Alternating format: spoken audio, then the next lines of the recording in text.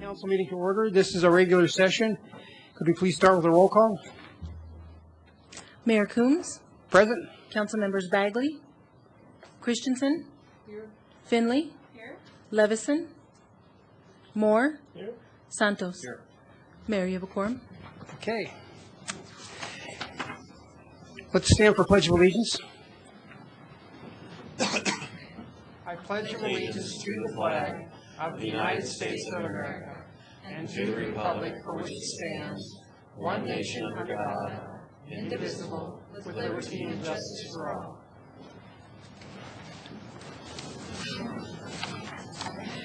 Anyone wishing to speak at first call, public invited to be heard, will need to add his or her name to the list outside the council chambers. Only those on the list will be invited to speak at first, public invited to be heard. Speakers who do not place their list will have the opportunity to speak during public hearing items this evening or on final call, public invited to be heard on any of the items at the end of the meetings. Anyone wishing to speak regarding the appeal for the Renaissance Village, item 11A, must sign up and speak during that portion of the meeting. The procedures and time limits for the appeal will be reviewed by staff at the beginning of that item. Now, if someone wants to speak on that during public invited to be heard, then it won't be written into the record. So that's, I prefer that you spoke during the item 11A, but if you're free to speak whatever you want to during first call public invited to be heard. So now we've got the August 18th regular session councils or minutes to approve. Councilmember Finley. Thank you, Mayor Coombs. I move approval of the August 18th minutes. All right, it's been moved in second. Let's vote.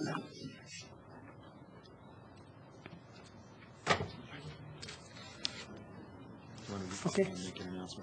Yes. The two tardians showed up. Yes. For the record. No. You started early.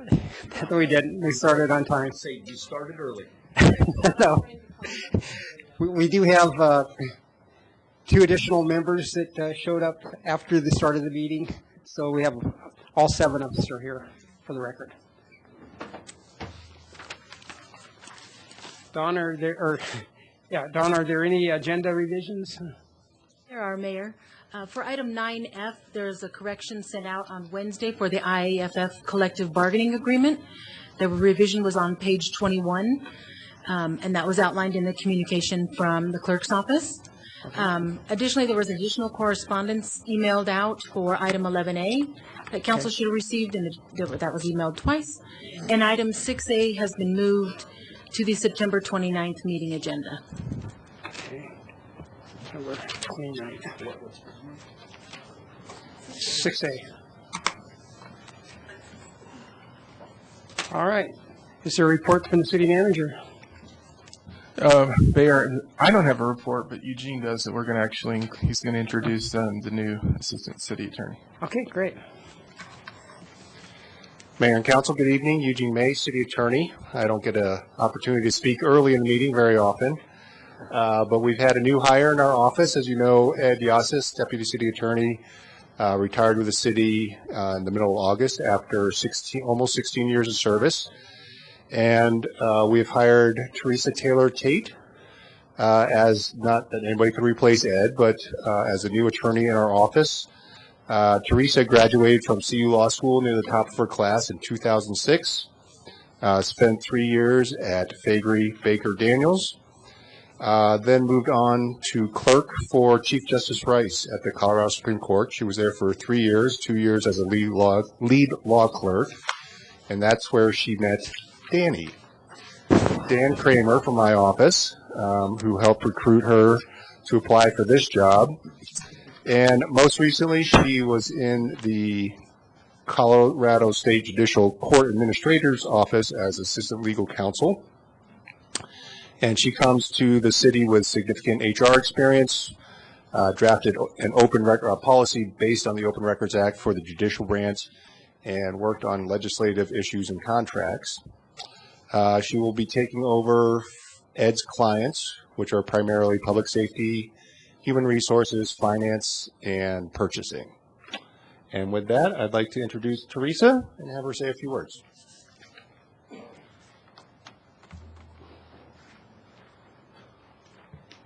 Good evening, Mayor, Council members. Thank you for having me here tonight. I'm delighted to be serving the City of Longmont. This has been a really terrific start. Here, beginning my 3rd week, I've had an opportunity to meet with public safety, human resources, and finance. And I'll tell you that I have been so impressed with the level of dedication and commitment of the people who work for this city. And more than that, I've been really impressed with how thrilled people are to come to work here every day. And so I'm just really excited to begin my tenure here and look forward to a really bright future. Thank you. Thank you. Welcome.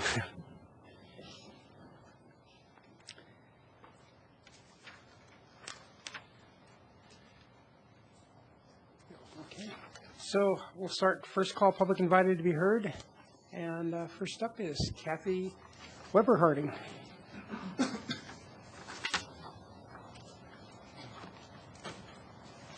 Mayor Coombs, Mayor Pro Tem Brian Bagley, and members of City Council. Good evening, and I'm Kathy Weber Harding, 3610 Columbia Drive, 80503 in Longmont.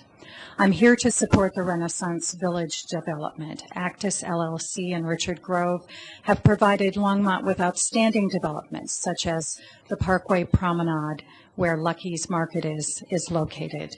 Actis LLC will build this project to meet the needs of the Longmont community. The Renaissance Village is a needed housing project for Longmont, and many residents are looking for housing. This project will be beneficial to the current businesses located in that area. It will promote business and increase the visibility of those businesses. The studies have been completed, and it's time to approve this project and provide this housing. Thank you. Thank you. Edward Fitzgerald.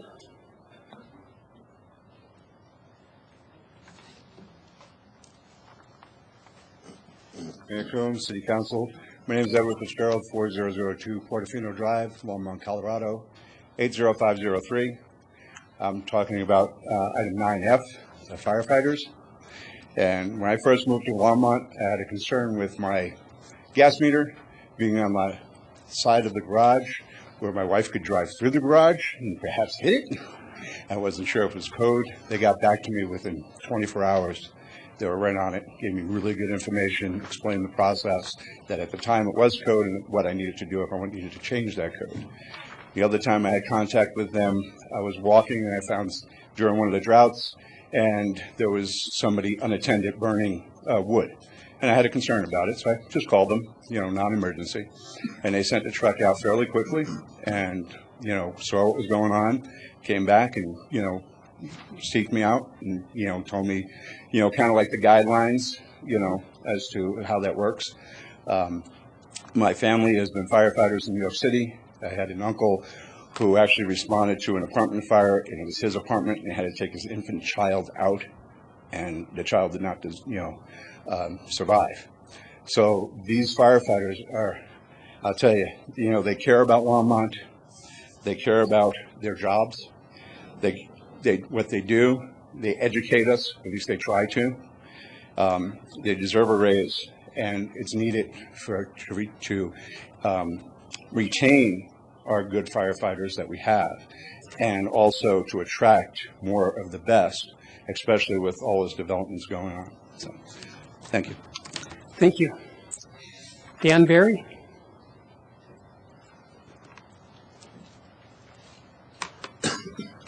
Thank you, Mr. Mayor and council members. I am Dan Barry. I live at 930 Champion Circle, Longmont, 80503.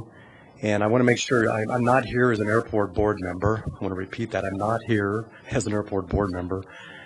I am here to speak to you about there's some claims that there's only hobbyists using our airport at the local Longmont airport. And I want to make sure you understand that there's actually 6 pilot's licenses, and none of them say hobbyists on it. There's student pilot, there's recreational pilot, there's sport pilot, there's private pilot, which I am, a commercial pilot, and air transport pilot.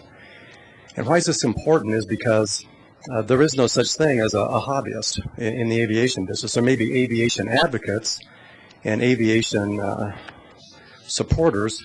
And what I'd like to show to you tonight are some photos that I've taken recently. I hope you can see these on the big screen. But this is what's going on at your local Longmont airport. This is a picture of a NetJet. I'm going to leave these with you, by the way. This is loading passengers, and they often get their food from Flight Deck Grill for their staff, their crew, and their flight, their passengers. This is a photograph of a Citation jet that flew in recently. This was for a wedding. These people rented 3 rental cars and spent probably 4 days in Longmont spending their money. I love this picture. This is a picture of Benjamin. He learned to fly at the Longmont airport. This is his airplane. This is his son learning to fly. Very, very young. He's learning how to be safe around airplanes. And he also is now an air transport pilot, and he has his own business at Rocky Mountain Metro Airport. This came out of your local Longmont airport. That's truly not a hobbyist. Another picture of not a hobbyist there's a couple of Black Hawk helicopters that often visit here from Air National Guard Buckley to do business in Longmont. And in the foreground, it's hard to see here, but there's a Phenom jet that's used very often by the Oscar Blues business team as they begin to expand their operations around the nation. Here's one of my other favorite pictures. This is a air transport pilot who is a United captain in his small aircraft, and this is how he stays current in between flights to keep his skills sharp right here at the Longmont airport. This is a picture of a young man that visited the recent, was a Republican convention Lincoln dinner that Flight Deck Grill catered. This is a picture of Finn. He was a young man that helped us deliver the food and things. This is Eric. He has a hangar at Longmont. He also has a hangar in Oklahoma City. This is his business aircraft that he uses between Longmont and Oklahoma City. Clearly not a hobby, not a hobbyist. And this is just another picture of a really nice looking biz jet that just took off recently. Very quiet engines. These airplanes have extremely quiet engines on them. And we had another businessman with a helicopter. Oh, thank you. If you wanted to leave any of the information with the... I'm leaving all of them. All right. Thanks. Michael Spagrazia?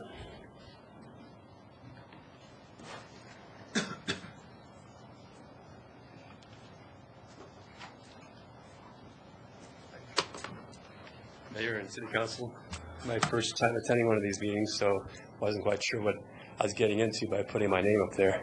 But nevertheless, here I am.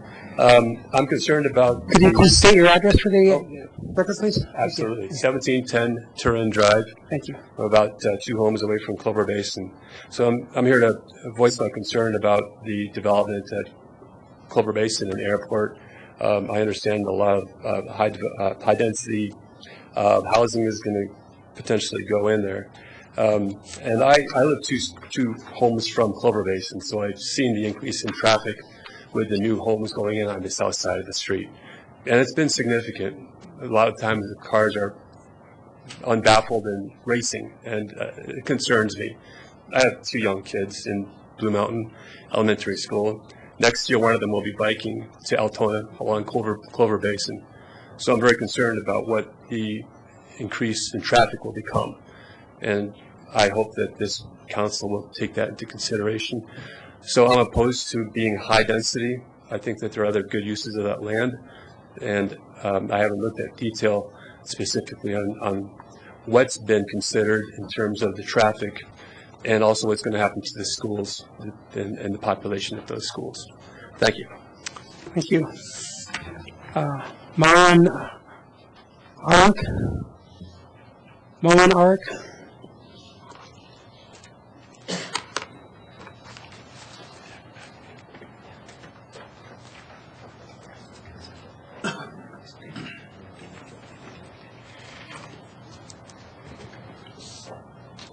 Should I do that? Okay. Okay. Peace be to all of us.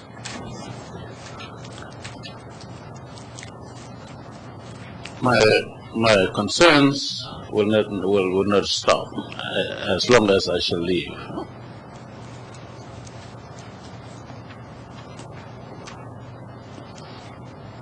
I believe I have only one concern, maybe many, but critically, I'm concerned with homelessness. It doesn't look good for us to have homeless people on the street.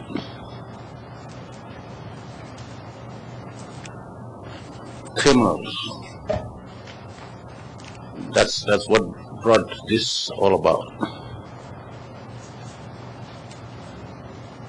I met several people, and they said they have been homeless for 20 years. Man, what? That's almost my age.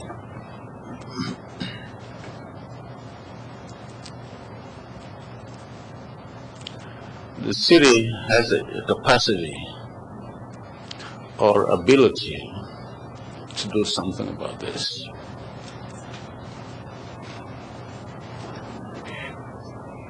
It's a hard thing.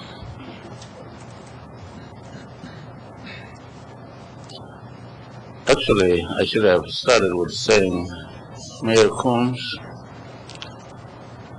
council members, my friend Sarah, I'm not going to give up. I'll keep doing this.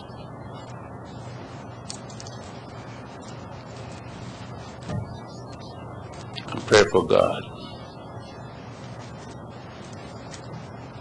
that we are in this together. Until we do, I'm immigrant from Africa. I've lived in this town for 15 years. Went to school, did jobs, front desk, odd jobs, trying to better myself. But I fail every now and then.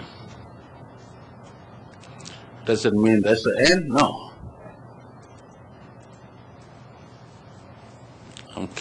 I'm walking.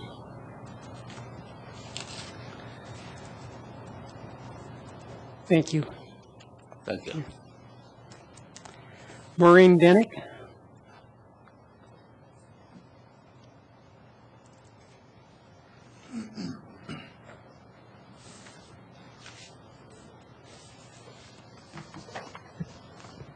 Good evening, Mayor. Thank you very much, City Council. My name is Maureen Denick, 1405 Clover Creek Drive, Longmont. This evening I am here representing the Longmont Senior Center Advisory Board. And I have these to hand out to all of you. Thank you.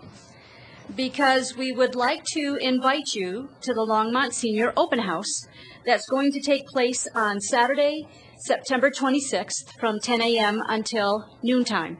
And it immediately follows City Council, so those who are holding the coffee, you can come over too.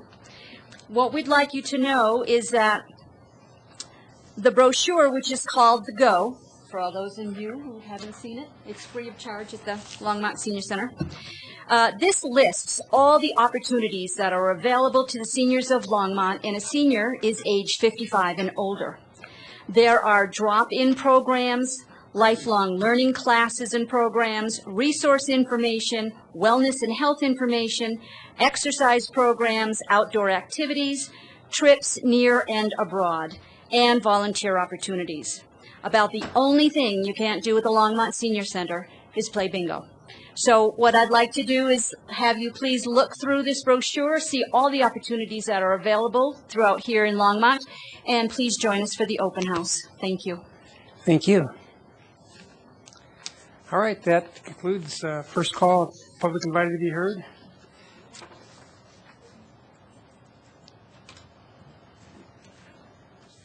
Mayor, item 8A is ordinance 2015-41, a bill for an ordinance making additional appropriations for the expenses and liabilities of the city of Longmont for the fiscal year beginning January 1st, 2015. I don't believe we have a staff presentation. Okay. Is there any questions from council before I open it up for the public hearing?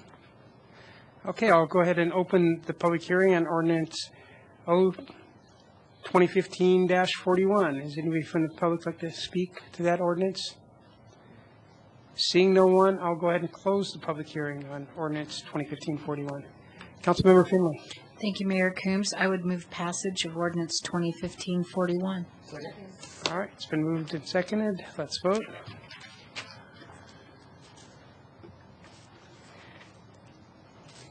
Okay, that passes 7-0.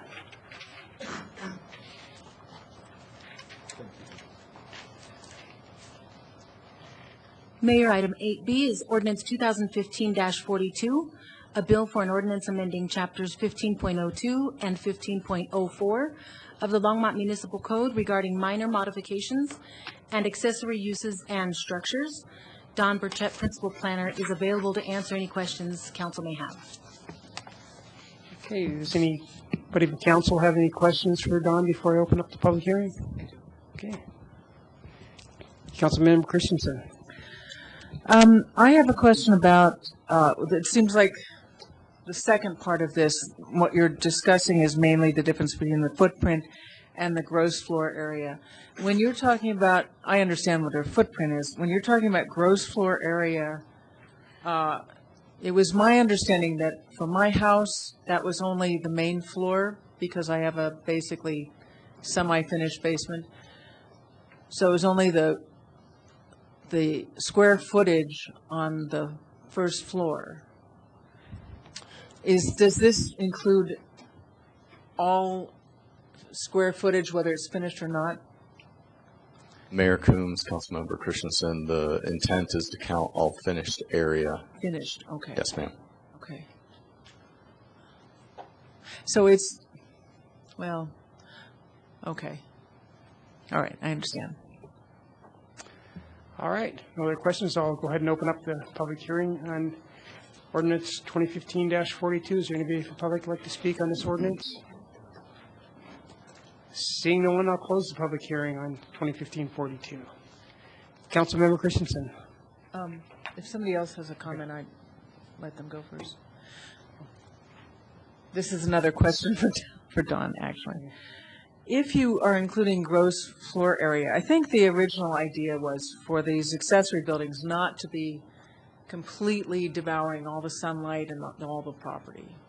And so if you take a difference between the footprint and the gross floor area, and say my house is 950 square feet, but if I decided to add a second story or finish the whole thing, I could make an accessory dwelling that was covered virtually every square foot of my yard.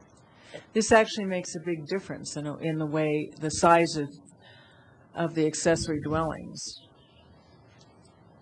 Mayor Coombs, Councilmember Christensen, the change itself would still be susceptible to the setback standards. So from the standpoint of our rear yard, side yards, and front yard setbacks for an accessory, there would still be a certain amount of open area on the lot that would have to be maintained in order to meet setbacks. The change, though, does allow for people with larger homes that may not be a ranch home, but maybe a two-story home, or someone with a ranch that has a finished basement, to be able to have a accessory structure or a couple of accessory structures. It doesn't have to just be one, it could be up to three. Right. That totals the amount of area that they have that's finished on their property. And what happened is that the current code sections actually allow this for all other applications except for this one section. This was one section that was left as the footprint versus the gross. So this change actually brings it into conformance with the changes that staff brought up beginning of this year to make sure that it's consistent. So it was an error, but it does increase the amount of square footage. Yeah, and it kind of undermines the idea of keeping more open airspace on your property and for your neighbors too. But anyways. Councilmember Santos. Thank you, Mayor Coombs. I move ordinance 2015-42. Second. All right, it's been moved and seconded. Let's vote.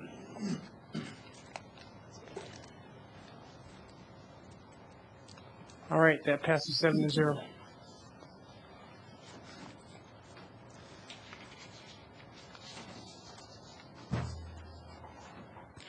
Mayor, it's come to my attention that we missed someone on public invited to be heard, Mr. Greg Klipstein. Oh. Do you want to jump back and catch him, and then we'll move to I'm 8C? sorry, I guess I did. Our apologies. I made too big of a check. Sorry. Yes. Sorry about that. So we'll go ahead and reopen first call public invited to be heard. Thank you. Mayor, My deepest apologies. Thank you. Mayor, City Council, good evening. My name is Klipstein. I live on Florentine Circle in southwest Longmont. How much weight should a city council member or city board member give to the opinions, desires, maybe even the demands of its constituents, its citizens, its voters? After all, it is the constituents who elected you. It is the constituents that you represent in our form of government, right? Should you listen to them? Should you give weight to their thoughts, their comments, their opinions? I think so, and I hope so. I was a Longmont City Board member for zoning variances for almost 10 years. Many of those years I served as chairman. Note that I did not rule, I did not reign, I did not dictate, I served the constituents of the city of Longmont, for it is a collective body of the public which is much wiser than any one of us. I hope you don't disagree. While I was on the Longmont board, we received hundreds of variance requests which, under law, should not have been allowed, should have been disapproved. But we have a board to listen to reasonable requests which do not impede neighbors, do not send neighbors into chaos, do not offend the constituents of the city of Longmont, do not cause a nuisance to others, do not cause danger. If you want a garage a little bigger than is permitted by law and it doesn't cause anyone problems, maybe it goes a foot or two into the setback, why not allow it? Who will it hurt? How will it affect the general well-being of the city of Longmont? On the other hand, if one or more neighbors or other Longmont citizens affected want to disagree and complain and present a case for why this is not good, then if they have given a reasoned and acceptable case, we would and should deny such a request. You are going into the same but much more far-reaching territory tonight when you get to the appeal of the construction of a large number of apartments in southwest Longmont. I have a whole other talk for that later. I would appeal to you to listen carefully, read carefully, debate carefully. There's a lot of information that's been sent to you. I went through the package today. I hope all of you did too. There's a lot of information. When you have hundreds of citizens, not two or three or a handful here, that come to you, as in the case of these apartments, by letter or in person, I believe it's incumbent on you to do the will of the people, the voters and citizens of Longmont, who elected you to do as you are petitioned to do. Thank you for listening. I hope you rule in favor of the people of Longmont, just as 2 members of the planning board did. And as an aside, whether it's the planning meetings or this meeting, it would be really nice if you would allow public invited to be heard at the beginning before all the professional hours of presentations, since the public invited is not a dialogue. It would be nice if families could come in, make their comments, and get back home to their families. Thank you for listening. Thank you. All right, now we'll continue on with our Section 8. Mayor, item 8C is ordinance 2015-43 and 44, which are Harvest Junction Southwest vacation of easements. You can take these together separately, and Don Burchett is available for questions. All right, why don't we take them together? Is there any questions from council on either 2015-43 or 44? All right, I'll open up the public hearing on ordinance 2015-43. Is there anybody from the public that'd like to speak on this ordinance? Okay, seeing no one, I'll close the public hearing on ordinance 2015-43. So can I get a motion then? Open up the other public hearing. Oh, okay, we'll do the other public hearing. Also, we'll open the public hearing on ordinance 2015-44. Anybody from the public like to speak on ordinance 44? Seeing no one, I'll close the public hearing on 2015-44. Councilmember Finley. Thank you, Mayor Coombs. I would move passage of ordinance 2015-43. Second. All right, let's vote on that.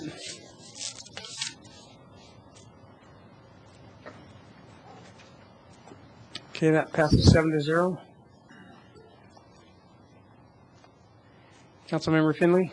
Thank you, Mayor Coombs. I would also move passage of ordinance 2015-44. Second. All right, that's been moved and seconded. Let's vote on that.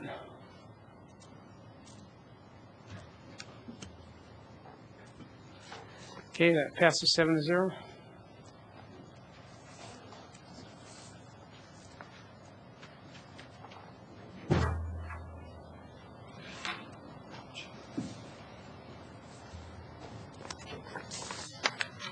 We're moving on to item 9, the consent agenda, and introduction and reading by title of first reading ordinances. Item 9A is ordinance 2015-45, a bill for an ordinance making additional appropriations for the expenses and liabilities of the City of Longmont for the fiscal year beginning January 1st, 2015. Public hearing and second reading scheduled for September 29th, 2015. Item B, ordinance 2015-46, a bill for an ordinance amending section 10.60.30 of the Longmont Municipal Code on fireworks. Public hearing and second reading scheduled for September 29th, 2015. Item C, resolution 2015-61, a resolution authorizing the assignment of the city's private activity bond allocation for 2015 to the Housing Authority for the City of Longmont, Colorado, providing other details in connection therewith, and providing an effective date.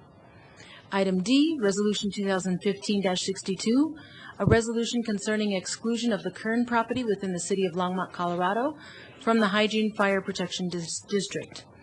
Item E is Resolution 2015-63, a resolution of the Longmont City Council approving the intergovernmental agreement between the city and the state of Colorado for a community development block grant, disaster recovery, resiliency planning grant agreement providing 3 flood staffing positions. Resolution 2015-64 is a resolution of the Longmont City Council approving the intergovernmental agreement between the city and the state of Colorado for a community development block grant disaster recovery planning grant agreement for a resilience performance standards plan. Item F is to approve and authorize the mayor to sign the 2016 to 2018 collective bargaining agreements with the Longmont Professional Firefighters Association Local 1806 and Longmont Fraternal Order of Police Lodge 6. Item G is to approve and authorize the mayor to sign a letter on behalf of the City Council endorsing the nomination of Councilmember Jeff Moore to the National League of Cities Board. Item H is to allocate $15,064 from Platte River Power Authority to the Longmont Area Economic Council for economic development support. Item I is to approve 3 capital improvement program amendments: MUE 97 Aid to Construction, T-12 Vance Brand Improvements, and PR-56 Park Buildings Rehabilitation and Replacement. And item J is to appoint Ellen Ranson to the Longmont Museum Advisory Board. Councilmember Levison. I'd like to pull item G.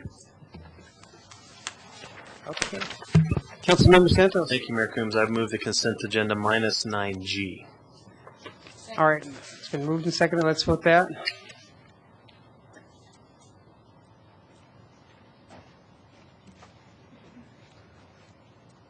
Okay, that passes 7-0.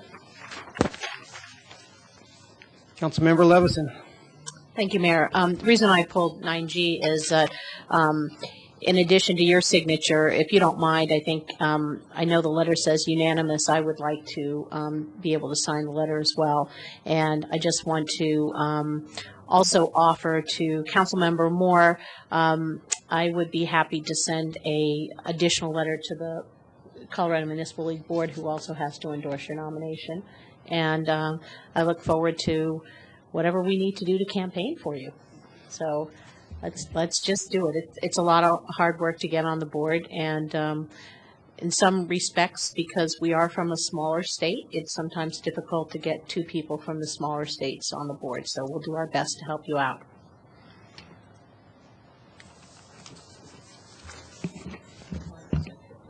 Councilmember Bagley. I move item G on the consent agenda. Second. Okay. Let's vote.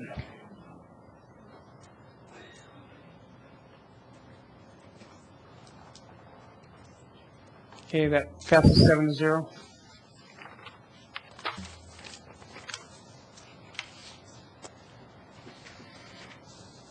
Mayor, item 11A on general business is the appeal of Planning and Zoning Commission decision on Renaissance Village preliminary plat and conditional use site plan. Joni Marsh, Director of Planning and Development Services, will introduce the item and review recommended appeal procedures. Good evening, Council, Mayor Coombs, members of Council. Joni Marsh, Planning and Development Services Director. This evening on the dais, you'll find that, as you often do with an appeal, that the City Attorney's Office has prepared a recommended appeal procedure. This procedure is similar to the others that Council has had in the past. A note about the appeal proceeding is we are actually operating under the old code. So I know we went through a lot of work in adopting a new appeals process for 1502 several months ago. This application came in prior to that being adopted, so we are looking at the previous requirements of the Land Development Code for this particular appeal, and that's what's outlined for you this evening. We'll start off with a staff report, which Ava will kick off here momentarily. We have the appellants will present their evidence and argument. We do have 7 appellants, which is different than normal. Usually we have 1. We do have 7, and they are here this evening with a prepared presentation, and then we'll also have a public hearing. There are some recommended time limits that have been provided for you. It's at council's discretion whether or not you use those time limits that we have provided for you. You can use them, or you can extend them if you feel that they are not generous enough to encompass the entire hearing this evening. So we'll continue through that. We'll have a public hearing. Since we did have a public hearing at Planning and Zoning Commission, we are required to have one at this appeal as well. And then there'll be time for council discussion and questions. And then on item 6, we'll come to rebuttal. So there'll be opportunities to rebut some of the information that has been provided by both staff will have rebuttal, the appellants as well as the applicant. And then it will go to council discussion. And then there, in item 8, it outlines for you the decision-making process this evening. If you have specific questions about any of those items, either City Attorney May or myself would be happy to answer those. If you don't have any questions, we'd be happy to get started with the staff report. Mayor, if I can interrupt, Sure. We're obviously having some technical difficulties, so if we can have All right. Do you want to take a 10-minute break? 2 to 5 minutes so we can reboot the system. Okay. And get that ready to go, we would appreciate it. Ms. Marsh? I don't have one of those. You referred to it.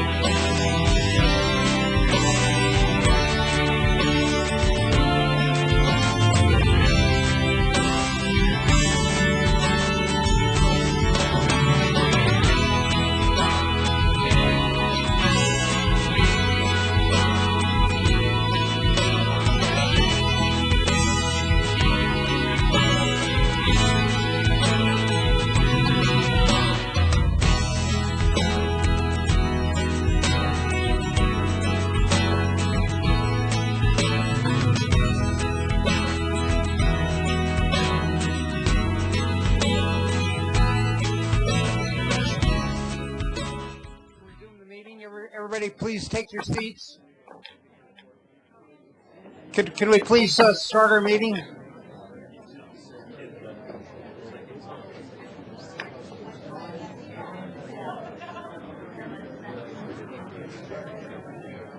All right.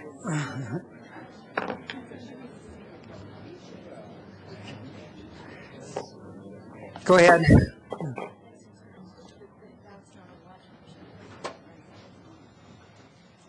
Good evening, Mayor Coombs and council members. I think we're having some technical difficulties here. We're trying to get our lovely presentation back up. Oh, If you'll just bear with us for a moment. There we go. There it is.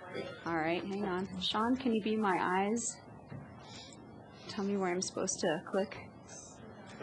From begin. Thank you. I can't read that. Okay, great. All right. Again, good evening, Mayor Coombs, council members, Ava Pechajewski, Senior Planner, Planning and Development Services. We're going to do our staff presentation tonight on this appeal of the Renaissance Village preliminary subdivision plat and conditional use site plan. First, I'd like to start by introducing you tonight. I'm joined by several colleagues who will be helping us with the staff presentation tonight. We have Bob Ball, our city traffic engineer from Public Works, is here. Chris Huffer, our senior civil engineer he's my co-project manager, is here. Phil Greenwald, our senior transportation planner, is over here to answer any questions about multimodal access. Sarah Arney will be here shortly from Longmont Police Department, who will talk about or answer questions about the crime-free multifamily housing program, if you have any. She's out on a call right now. And finally, I'd like to introduce our colleagues from St. Vrain Valley School District, Scott Tillian and Ryan Craigrid. Again, they'll be here to answer questions about school capacity. So I'll just reorient you here again to project location. It's a 20-acre site at the southwest corner of Clover Basin Drive and Airport Road. Trying to get my mouse moving. Right here, the property is zoned commercial.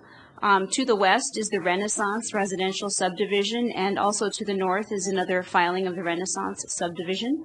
To the south is the Kingbridge townhome subdivision, and to the east is the Clover Creek residential subdivision. Northeast here, this property is in unincorporated Boulder County. Apologies for the graphics, and I know the applicant will do a much better job at providing spiffy graphics.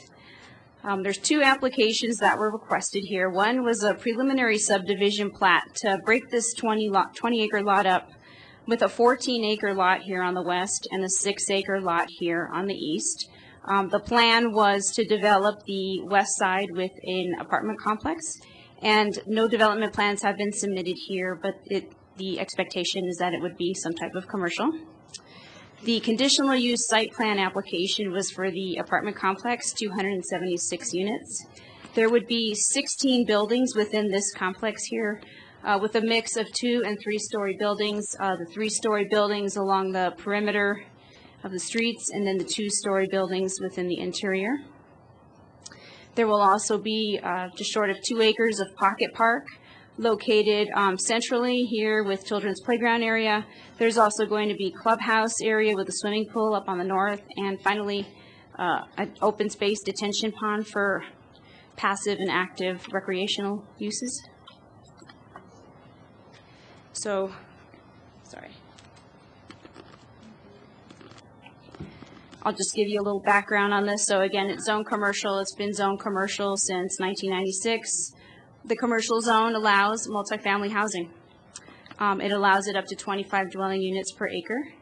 So if you take the 14-acre piece that they're planning to subdivide, there would be an allowed density of 350 dwelling units. This application is asking for 20 dwelling units per acre. The project has met the development standards for the density, maximum height, building setbacks, required parking, outdoor lighting, common open space, and residential design standards. Planning and Zoning Commission held a public hearing on this item on July 22nd. The commission voted 5-2 to approve the project. 24 members of the public came out and spoke against the project. And then rather than go into the details, I know the meeting minutes were in your packet, and so if you have any other questions during council questioning time, we're happy to assist. 7 appeals were filed within the 7-day window of appeals. The general consensus, there were 2 main themes. One was school capacity. The other main concern was traffic. Some concerns were raised about environment and did we have adequate capacity in our infrastructure, I suppose, to accommodate this. And there was one question about Pocket Park. So what we're going to do is start focusing on the traffic study, and I have Bob Ball here tonight, who will come on up and go through a couple slides about the traffic. Thank you, Ava. Bob Ball, City Traffic Engineer. Just wanted, there's a lot of information in your packet about traffic study and traffic information. I just want to go over a little bit quickly. Don't want to try to go over everything. They submitted a traffic study as required by code and ordinance. They actually did a traffic study or a traffic count, but it was not on school days, and we had a count from about a year before, so they used our count, which was higher than their count. Just to make sure that the count of Clover Basin and Airport, just to make sure it was a typical count during the school year when volume's a little bit higher. The proposed project would generate about 5,000 trips, about 1,800 residential, about 3,200 commercial. The splits for the peak hours are in that table. Their traffic study included the approved subdivisions that are currently being built or about to be built in that part of town. Current level service at Clover Basin and Airport Road is level service B in the AM and PM peaks. Levels of service are similar to school grades A through F, A being virtually no delay and F being pretty bad delay. So they're currently level service B in AM and PM. With the project, they would remain B in the AM and become level service C in the PM peak. Just to give you an example of what levels of service B and C are, here's some other intersections and their PM level of service. Don't need to go through them, but various intersections around town have similar levels of service as Airport Road and Clover Basin. The applicant's mitigating their traffic impacts, we feel, by adding a right turn lane on the eastbound approach of Clover Basin Drive along their frontage. They're adding a continuous turn lane along Airport Road at their 2 new entrances there along Airport, so that there will be accel, decel lane there for their 2 entrances. And our long-range traffic model or transportation model shows that there is adequate capacity on Airport Road and Clover Basin Drive with build out of this and build out of Southwest Longmont. As Ava mentioned, it is zone commercial. If this were to be developed pure commercial, here's a table that shows what the traffic could be. Traffic could be double or triple what it is with this mix of residential and commercial. As Ava mentioned, a couple of parts of their appeal that a multimodal study was not done. Well, a multimodal study is not required by the city. Multimodal plan is required, and they submitted that showing that there is adequate bicycle pedestrian access on their site. And they, one of the appeals is that they wanted to close off Renaissance Drive access from their neighborhood. Again, our code requires that there be neighborhood connectivity between neighborhoods, and that's what this access provides. For instance, the neighborhood, if they wanted to go to the commercial parts of this proposed development, they'd have to go up to Clover Basin without this driveway connection. And now, well, I'll let Ava introduce the school district staff. Thanks, Bob. I'll start off school capacity, and then we'll call up Ryan and Scott as needed. So just to break it down, as you know, there's an intergovernmental agreement between the city and St. Green Valley School District. It sets a standard, and it says that no development will be allowed when the density and the associated projected student population causes any school in the feeder system where that property is located to exceed 125% capacity. That's what we call our quality of life benchmark. in our big land development code over there, we have a code section, section 1505-150, and it's our quality of life standards, one of which says must adhere to this intergovernmental agreement between us and the school district. I think the key word here is exceed 125. So if they were to provide data and show that projected student population is at 125, that does not that's not a benchmark violation. It's 126 or more, just to clarify that. And so when this application came in, when applications for residential come in, we send a referral letter to the school district. They crunch their numbers, they send back a letter, and they say, yes, our schools can accommodate, or no, exceeds 125% in 5 years. So we sent them that referral letter back in December of 2014 when the application was filed, and we got the response letter a month later stating there's sufficient capacity in their feeder system. The school district is projecting 76 students to come from this specific development based on their formulas.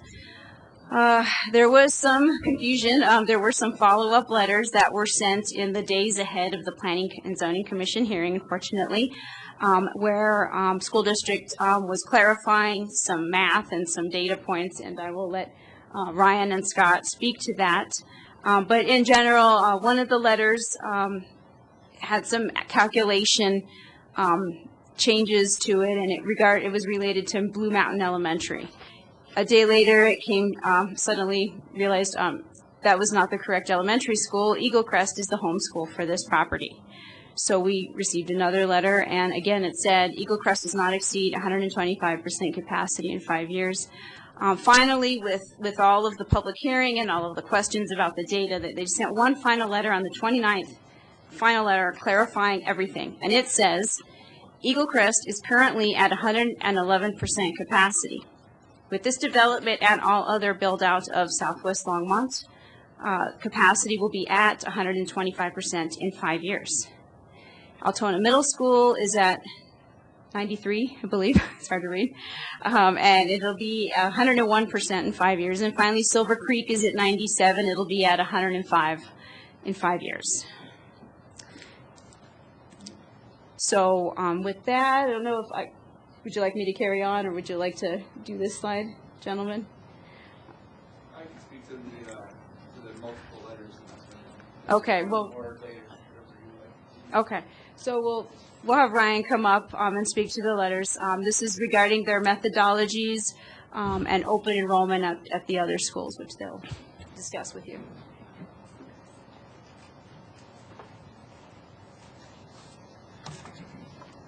Good evening, members of the council. My name is Ryan Craigwood. I'm a planner with the St. Vrain Valley School District, and I'm going to speak to the bullet point regarding the multiple letters and so forth.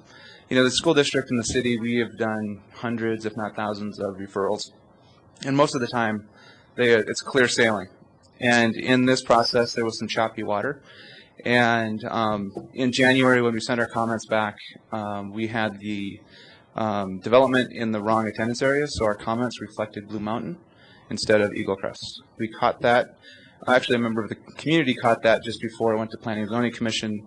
We reviewed the charts, we reviewed the calculations, and then I sent out another letter in fairly quick order.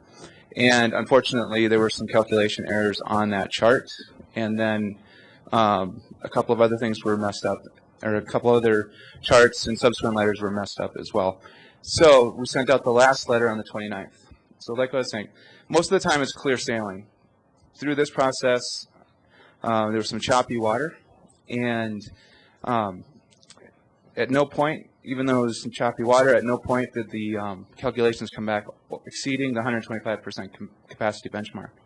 And so therefore, the district stands behind our original decision that this the benchmark is not exceeded with this development, and that part is what I wanted to speak with you about this evening. So, all right. Thank you.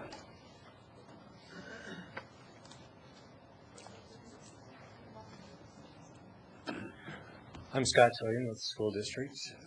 I'd like to just reiterate our school capacity process. We do 5-year enrollment projections. We do those every year in March, and the board approves those. One of the interesting things about this feeder, the Silver Creek feeder, is it's one of the smallest feeders in our district in terms of housing units.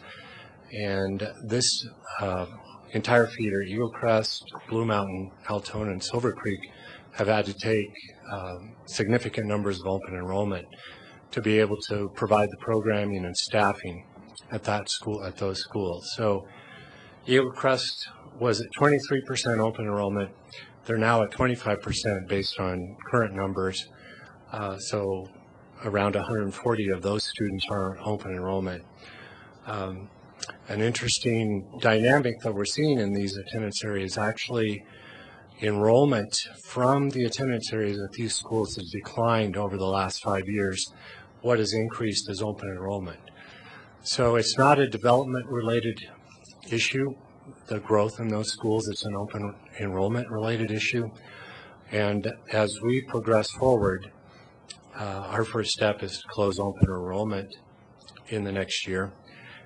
Those students will begin to filter out, making room for new housing and development. So there's a significant amount of open enrollment. Silver Creek has over 500 students of their entire population on open enrollment. So we consider that in our development projections. We consider the birth rates, which are declining, excuse me, in the area, and private school enrollment, homeschool enrollment. So a lot of these factors create a projection that would show a declining rate of growth that open enrollment has helped us offset. So that's some of the background information on enrollment in the Silver Creek feeder. It's another reason why we have capacity for this development. In addition to it does not exceed the benchmark, it's 124.7-ish, plus the significant amount of open enrollment. We would not have the standing or the right to send you a letter saying to deny them to the project. So that's where the school district is. That does not mean that there's other issues, transportation or safety issues, but from a benchmark status, we could not send you a letter of recommending denial. So I hope that helps and clears up some of the background. Okay, thank you.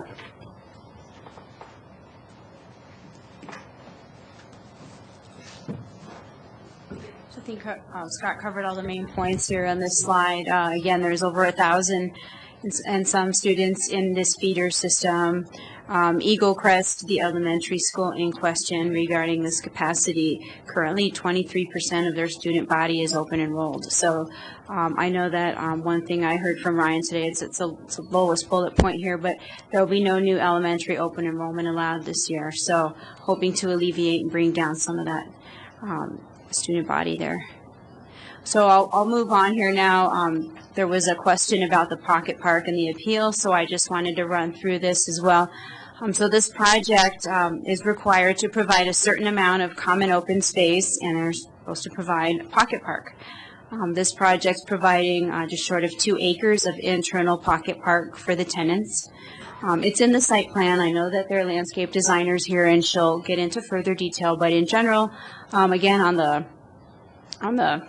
center toward the southern center of it, there's 1 1/3 of an acre of a pocket park where it has a children's playground, pavilion, benches and grills, and then toward the north end there's just short of a 1/2 acre that has the clubhouse, the swimming pool, the grills, etc., and benches. And then even north of that, fronting on Clover Basin, is an area that's open, landscaped, used for detention area, but can be used for passive and active recreation as well. We do have a code requirement for pocket parks that says that they should abut a public street.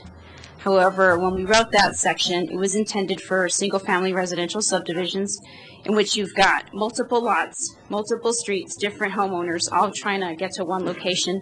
And so we thought it would be ideal if we had the pocket park fronting on a street so that when a parent or a resident coming from 2 blocks away wants to use the pocket park, they could pull up on the street next to it and use it. That was the intent of that. As we start to look at apartment complexes, though, it tends to make more sense. That's not a similar situation. They're in one lot, and it tends to make more sense to have them all in the center rather than up against a public street per se. And so that concludes staff's presentation on this.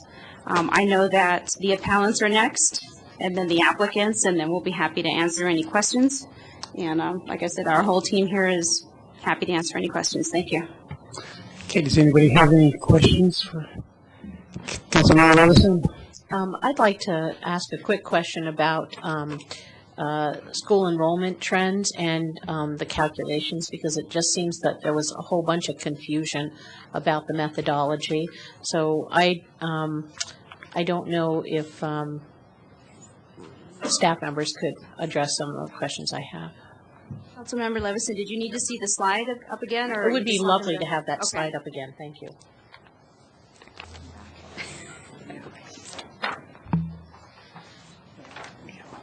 Hold on. There, that's what I want.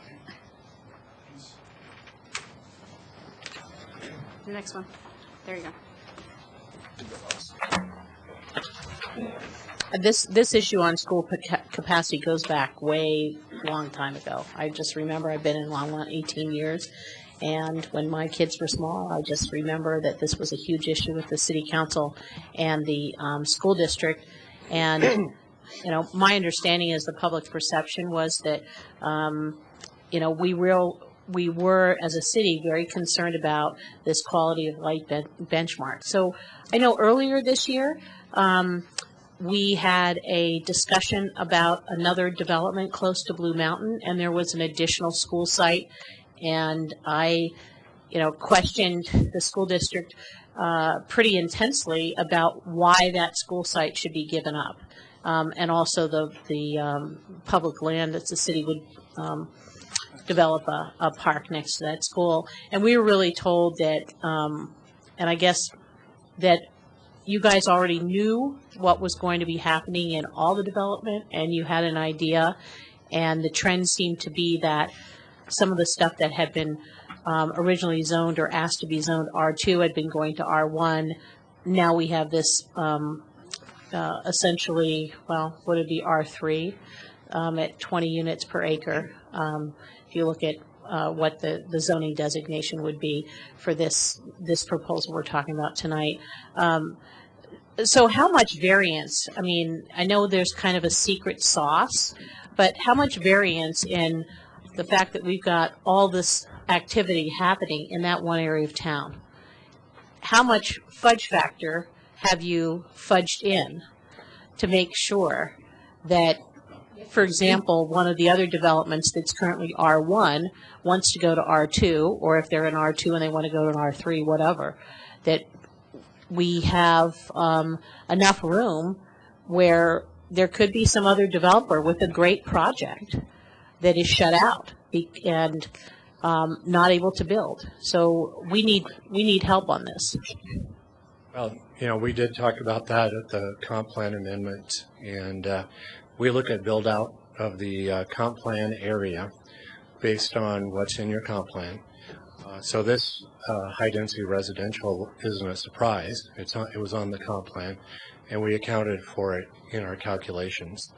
I guess the surprise is that the area is not yielding the students you would expect, and that's why the significant open enrollment is occurring in this feeder. Over 1,000 students in this area. You know, Silver Creek is 43% open enrollment. When we look at what's needed to create a feeder for a high school of 1,200 to 1,600, you need many more housing units than the Silver Creek or that southwest Longmont area has.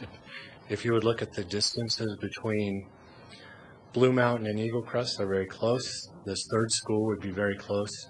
We don't have any other situation in Longmont where we'd have 3 elementaries that close. As you're aware, we closed down Spangler, which had been a long time school, very close to Loma Linda, close to Rocky Mountain. In particular, as neighborhoods age, the student yield declines. And we have yet to see any kind of gentrifying of areas Another example is Longmont Estates, which was significantly overcrowded in the 70s and 80s, but now we're having trouble filling it. And it's a very small attendance area, sort of like Eagle Crest, very constrained.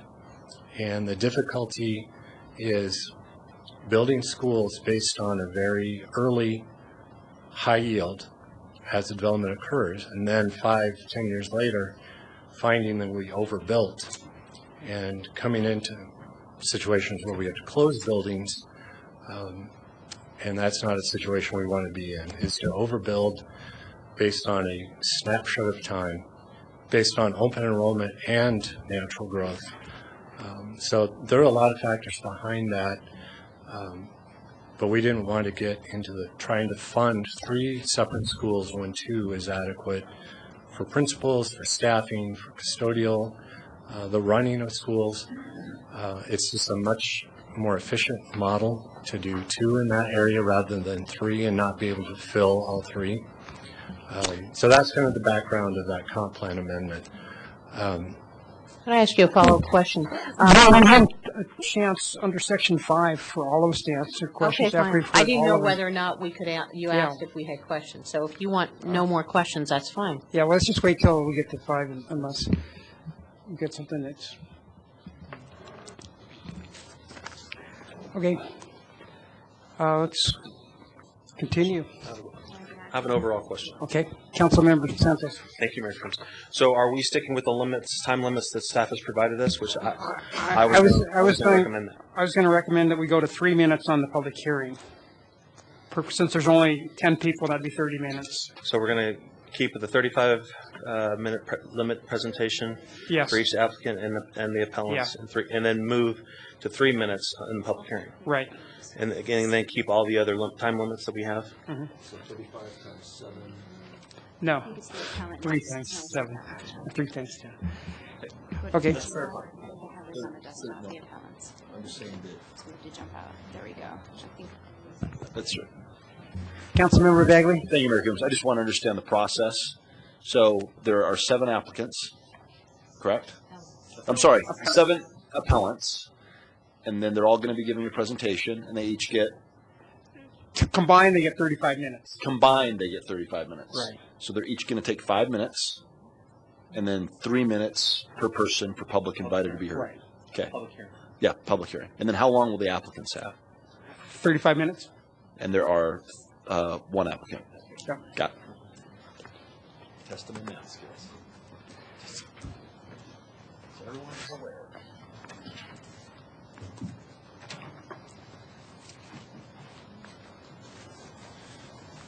Good evening, Mayor and Council members. I'm Brian Jeffries, 4027 Milano Lane.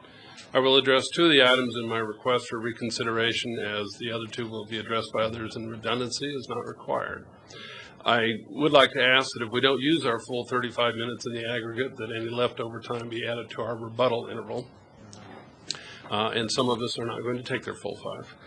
We'll leave it, and I yield any of my unused to my fellow appellants. The summary prepared by Planning and Zoning staff that is part of the City Council communication for this meeting misses the point of my request for reconsideration. My objection is that the P&Z board never took up the issue of pocket park locations on private streets, nor did they address the concern by Milano Lane residents regarding cut-through traffic on Milano Lane. The response prepared by staff in the communication for this meeting represents an imaginary discussion that staff and the applicant may have wished that Planning and Zoning had conducted at the public hearing, but it's too late to put those words in P&Z board's mouths at this point. Regarding the placement of pocket parks on a private street in the middle of the compound, as shown in this slide, the outcome certainly matches the architect's goal of creating a center by placing the tallest buildings on the perimeter with the parks in the interior. That may be great for the residents of the compound, but as he put it, it puts 4 fronts or walls that face the neighborhood and thus are completely at odds with the goal and language of the standard and practice throughout the neighborhood. The other pocket parks are highlighted in yellow, showing all on public streets. I also don't think it's up to the staff to speak to the intent of prior councils when they passed those regulations. With respect to the concerns of cut-through traffic on Milano depicted on the next slide. Next slide. Left click. There we go. Thank you. Appreciate it. With respect to the cut-through traffic issues depicted on this slide where we put the red arrows up there, there was no discussion or deliberation by the P&C board of these concerns. The only data provided by the city engineer at that meeting was that one day they counted 54 cars on Milano. Given the uselessness of that single piece of unconnected data, no further comment, discussion, deliberation took place.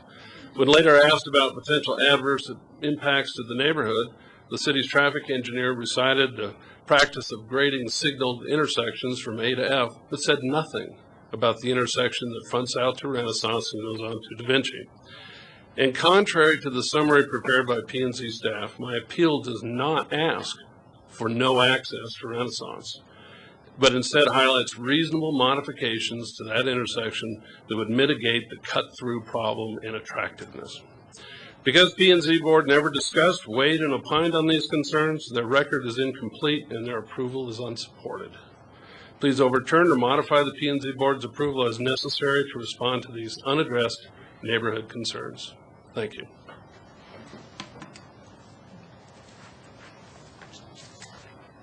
Thank you. Good evening, Mr. Mayor and members of the council. Thank you for taking the time out of your busy council agenda to hear the concerns of your constituents. My name is Katrina Lee, 1450 Wild Rose Drive. I've lived in Longmont for just over 2 years and have fallen in love with this community. Myself and Elizabeth Powell represent just one of the 7 different appeals that you have before you. Tonight you will hear from different appellants who have come together to present our concerns about the Renaissance Village development. While we are presenting as a group, we each submitted our appeal with a different focus and different intentions. Some of what you hear tonight will be the concerns of an individual, and some are the concerns of a larger community. We have compiled them together to make the most effective use of your time and ours. We come before you tonight not to halt the growth of a thriving community, but to ensure that our city continues to grow in a responsible, sustainable, and healthy way, so future generations will enjoy it as much as we do.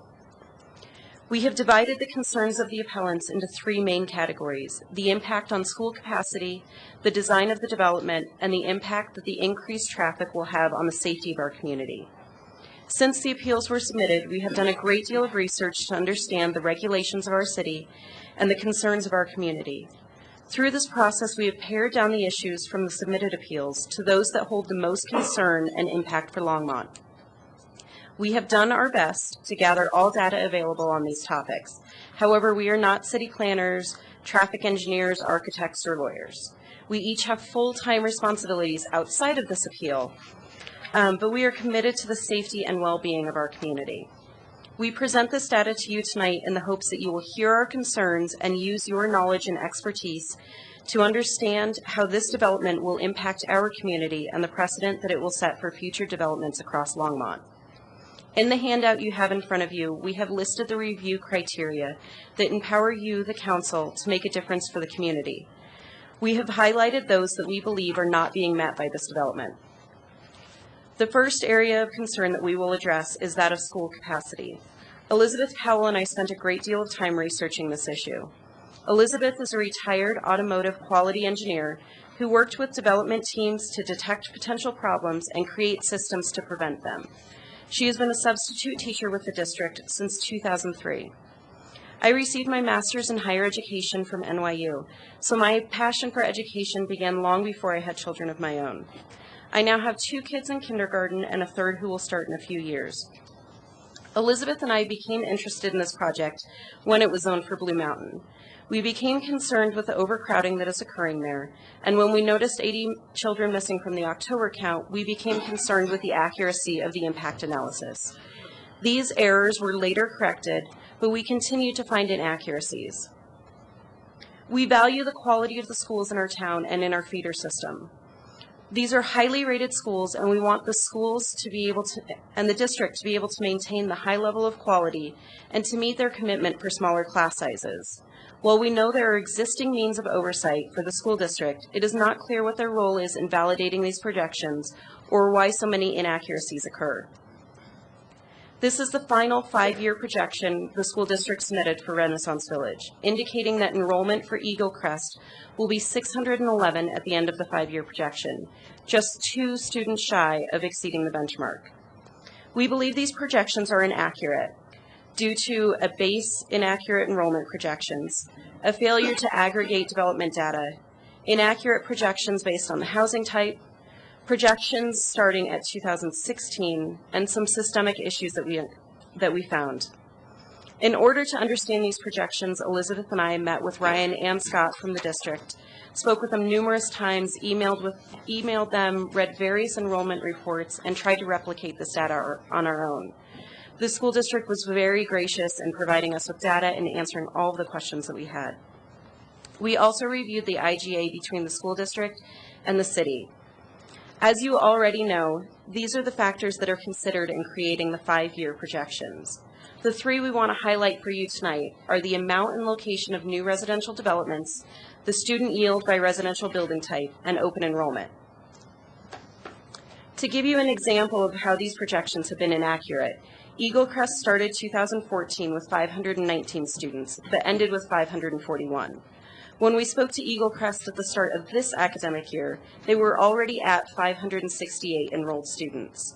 While this number will fluctuate as we approach the October count, the number is far above the mid and even high-level projections that the school district established.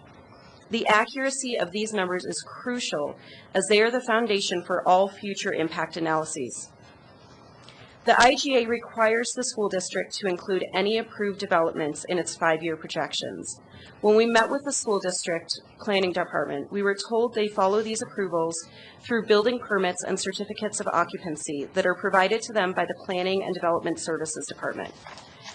This is how they earmark space for those students and determine their projections for the next 5-year cycle. The school district gave us a list of developments it was tracking for 2014 and 2015, and these are in your handout as well. Silver Meadows is not on the list for either year, so clearly there was an error or a miscommunication. This development, Silver Meadows, is important because if the 8 projected students from this development had been included in the impact analysis for Renaissance Village, it would have exceeded the benchmark and led to an increase in cash in lieu or a decrease in density for this project.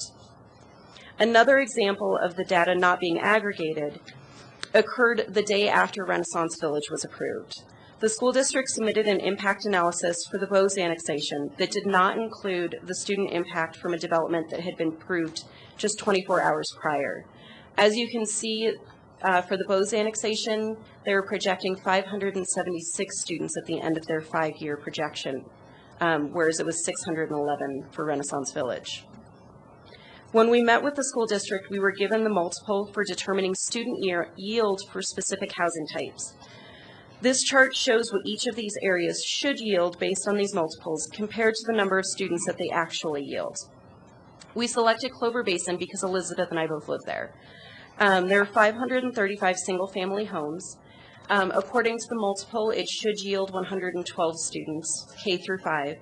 However, last year, the yield was 188. Grandview Meadows was selected because it's a large complex that feeds into Eagle Crest. The multiple would say that 76 students should be yielded from this development, and the actual yield was 293. A number of these students did open enroll into other schools, but it shows the discrepancy between the projected and the actual yield. We also selected Kingsbridge because of the proximity to the Renaissance Village development. It was anticipated that they would yield just over 9 students, and the actual yield was 19. The final area we want to address tonight is one that was raised by Commissioner Foster in the Planning and Zoning meeting. She noted that the developer informed the school district that it would not be opening until the 2016 academic year. The school district said that moving the projection out a year would cause it to near but not exceed the benchmark. Using the averages of the school district's projected growth for Eagle Crest, we found that starting these projections in 2016 would cause the benchmark to be exceeded by over 3%. In doing this research, we have found inaccuracies in a number of impact analyses that have been done across Longmont. We have provided handouts if you would like to see these in more detail. Without more transparency from the school district on how they arrive at these numbers, these errors and others like them will go unaddressed and continue to lead to school overcrowding. While we regret that it has come to this, the district has stated that open enrollment will be closed for future students wishing to attend Blue Mountain and Eagle Crest. However, it will take many years for these students and their younger siblings to matriculate out of these schools. We are calling upon City Council to get a full analysis and projection for each school in this feeder system based on data that is transparent and comprehensible. You, as the decision-making body, need to have concrete numbers in hand before you can accurately determine the amount of cash in lieu or the density level that is appropriate for this project. The next area that the community voiced concern about is the design of this development. In these slides, we have provided pictures of the current houses and townhomes in the neighboring developments as compared to the design of Renaissance Village. Many in the community are concerned that this design would be more compatible with Prospect than it would be with this particular location. Thank you again for your time and consideration. I will now turn it over to Aaron Jeffries, who will address the concerns relating to traffic. Good evening, Mr. Mayor and City Council members. My name is Erin Jeffries, and my family and I chose to live in Southwest Longmont very specifically due to the phenomenal schools in the area, the atmosphere, and then the very family-oriented sense Longmont has. I'm a mother of 2 small children, and my oldest is in pre-K. Whoops, sorry. Here is an overview of our collaborative traffic concerns and data we have found through extensive talks with members in the city and also research of your legislation and guidelines. First and foremost, we feel that the review data that was used was not adequate enough. We are going to make it quite apparent that the Renaissance Village application was not consistent with the Longmont Land Development Code and a variety of other plans and guidelines. No multimodal traffic study was performed or even considered for that matter. In addition, we would like to talk about the overall safety for all of the cyclists and pedestrians in this area, specifically our school-aged children in unestimated hazardous motorist conditions. Lastly, we ask that the City Council act now to help prevent any safety hazards. I'm going to begin and start laying the groundwork on how this development did not align with the Longmont Code. First, does not provide or does not promote safety. This is going to be something that you're going to see across many of the sections. We do not have an efficient or safe transportation system currently in this area, and this would actually worsen the situation. Congestion is already an issue and was brought up and spoken about quite extensively at the Planning and Zoning meeting in July, and specifically mentioned by Commissioners Tata, Height, Poland, and then Chair Schernick. Clear cut, there's no multimodal transportation plan utilized. Finally, the lack of pedestrian and also vehicular connections in this area. On this slide, I have outlined the goals and strategies from Section T2 of the Longmont Area Comprehensive Plan and how it was not achieved. Please note that this was established in 2003. Here, it does not have an adequate and safe multimodal transportation system. Also does not have a multimodal implementation plan that addresses all the unique needs of each of the different modes, being motorists, pedestrians, and also cyclists. No efficient links between these modes as well.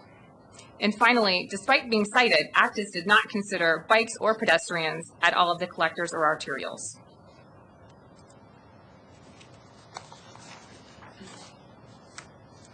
Here's an excerpt that I have summarized from the Multimodal Transportation Plan of 2005. The aims of this plan were not met by this development. There is no no reduction in traffic congestion or support of the alternative modes, modes being, again, the pedestrians, bicyclists, and also the motorists. There's definitely no safe or convenient connections between these. And then they also did not place greater importance on bicycles and or supporting a balanced multimodal transportation system. This proposed high-density development would only add to and worsen the existing problem that's already there. Here's a quick note for you. You can see in 2005 in the prior study that airport was already deemed to be a high potential multimodal corridor.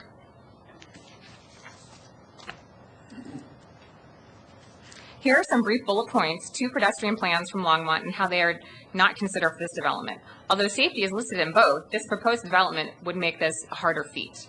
This development has not added any street crossing safety for the public. Renaissance Village would not help automotive dependency in this area either. Many parents worry every day about their kids crossing airport. Catherine is going to detail this a little further in a few minutes.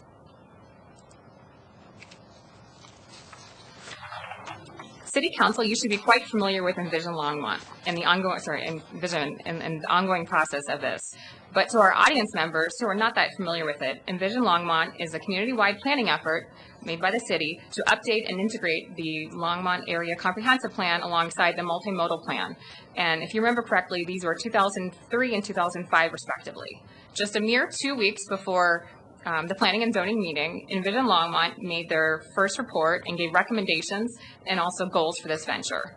Even after the record-breaking turnout from the public, with the majority of the concerns relating to the topic of traffic and the safety of our children getting to and from school, the Planning and Zoning Committee did not take any of this new plan or suggestions into consideration. Here are some aspects from the report that are quite important for our southwest area of Longmont. First, the intersections should balance automobile level of service, quality of life, and multimodal mobility. It does not do that. Accommodations of vehicles, but also a great importance placed on other modes such as pedestrians and bicycles, which this definitely did not do. Safe and convenient access. No sorry, Bob. And the last point recommends analysis between a typical traffic study to examine pedestrian and bicycle needs, as well as neighborhood impacts. This particular objective was established years ago in the Longmont traffic analysis criteria for traffic impact studies, but this statement was again cited in the Envision Longmont report.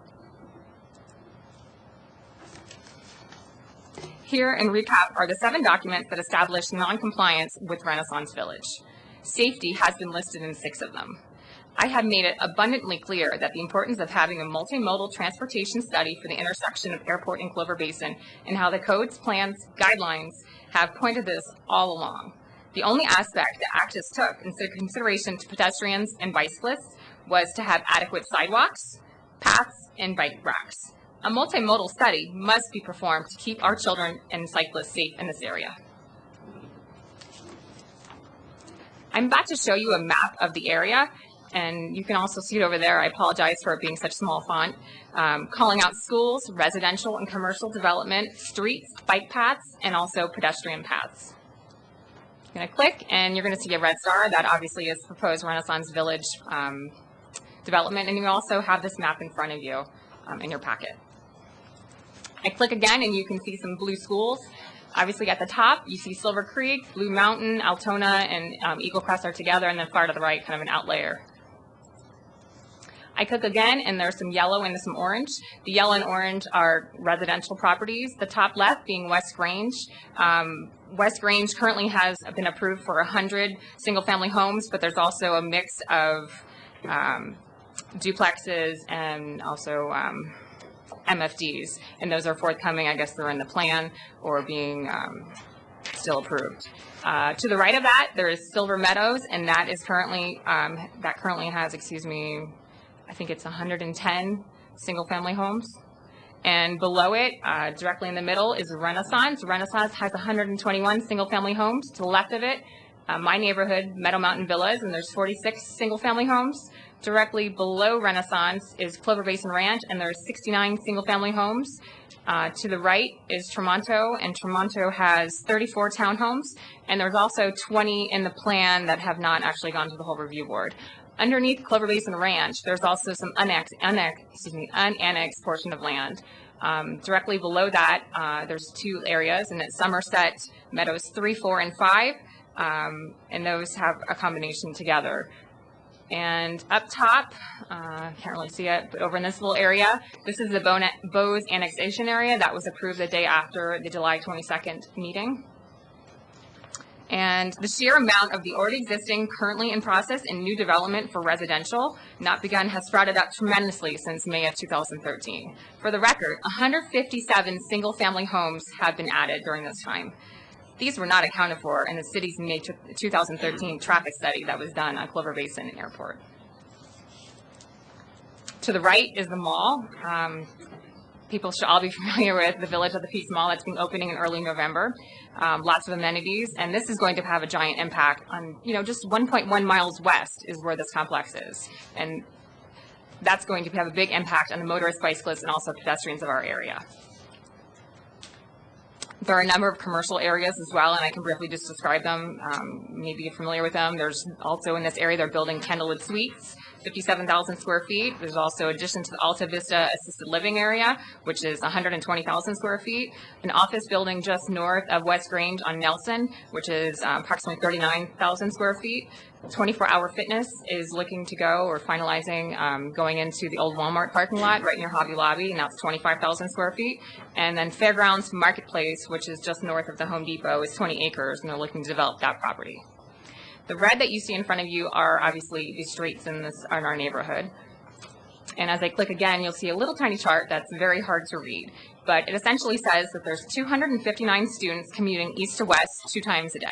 147 of them come from other areas into ours, so they're the open enrollment people. This is also focusing only on Eagle Crest and also Blue Mountain, so the elementary schools only. And 112 people from our area go to outside schools. And here you can see the bike paths and the cycle paths that people take, and also the shortcuts, which a lot of kids, middle schoolers, high schoolers on bikes and also in their cars take. All of these factors will have a monumental traffic impact in our area. Renaissance Village will magnify this existing problem exponentially. A multimodal study must be performed to keep our children and our cyclists safe. Thank you. Mayor Coombs and members of the City Council, thank you for hearing us. My name is Catherine Witt. I've been a resident of Clover Creek for a decade, and I've been an involved citizen of Longmont for much longer. My previous appellants have gone over time, so I hope you will consider extending my time longer. Ms. Jeffries has spoken to the codes, plans, and guidelines of the City of Longmont regarding traffic and the growth of Longmont since 2013. But I am speaking specifically to the safety, particularly the safety of cyclists and pedestrians. There's a high use in our area. First point, there is just, this is a convenient offshoot of Bicycle Alley, which is 75th Street. Aaron has already described how it's been identified as a high multimodal corridor, and cycling is just part of the culture of Southwest Longmont. You see where Cycle Hops is located very nearby this intersection. Cyclist and pedestrian use has been encouraged, promoted, and sometimes it's necessary. Trip Tracker has been promoted at my child's school, where my child has been paid, basically, to use a different mode of transportation other than a vehicle to get to school. The schools are constantly promoting an alternative measure of getting to school. And in addition to that, the biggest thing on here is that students are a significant portion of this type of traffic. And we're looking at middle schoolers, 11 and 12-year-olds who are biking in these very high traffic areas. They don't have busing to Altona and Silver Creek for the majority of students. And there are some critical junctions that are attached to this development. And Renaissance development, as it is proposed, increases the safety hazards to cyclists and pedestrians. This is what we see. Whatever a traffic study sees, as we live in Southwest Longmont, we look out our window, and I travel to pick my preschooler up from school every day, I see the traffic stacking in Clover Basin. The Renaissance development proposes 2 exits where you see these cars stacked. 2 things are going to happen. People are going to cut through that subdivision really quick when the traffic is stacked like that, and our middle schoolers will be traveling right along next to those kids to get to Clover Creek. Once again, many of these students have no alternate transportation to get home. The next slide is the safe routes. Oh, this is the bicyclists and the bus stop. The bus stop sign that you see right there by the Actus property sign, that's now going to be in the acceleration lane. This is the safe routes map provided by the school district for our students, telling them the safe way to get home. On that green line, we now have several new exits from the proposed development, more than I've seen in any other residential or commercial development in this region of Longmont. So we're asking our students to cross several extra exits in a place where people drive frantically at dismissal time. This map is the developer's map, and my co-appellant Aaron has marked it to show how many additional exits we're looking at. Many of the developments like Renaissance may have 2, and these are onto major roads, not onto the minor roads. I cannot imagine that it's going to be good even for the residents of this development to have so many people cutting through traffic. The top of this that's marked with all those exits, that's Clover Basin, where you saw the panoramic shot of how traffic stacks. They'll have 2 exits there that go, and the traffic stacks well beyond where they are. Some of them are supposed to be left and right turn, and they go out to Airport Road. I cannot imagine that people will not cut through that development. This is my personal greatest concern, the acceleration lane hazard. First of all, we have a question about what the bicycle lane here is going to look like. We know that middle schoolers are traveling along Clover Basin. They're saying they're going to add another turn lane, and there will be exits there, and that's where the bikes go. So I'm curious, is that bike lane inside that additional turn lane? Is it outside? Is this safe for our students? Then worse, as you turn, there's the acceleration lane ends right about Venice and Dahlia, and we know kids are taking that shortcut. There was testimony to that at the Planning and Zoning Commission meeting. So what we're having is people increase. They're going 30 miles an hour on Clover Basin. They have to accelerate to 45 on Airport. We know people go faster on Airport. And then we're going to have people looking left to merge from the acceleration lane where we know that middle school children are crossing from the right on Venice and Dahlia. This is the problem with no multimodal study done. And this is why we're asking you to hear us with equal weight to these wonderful professionals who do their job. But we live here and we see what the children are doing. And we're really concerned that without a multimodal study done, that some disaster that is irrevocable will happen at this subdivision. As a mother and as a resident of that neighborhood for 10 years, I can tell you my little neighbor girl was a toddler yesterday, and today she thinks she is a grown-up. But when I watch her, I know she is crossing an insane area, and an acceleration there just makes it worse. The dangers of this proposal are many, as it exists today. The proposed development adds a minimum of 2 additional exits going southbound on Airport for a mere quarter-mile span. Going eastbound on Clover Basin, it adds 2 more exits where we know that traffic stacks significantly and students will need to cross to go to and from school. So many exits has the potential for drivers to use this development as a shortcut when the traffic stacks on Clover Basin. I cannot believe anything else will happen there. The acceleration lanes in this area are an unmitigated nightmare. When they have acceleration lanes going up towards Venice and Dahlia, drivers will be looking left while students cross from the right. And the bus stop, we're concerned about an acceleration lane where the bus stop currently exists. This is why you see such an extraordinary number of appellants. This is why my appellant letter had 70 signatures in 12 hours overnight. We are concerned that something terrible will happen, and we ask that our voices be heard. And we know that if they are heard, you can make a difference. We have marked on the criteria where we believe that you can point out flaws in the proposal. We ask that you perform a current multimodal traffic study. We think that would bring to light some of the dangers we see to cyclists, pedestrians, and particularly children. The second point on there and the bullet point underneath it is huge to me. We'd love to see more current and complete data. And one thing that was not brought up is that the traffic study, as is performed traditionally, Tyler Staney testified that they average the wait times going north-south and east-west. This unique intersection, that is not accurate to what we experience because there's virtually 0 wait time on Airport Road. Clover Basin is where the stacking happens. And he testified that it probably wasn't accurate to what we experienced, but that's just the traditional mode of study, so he's just doing his job. And we ask you to go beyond that and ask that we do what is needed for this area before something is passed and we can't go back and fix it. Please show us, show my kids, that you listen to the citizens of Longmont and that we are an integral part of the process. I I think everyone did their jobs here to the best of their ability, but I think that we see things that they're missing and they need to be addressed. Something is going to go into this subdivision. They own the property, they have the right to develop it, but no matter what goes into this location, we need a study of what the actual cyclist and pedestrian patterns are and how we can avoid problems like an acceleration lane zooming into a bunch of kids. Before you, you have the review criteria, and I'm not going to read it out loud to you because we're short on time and you're smart people who can read it, but we've marked where we think that the developer has not met these important standards for development in the city of Longmont on multiple pages, 4 pages. And we just would like to say in conclusion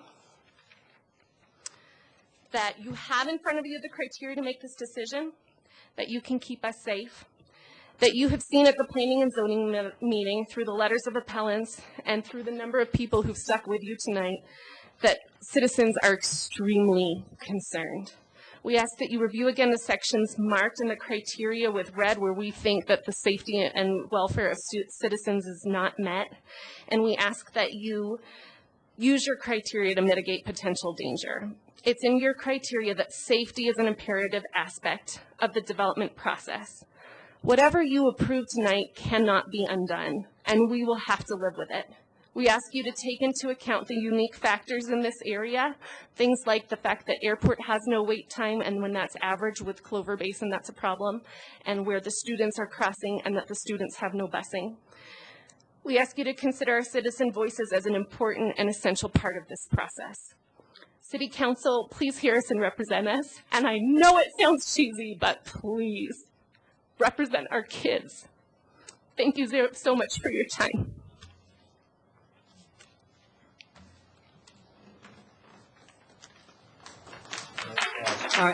Excuse me, no applause.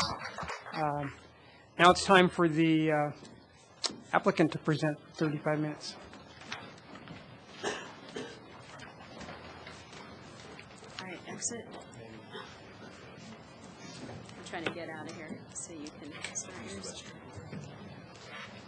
Sean, how do we get out to the, oh, here we go. Never mind, Sean. I figured it out. Okay, you guys know where you are, right? Yeah.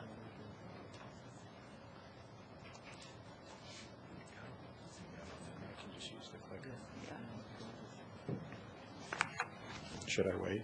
Yeah, go ahead and wait for Councilmember Bagley to come back before you start your clock.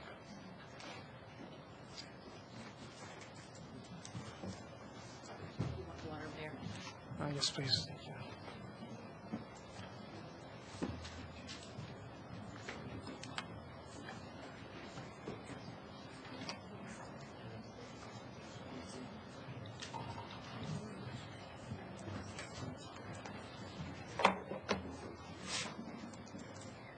Works all right.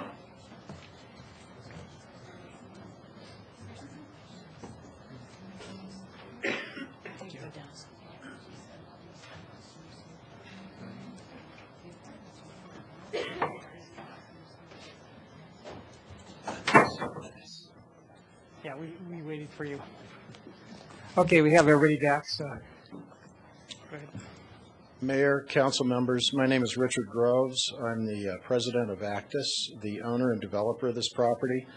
I've got a prepared speech here. I think before I get started, I appreciate the impassioned appellants. I guess I want to say I'm a parent too. I've got 2 teenage daughters. One of them just started driving, so I am extremely cognizant of safety issues in not only personally but everything we try to do. Before I get started, I want to introduce our team members who will get up, and fortunately for you guys, will do most of the talking here. So Diana Rail from Norris Design, who's the landscape architect, and will do the majority of the presentation. Joe Poley at Humphrey Poley, the architect. John Aldridge, traffic study. Todd Johnson is also here, our civil engineer from Caliber, who can answer some questions if need be. Second thing I want to do is to thank city staff and Ava in particular. I thought the council communication memo was one of the best I've read. So again, I want to thank her publicly for that. Actus is a longstanding member of this community, and we can trace our roots back to 1991. We are committed to developing and holding properties that create real and substantial benefit to Longmont. Some of the examples are, I think someone mentioned earlier, Parkway renovations. We brought Lucky's in, Sears, Mod Market, Main Street Marketplace, where Ace Hardware is. We've owned for a number of years. We developed Shores Apartments. Clover Basin is our original neighborhood. We have developed Fox Ridge Apartments, which is very close to this development, 328 units. Class A Apartments, I think, is a very good neighbor. We've also recently completed Clover Basin self-storage over on Nelson and Fordham. A little bit of history on this particular project. Our predecessor bought this. I was actually working for them at the time in 1993 from Leroy Schlegel. 500 acres, essentially master planned and developed all of Clover Basin. It has been annexed and zoned commercial since 1994. There was also a reconfiguration in 96, and I think that's probably the official commercial zoning on this project. Why not 100% commercial? Frankly, historically, it's just not attracted the critical mass necessary for commercial tenants to come in 20 acres. 20 acres is a substantial commercial development. And so it's historically either been not enough rooftops, not on Main Street frontage, not on arterial, not access. There are better alternatives. So I know there's certainly a question there. I want to clarify, this is a conditional use site plan. There is no change in zoning. It is commercial. Multifamily is a designated use under this zoning and under the comp plan. I want to speak a little bit about the urgent need that this project fills in Longmont. I think you guys have probably been beat over the head for the last 3 or 4 years about the fact that the overall vacancy rate in Longmont on rental apartments is well below what is termed equilibrium. A lot of numbers have been thrown out, generally goes between 1% and 3%. I would tell you, in practicality, that's zero. Anything at that level basically is the number of days between somebody moving in and somebody moving out.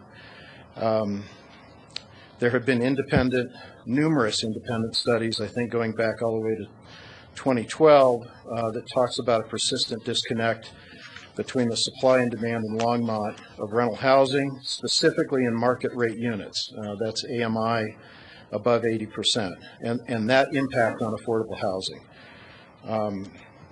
With this project, we're making approximately a 12% dent in that deficiency. It's currently showing, this slide's not very good, but this was taken from the recent study I believe you guys were given on the comprehensive plan housing element update in May of this year that was presented by the Economic Planning Systems, EPS.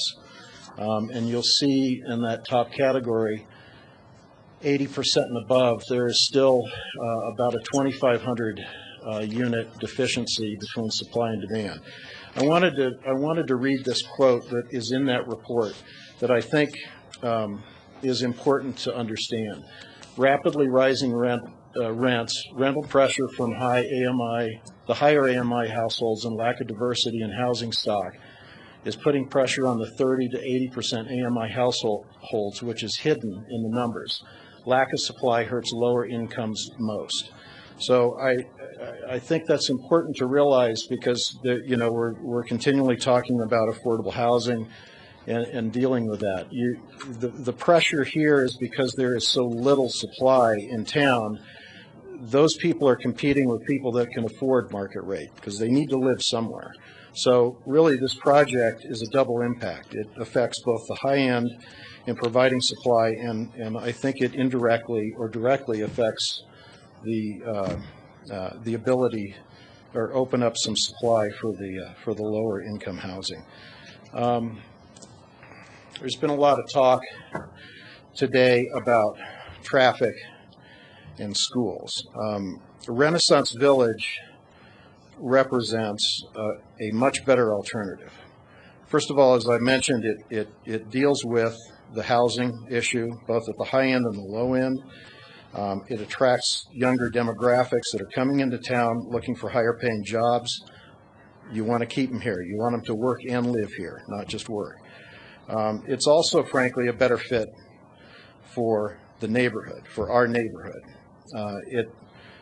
It meets current market conditions, community needs, local demands, and surrounding neighborhood compatibility and impact. As you will hear again, the traffic loads are a third of what it would be if this was a fully developed commercial development.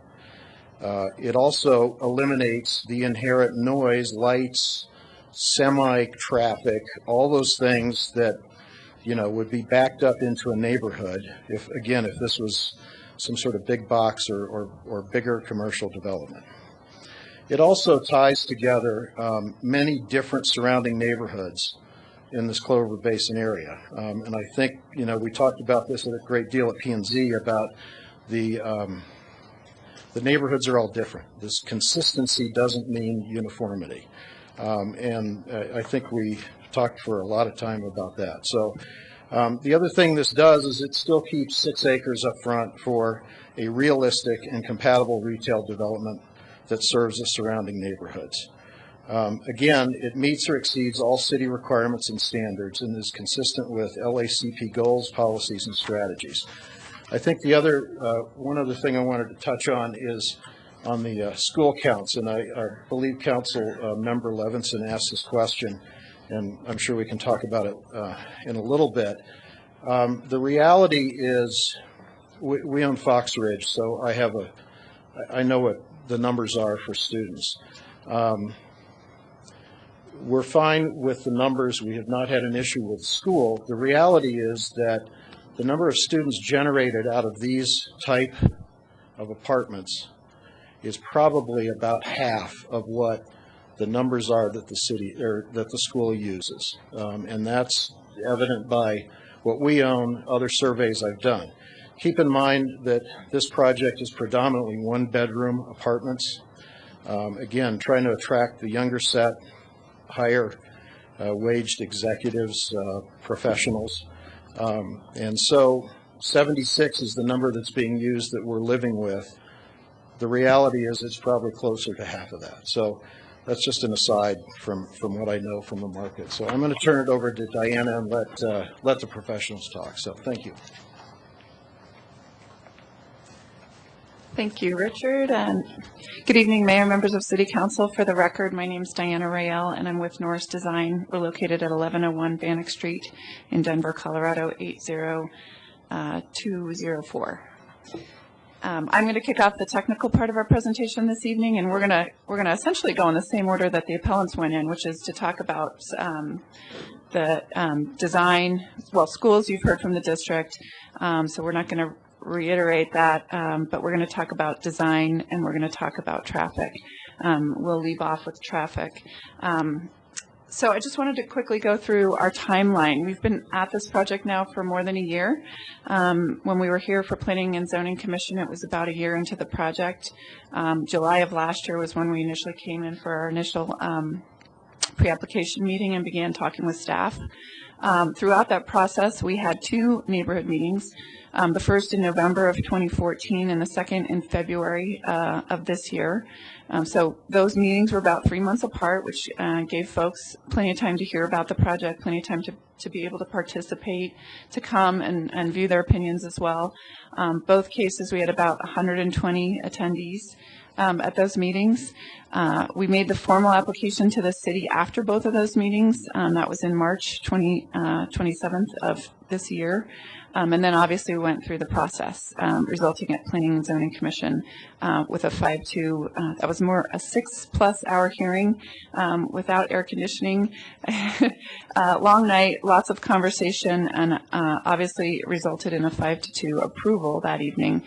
So here we are tonight. And again, we're going to talk about school impacts. You've heard a lot of that tonight, architectural design, and then the traffic. I'm going to start with the plan. This is a colored illustrative rendering of the plan, so hopefully it's a clearer view of what's going on with this project.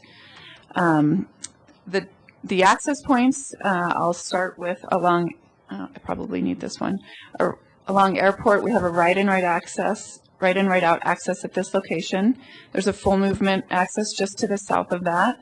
Along Clover Basin Drive, we have an access located here. This is a right-in, right-out access, and then a full movement here. This is an access that looks like it's going to the street, but it's just an emergency vehicle access at that location. Then we have one access that you've heard about this evening, which is a connection to Da Vinci Drive, and this is a full movement access. And then there was an access that was actually shown on the appellant slide that showed this as an exit, but it is not. This is a dead end part of the parking lot, so that doesn't actually connect into Renaissance. So I just wanted to clear that up for the record as well. One of the things that we did, there were many changes that we made throughout the process, obviously, some of which I'll get into that were specifically requested by the residents during some of the neighborhood discussions, conversations that were had. But one of the changes throughout the project was this is a very north, south, east, west alignment of roads, parkways. So the main parkway within the project runs east-west. And one of the things that was done on this parkway in particular was we've created angled parking. We've created wider sidewalks along that. We really wanted that to feel like it was a Main Street opportunity for folks to come from the West Clover Basin neighborhood through this community, through this neighborhood to the future retail, so that it's walkable, it's multimodal, it's pedestrian friendly. The reason we did the angled parking the way we did is because studies have shown that when cars are pulling out into the drive lanes, it tends to slow traffic. So we have thought about safety, in fact, quite a bit. So this is really the main east-west access point. The rest of the project is also very gridded, and while it's gridded north-south, we believe it's safer from a safety standpoint. Richard has he didn't mention this because he probably didn't want to tune his own horn, but he's voluntarily agreed to enter the crime-free program for the city of Longmont.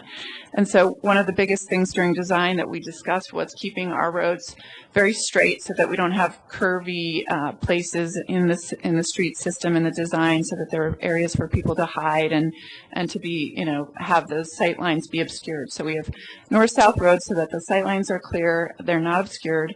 We also have parking that's located along that, again, slowing the traffic down on those north-south directions.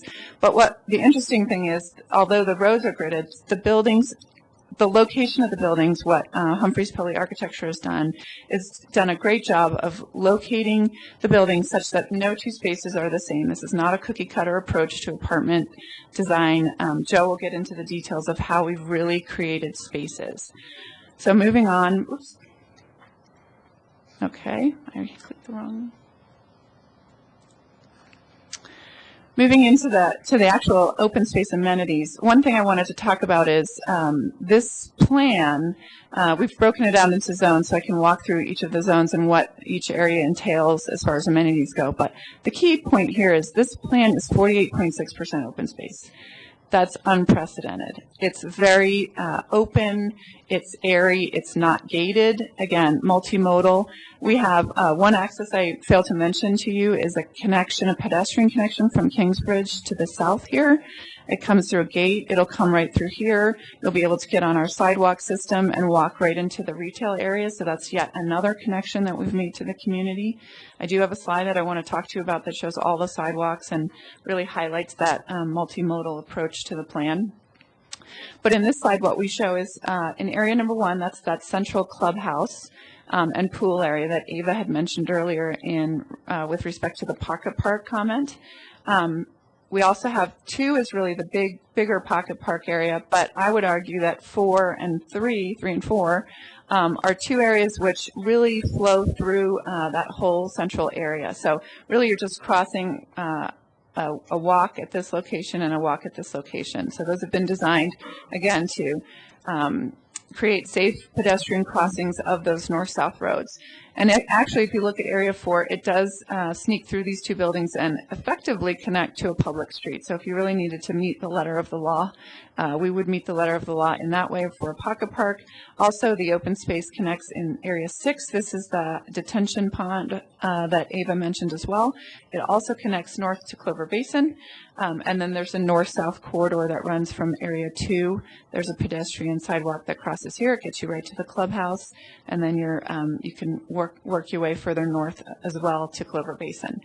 Areas 4 in these locations are just common greens in this cluster of homes, buildings.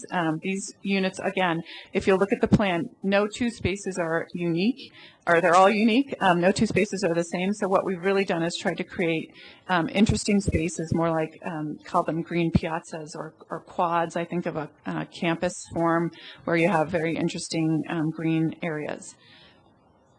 And fully amenitized. We've got pavilions, we've got gardens, barbecue areas, walkways, dog park. One of the things that was added during the review was a dog park due to resident concerns that folks would be walking dogs outside of the community to the west. So a dog park was added as well, and that's in Area 5, which is located here. Again, this is a permeable plan. It's very walkable, and it's loaded with amenities. Whoops, I did that again. Sorry. The next plan is, I just wanted to go in and quickly highlight the area that we would consider the pocket park itself. And as I mentioned, this is effectively all open space, and it does connect to Renaissance. It also does connect to Clover Basin. But as Ava mentioned in the staff report, this is a private amenitized area, so it's really meant more for the residents. So it is really designed to be central to the community and in the center. So I just thought I would mention that as well. This is our walkable multimodal plan. Again, everything in yellow, what you'll see here are the sidewalks in the campus. Again, very north, south, east, west. Everything's connected. You'll notice that along the boulevard, those sidewalks are wider. We've actually done intersection neck down areas here so that folks can walk. There'll be paving there that indicates where it is safe to walk, to cross. And those areas, again, the parking will be eliminated in those areas, very much like if you think of, Main Street, in fact, here. It's very conscious of the pedestrian. The 3 access points are one here connecting east-west here to airport, and then one connecting south at the clubhouse location along Clover Basin Drive. There are secondary accesses, as we mentioned. There are on-street bike lanes that exist. Our residents will have the ability to get from the clubhouse, the bike shop in the clubhouse, just due north to the bike lane, and off they go. This is the main intersection at Airport and Clover Basin. There's a bus stop on this side. There's a bus stop on this side as well. And again, we mentioned the trails that exist in the Renaissance community. Those are indicated in black. This is the Clover Basin Ditch Trail, which connects into Kingsbridge, which connects into Renaissance Village, and so on and so on. I mentioned that there were several things that were modified to the plan, and these were directly related to the conversations that we had with the public. As I mentioned, a dog park was added. Initially, we discussed gating this project, and then we, again, changed our decision there and kept it open. Again, connectivity, walkable, multimodal. We added the additional width to Bramante, the boulevard, so that it was a very safe and pedestrian-friendly way to walk through the community. We pulled buildings back off the corner at the northwest corner of the project because there was concern about visibility and the buffer edge along Renaissance Drive. We modified some of the residential parking. We actually put more parking internal into buildings. So we have 142 covered spaces. Those are also very well integrated into the architecture, which Joe will talk about. We modified the carport architecture. We staggered other buildings along the facade, along the perimeter and facades. We added stoops along the Renaissance frontage as well, so it felt more like folks were coming in and coming out, more like a townhome kind of a situation in those areas as well. Whoops, oh my goodness, sorry. Too many clickers here. I want to reiterate the things that Richard had mentioned. The Longmont Area Comprehensive Plan recognizes this as a designated use. It is not a rezoning. Again, the residential in this area is a conditional use and can be as high as 25 units to the acre. We meet or exceed all of development criteria for parking, for landscaping, for building setback, for residential, for architecture. We're voluntarily joining the crime-free program. From a traffic standpoint, again, Richard mentioned this, and I think John Aldridge will also discuss this, but if this were to develop as a 100% commercial project, we would have 3 times greater the traffic generated by the site. One thing I want to be clear on is that really the residential, and this was in the staff report, is only 1,800 of the 5,000. So you're still generating 3,200 from the 6 acres that will be future commercial and retail along Airport Road. So keep that in mind as well. At this point, we'll have Joe come up and talk about the architecture and compatibility in the neighborhood.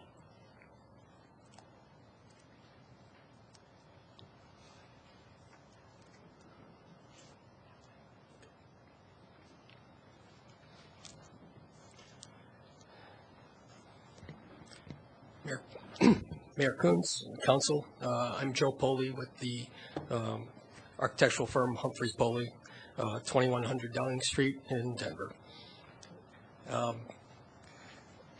It's always a pleasure to join the public forum and speak a little bit about architecture, urban design, and the process of making great places, great buildings. So thank you. So I plan on sharing 5 images with you this evening, which illustrate the key architectural concepts that have informed the design of the buildings at Renaissance. I think you heard a little earlier, very early in this process, that something about 4-sided buildings, and these are 4-sided buildings. Every single building is a 4-sided building, meaning there are no loading docks. There are no back doors.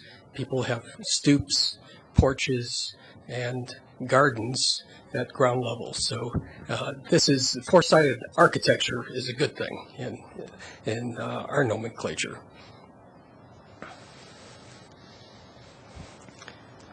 So first, context and connections.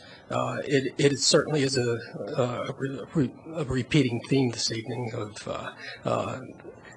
how connections are made and how, in this case, how the architecture participates in making that happen. The building design of this parcel is connected to the surrounding neighborhood, which is actually a product of many building types. If we look to the east, it's retail and commercial. As we look north, south, and west, it's apartments, it's townhomes, and single-family homes. We look at all of those things as we design the buildings, not just one. And compatibility is not replicative. Compatibility is about rhythm, scale, silhouette. So, in terms of the architecture, the design is compatible with these varying influences, and it mitigates adverse impacts to the surrounding uses through variety, materiality, application of landscape and urban design, setbacks, and it meets and exceeds all requirements set by the city. Second, careful placement of height and density. When we think of apartment communities, we often think of plans that are defined by a single application of a footprint that is repeated until the density is hit. Renaissance does not employ that formula. It's designed around 3 building types that are grouped together to maintain variety, create a sense of place, and continuity that is complementary to the surrounding community. These buildings include one-story signature buildings, like the one facing Clover Basin, two-story carriage houses, where dwellings are located above enclosed parking garages, and three-story walk-up buildings. The design, again, meets or exceeds the standards by this measure through an extraordinary open space dedication. You heard Diana say something about 48.6% open space. And the way that's accomplished is not just the collection of the building footprints to the smallest possible areas, but in fact the collection of parking also under some of those same footprints. So it's an amalgam of all these good things that make that possible. Staff would have approved this project for open space on its own at about half of what's being provided. Next, placemaking as the basis of design. Each of these buildings is paired with the others to form gardens. You notice there are groups of three, and these buildings and their walkways lead to the site amenities that Diana talked about a little earlier. This could not be possible in a design dominated by parking lots, and only possible in a design that provides the exceptional open space that we've provided. Additionally, the creation of a Main Street atmosphere will provide a new walkable connection to the future neighborhood retail sites just east of the development along Airport Boulevard. You can see here real quickly the groups of three. You can see the blue buildings and the purple buildings, how they gather. And the purple buildings are the two-story buildings. And you can see the Main Street running through here with the red building being the commons. Materials and character. Careful consideration of an architecture extends to the application of materials and the details of the individual buildings. The materials and silhouettes include a variety here of masonry, wood, shingles, and plaster, all evident in the surrounding communities as well. And they're not the bright primary hues that we might see occasionally at Prospect. They're not the metals that we might occasionally see at Prospect. They're front range, earth tone colors, materials. It's about texture. It's about how materials hold the sunlight and hold the shadows here in Colorado. The architectural details that apply to those materials reinforce the rhythms found in surrounding residential structures. The buildings employ both sloped and flat roofs alternately to continue a theme of variety. Keep the building heights lower than key neighbors. We're lower than Fox Ridge. And preserve views to and through the site. All in all, this is a very carefully considered design that meets and exceeds the city's guidelines for consistency, connectivity, and character. Thanks.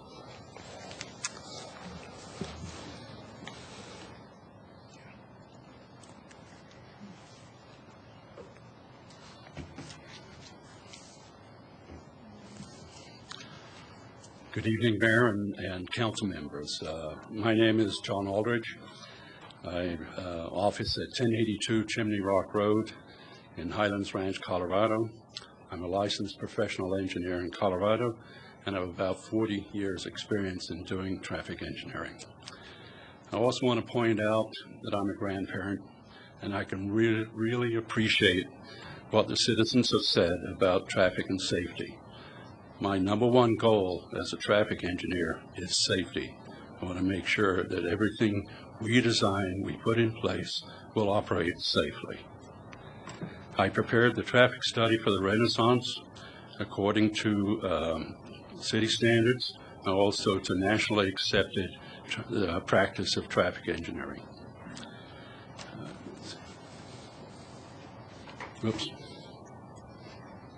Okay, this slide shows, I think you've, I don't want to be too repetitive, but I just wanted to point out that the overall access design for the project is designed to keep most of the traffic we can on Airport Road.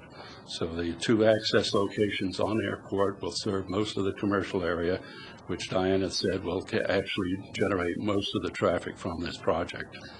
We also have a right-in, right-out on Clover Basin, which is primarily designed to serve the commercial areas. The full movement that we have on Clover Basin, just opposite Florentine Court, is actually at the city's predetermined location. There's currently a curb cut there, and also there are the turn lanes, the left turn lane to the project already exist on Clover Basin. So that means we really don't have to do anything to the existing landscape median. We're not going to change that one bit. Okay?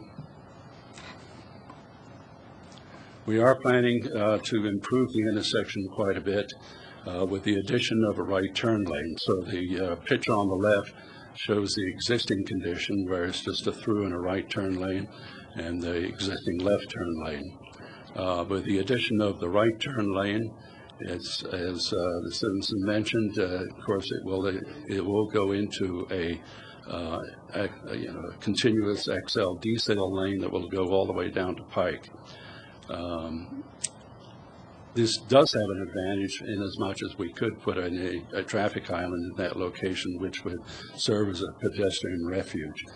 Typically, that's where we put in traffic islands when we have a right turn lane going into an acceleration lane. We'll also put in new traffic signal controls. Right now, it's permitted. In other words, you can make a left turn anytime it's not protected. You can just go through, and when you have the gap in the opposing traffic, you can make the turn. We'll put in green arrows, so they're protected left turns. So in other words, people can make a left turn without any worry about opposing traffic coming through. Okay. We'll also recommend some type of different signal timing, which would reduce the bunching effect that occurs during, with dismissal of school. So when the traffic backs up at this intersection, we can put in some different timing programs that will help alleviate that particular crush or the bunching.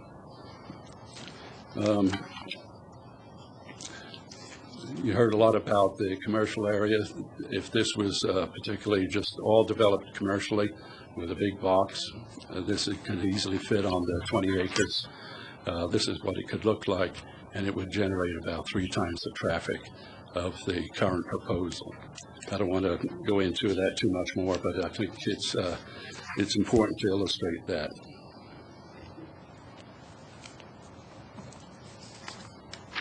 In terms of how all the intersections and roadways will operate, this shows the definitions for the level of service and the city's benchmark level of service D. I won't go through all the things, but there is a benchmark that's established, and we want to make sure that we stay within that benchmark when we design these intersections and roadways. This graphic actually shows the LOS, the level of service, and the average daily traffic data. You can see that all of the areas or the intersections in green meet the benchmark, and then on where we have the existing ADT, the full build-out ADT, the full build-out ADT does include all of those surrounding area projects. I did a lot of work on like Somerset and how we're going to deal with Pike and et cetera. So we do have a full complement of the traffic that's on these roads. Okay. And you can see, like on Clover Basin, the LOSD capacity is about 16,000. With a full build, we're going to carry about 9,000. On Airport Road, the existing I guess to be fair, we're your 35 minutes are up. Okay. Thank you.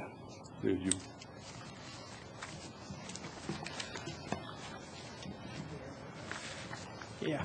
Okay, let's take a 5-minute break. And then we'll do the public hearing.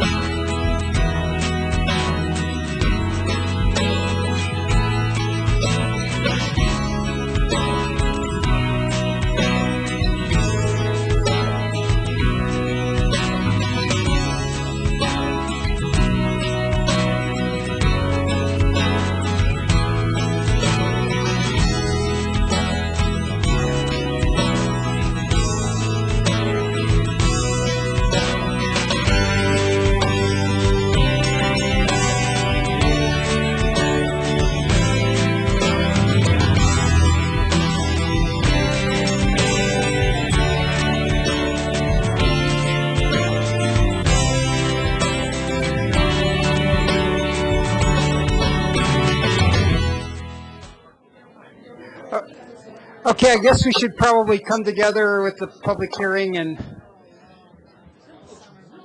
so could all of us please take our seats?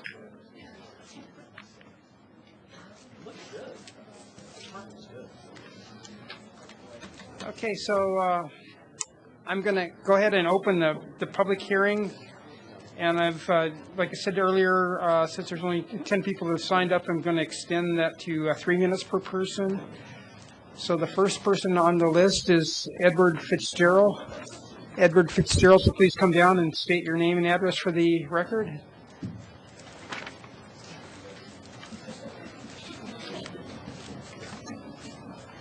Mayor Coombs, City Council, Edward Fitzgerald, 4002 Portofino Drive, Longmont, Colorado, 80503.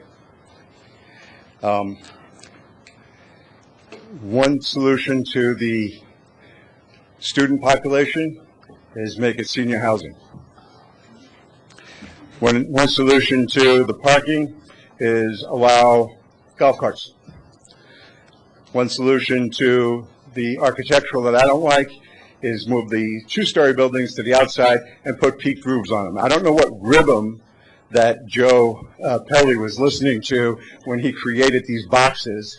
Every time he says urban, I keep thinking New York City housing where I live, and basically that's what it looks like with the little flowers in front of it, okay? And they shorten them down, and I said that from the beginning.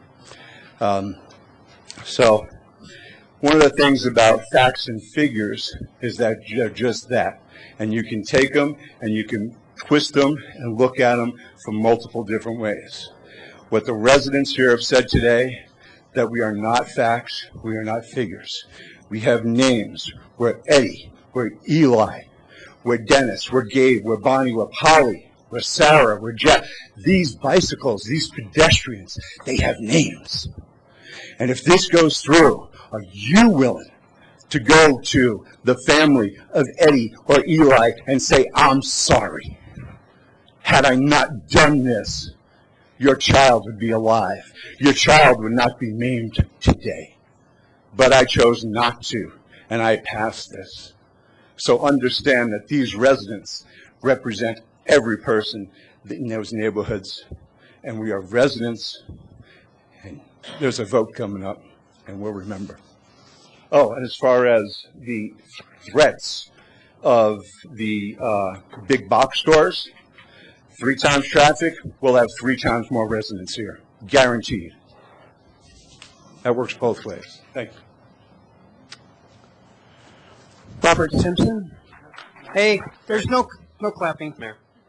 Councilmember Gabe Santos. Thank you. Before we begin, again, council rules of procedure. Those attending council members shall refrain from disruptive, vulgar, abusive applause, heckling, or other actions that interfere with the orderly function of the council. The chair may take reasonable steps to maintain order and the dignity of council meetings. Yes, Go ahead. That's Bob Simpson. I reside at 1538 Renaissance Drive, right adjacent to the proposed building that we've been talking about today, and I want to thank the mayor and council for giving me an opportunity to speak. I spent quite a bit of time looking at the code, the Longmont code, as it deals with commercial zoning and commercial districts today, and I noticed that tonight we spent a lot of time, or a lot of time has been devoted to a apartment complex, but no time has been devoted to the commercial aspect of the zoning there. And as I understand the code, it does seem that some high density residential is allowed there, but is only in combination with a mixed use of commercial. And if I read the ordinance correctly, it stated that the purpose of a commercial district is to provide a full range of office, retail, commercial, and service commercial uses for the benefit of the businesses located in the area and also the residents there. And the proposal that's been made by the applicant has spent all its time dealing with this apartment and very little time or no time as to how the 6 acres that are on Airport are to be developed in a commercial way.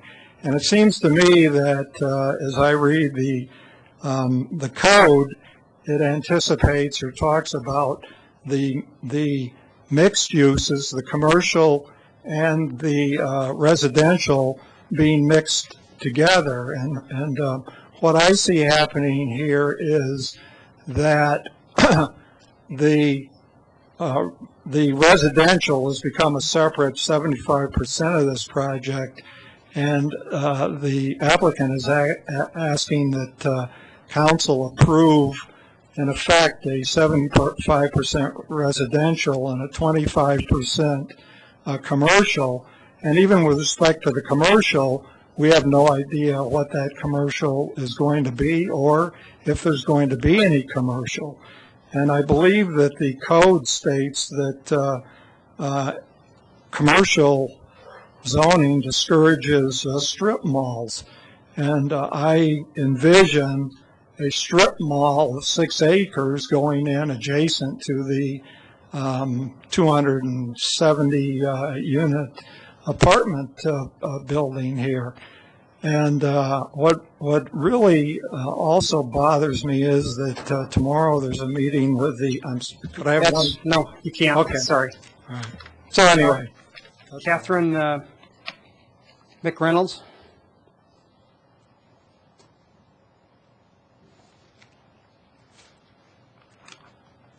Mr. Mayor and City Council, I'm Katie McReynolds. I live in Kingsbridge on Renaissance.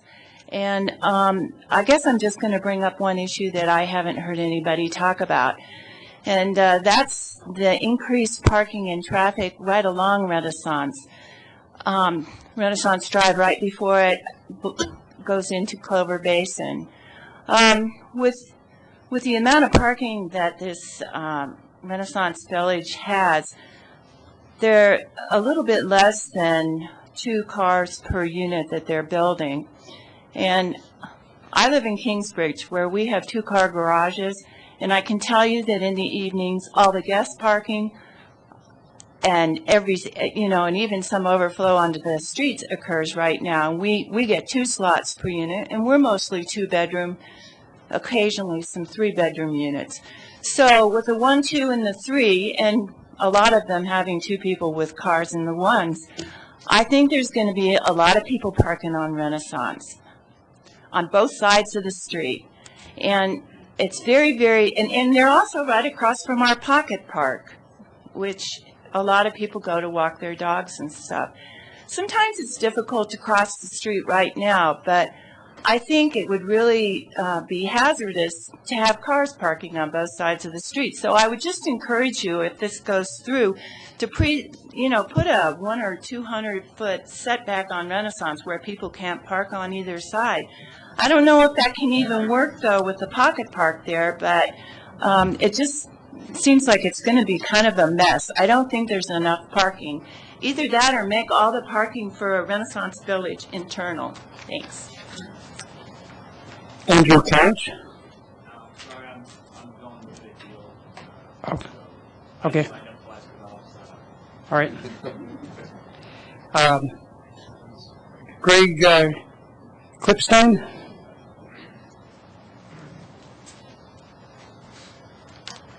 Mayor and Council, Clipstein on Florentine Circle near the Airport Road Clover Basin project. I very strongly oppose this project. I ask that you do too. Please intervene and stop this for many reasons. It's been, well, the traffic study, you heard it was flawed. There's 2 sides to that data, do what you want with it. School population study, same story, flawed. Take the data, garbage in, garbage out. The so-called school study says less than 80 students out of almost 300 apartments. Come on. That's like 240 of those apartments won't have any children, I don't think. So I checked that study for accuracy. This is a very underdeveloped area for traffic flow. It's already way too congested. I mean, it is horrible. Sometimes I go way around the neighborhood just to get out of there, and it's really bad. And these guys want to add another 500 cars probably with 300 apartments. This is just not sustainable. This area is very unsafe for bicycle and pedestrian conflicts with motor vehicles. Somebody's going to get killed, injured. You already saw a picture of the accident. Everyone's in a big hurry. Do any of you ever speed? I know Bagley does. So, come on. Everybody speeds now. Everyone's in a hurry. You've got to stop growing the traffic in this area. Clover Basin needs an underpass, just like up at the north end of Airport Road where they put an underpass for bikes and pedestrians, and this needs it probably worse. Apartments, this is a big one. 2,000 apartments are already south of Hover, or south of Nelson, west of Hover. That's a little tiny part of southwest Longmont. 2,000 apartments. We don't need another 300 apartments in that corner of the city. Put them somewhere else. The architecture, we don't like it. Nobody does. It's not reasonable. Let Prospect Newtown have that architecture. Multimodal study, don't even need it. Just disapprove this project. Put in either neighborhood shopping, which, by the way, sign in that spot for 10 years has said, shopping center coming. I moved there because I wanted shopping close by. It isn't happening, is it? And by the way, commercial on the last 6 acres ain't going to happen. Planning and zoning hearing, they asked about that. Do they have? No, they can make more apartments in that other 6 acres, and that's what they'll do because they're going to make the most money from it. Please do not do this. Oh, postscript. Amendment, this was in Boulder paper today. Amendment 300 would give residents the option of a veto vote on land use regulation changes within their designated neighborhood, checking power currently enjoyed primarily by City Council and the Planning Board. Gee, that sounds familiar. Thank you. Ann Klipster, or Leanne Klipstein. Excuse me. She agrees. Okay. Fong Boy? Fong Boy?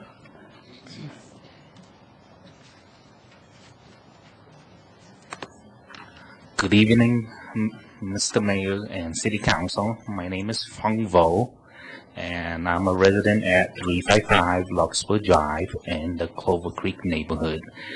And I moved to the neighborhood back in '97 when the Southwest Longmont was just being developed. And I specifically asked the developer what's going across the street.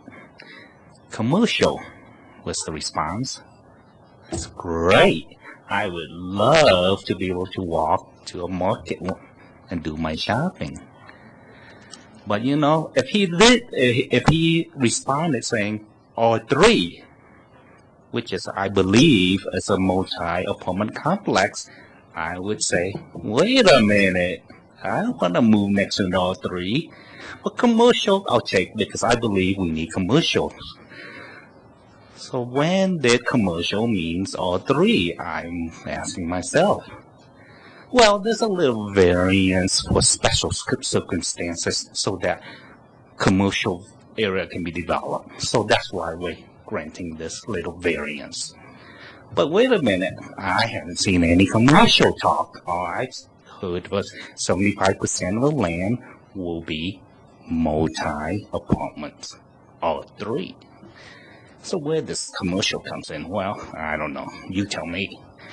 But hopefully you can see through the line that this is a little loophole that's being taken by the developer to put in an R3 development on commercial land. See through this loophole.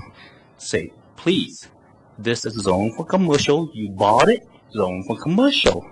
Develop it as commercial, please. The residents here wants it as commercials. What happens when you chop it up? 75% is now gone and only 6% left. What kind of commercials are you going to get in? Because for retail to be successful, you need 1 or 2 strong anchors. And usually strong anchors are, it's going to say, wait, you only have 6 acres? Forget it. So what kind of commercials are you going to really bring in? Thank you. Rachel Carney?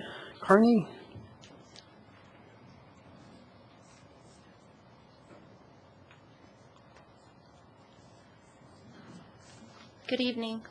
My name is Rachel Kulkarni, and I live at 1704 Roma Court in the Renaissance neighborhood of Longmont, 80503. And I'd like to thank you all for being here and for being so attentive and respectful for all of the community members here tonight. We really do appreciate you giving this your full attention and consideration.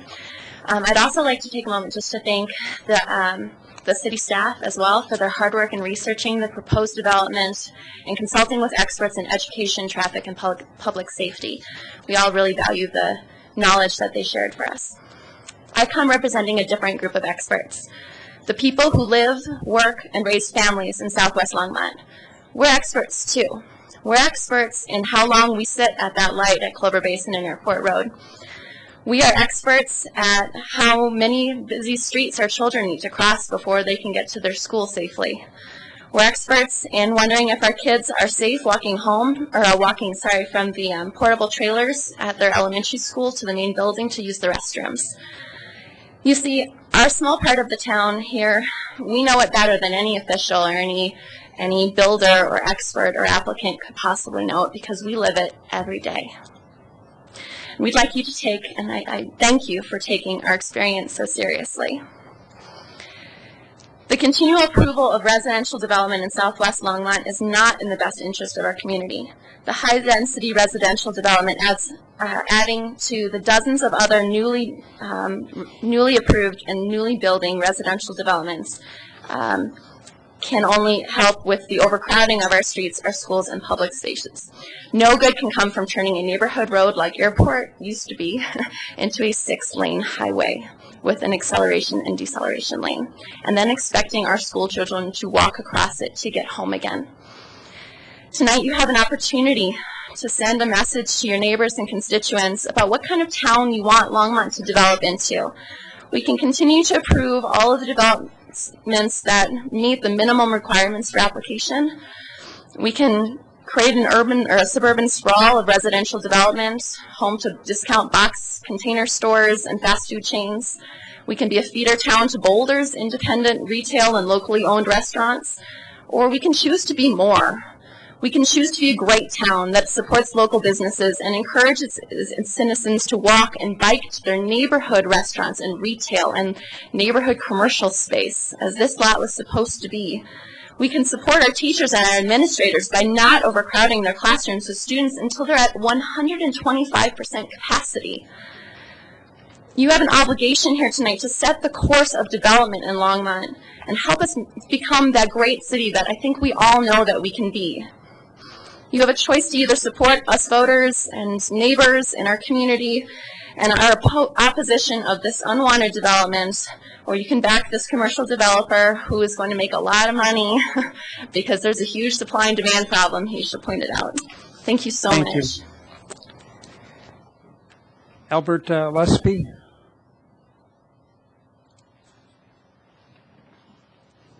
Mr. Mayor, ladies and gentlemen of the City Council, I'm Albert Lusby. I live at 1636 Venice Lane. My concerns are, it's somewhat of, this process seems to be obscure as to what's being presented to the City Council. It looks at approximately, we calculate more like 70% apartment and 30% commercial. But we're all in the dark about what the commercial development's going to be. And the developers even say that it's going to be a significantly different, larger amount of traffic coming across airport and into the commercial once that's developed. I would like to see the development as a gated community, as has been mentioned. I think that would help meter traffic on and off the highways. I would like to see no strip mall, but additional residential development along that strip. In some of these earlier meetings, somebody indicated that at one time that was floated that area would probably be patio homes. Well, we seem to be a long distance from patio homes now, and I don't think that what the development there is really conducive to the neighborhood, to the types of homes that people have and the lifestyle they want. And as a side, I walked across the street with my bicycle one day at Clover Basin and Airport, going north on the east side of the street. A car came, disregarded, turning as I started across the street. I don't know if that blinking yellow arrow's been there forever or not for people going south, but I looked up, saw the big plate front of a Jeep, and if I had not given an extra lunge, I think I would have been hit. I think that children are in danger at that intersection. Hey, Drew, Robert?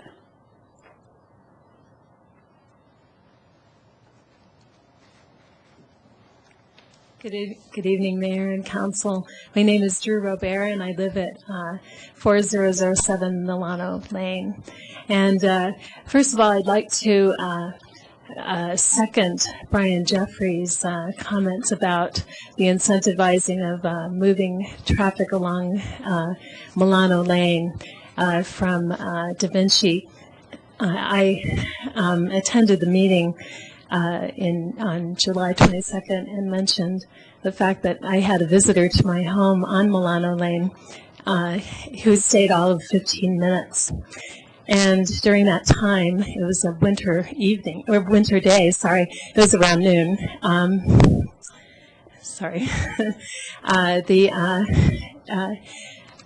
We heard a loud crash, and a high school student had taken Milano as a shortcut to head home to his home, either on Venice, somewhere nearby.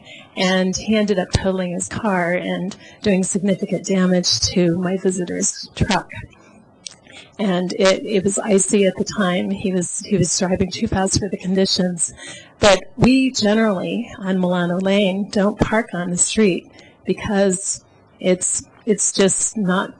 I mean, the traffic is starting to increase because of people shortcutting through our neighborhood. And it's a short street. We don't have a lot of houses there, but it's a concern. The other thing that I'd like to mention, just to rebut something, well, my impression of the presentation that Actus gave is that they really gave us the impression that this is a wonderful community that they're developing. And yes, it is for the people that are going to live there. And those of us who are on the outside will be dealing with all of the ramifications. And they will be at the head of the line as far as getting out on Clover Basin. And I just wanted to say that I think that it is just, given all of the points that have been made, I do support denying this project. Thank you. Thank you. Well, that's the last name on the sign-up sheet for public. Pardon?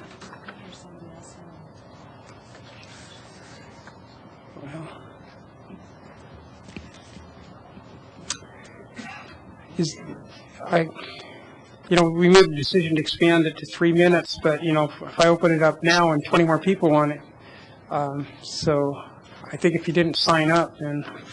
Mr. Mayor, I've got a 5-year-old and a 9-year-old in my son. I appreciate it. Yeah. I'd like to be helpful, but yeah, there's final call, public invited to be heard, that you could speak, but unfortunately that would probably be after we make a ruling. So now it's time for council comments.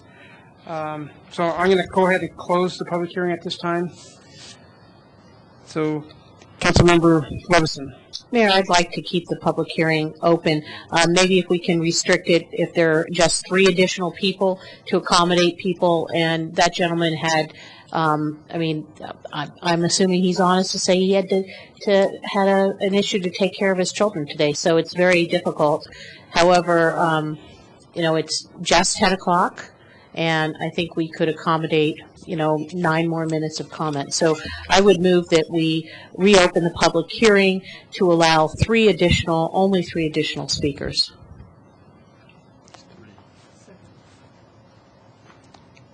Okay, do we have a second? Okay. Let's vote.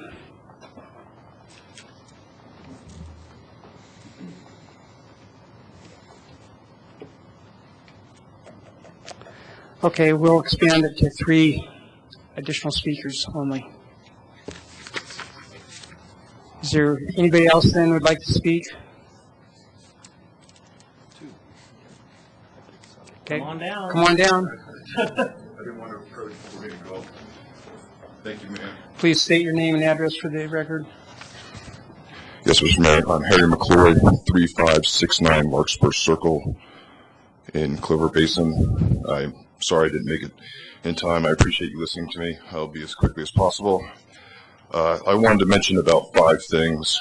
First off is I wanted to thank Cat Witt for an impassioned presentation for the safety of our children. I know none of you want our children to die. None of you want anybody to get hurt. There's no question in my mind. But I do agree that children will get hurt if things go forward as they stand. I'd like to say that, first off, apartment buildings are cash cows, and I believe that that is a big driver for wanting to put 75% of this area as an apartment complex. I also am concerned that the other remaining 25% will end up becoming an apartment complex just for that very same reason in the future, especially since we have zero guarantee at this point. I'd also like to say regarding capacity for schools that if we're going to reach capacity, or if we are not going to reach capacity in 5 years, I'd like to know why my children right now are in portables. I'd also like to state that the data that the school presented was presented on the afternoon of the P&Z meeting. That was when we first got correct data from the school board. I'd also like to say, towards the argument that every single applicant stated, as well as part of the city staff, if there were a big box store there, there'd be 3 times the amount of traffic. But if there were 3 times the amount of traffic, we would not have a B or C rating at that intersection. There would be an F, and this plan would not go through, or that plan would not go through. It's just not a valid or legitimate statement. And also regarding the statements of the great multi-mode neighborhood, I agree that when you look at the plan, you can see that they made a good effort to have a lot of paths within the neighborhood. They did a very nice job of that. The problem is for all of the other neighborhoods to get to it and to use this great multi-mode method, which is what was being suggested as one of the benefits of this neighborhood, is not able to be used. And so that also is invalid. And Mr. Mayor, I apologize for using your time, but thank you very much for hearing me. Okay, is there anybody else that'd like to speak? Come on down.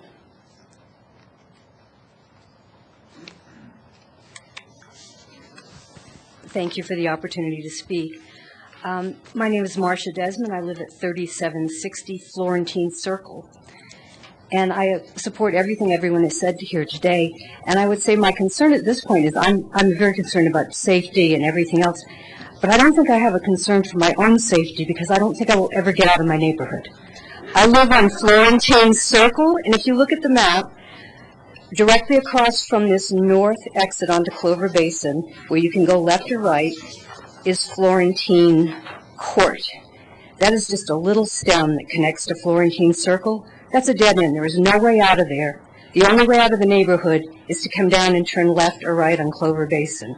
If you want to go north, south, or east, you try to turn left. Right now, to turn left in the morning at school time, I have to wait to get across to turn left, and then I sit at the light through 2 lights before I can continue on to my job. If that's a main access road, they're talking about just adding a turn lane. That's not going to be enough. People who live just north of there, we won't be able to get out. So my question is, when we looked at that intersection, we said it was a B or a C. This is for the people who live in this new development.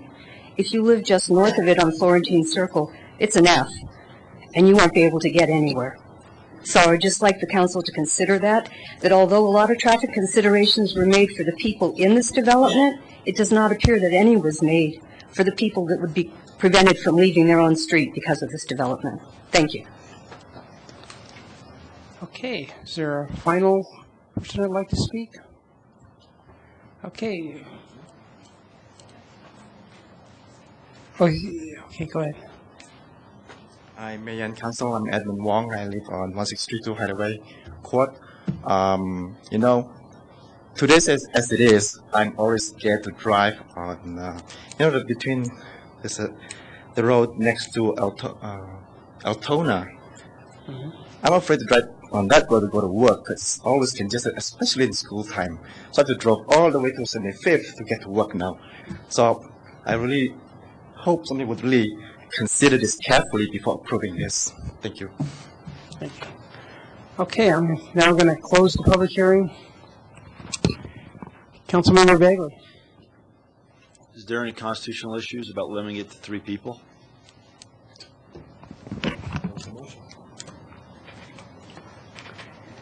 Okay, so now it's, according to the procedure we're following, we have council questions and discussion.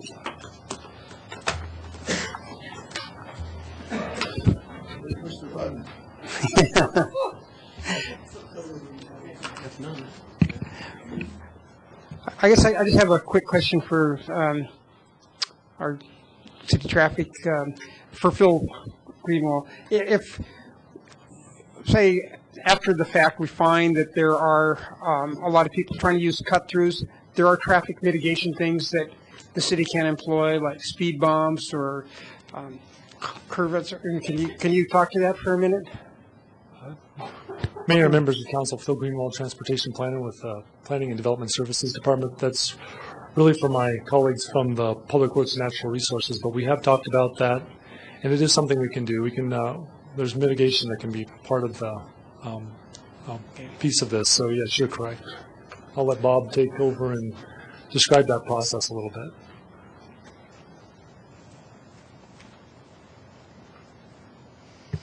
Mayor Combs, council members, yes, there is potential for traffic calming or mitigation in the neighborhood, such as Milano. Is that what you're referring to? Right, yeah. Yeah, and there's a little bit of precedent for that. There's been other,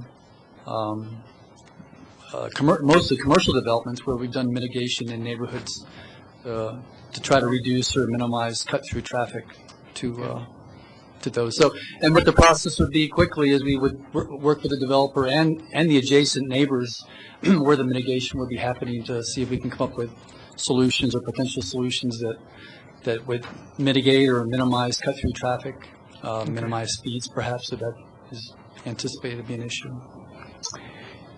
All right, thank you. Councilmember Christensen.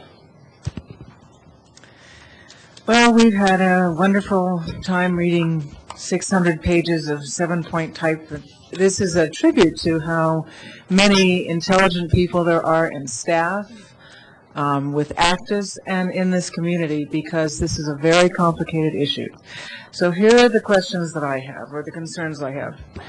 They're exactly the ones brought up: traffic, schools, and retail.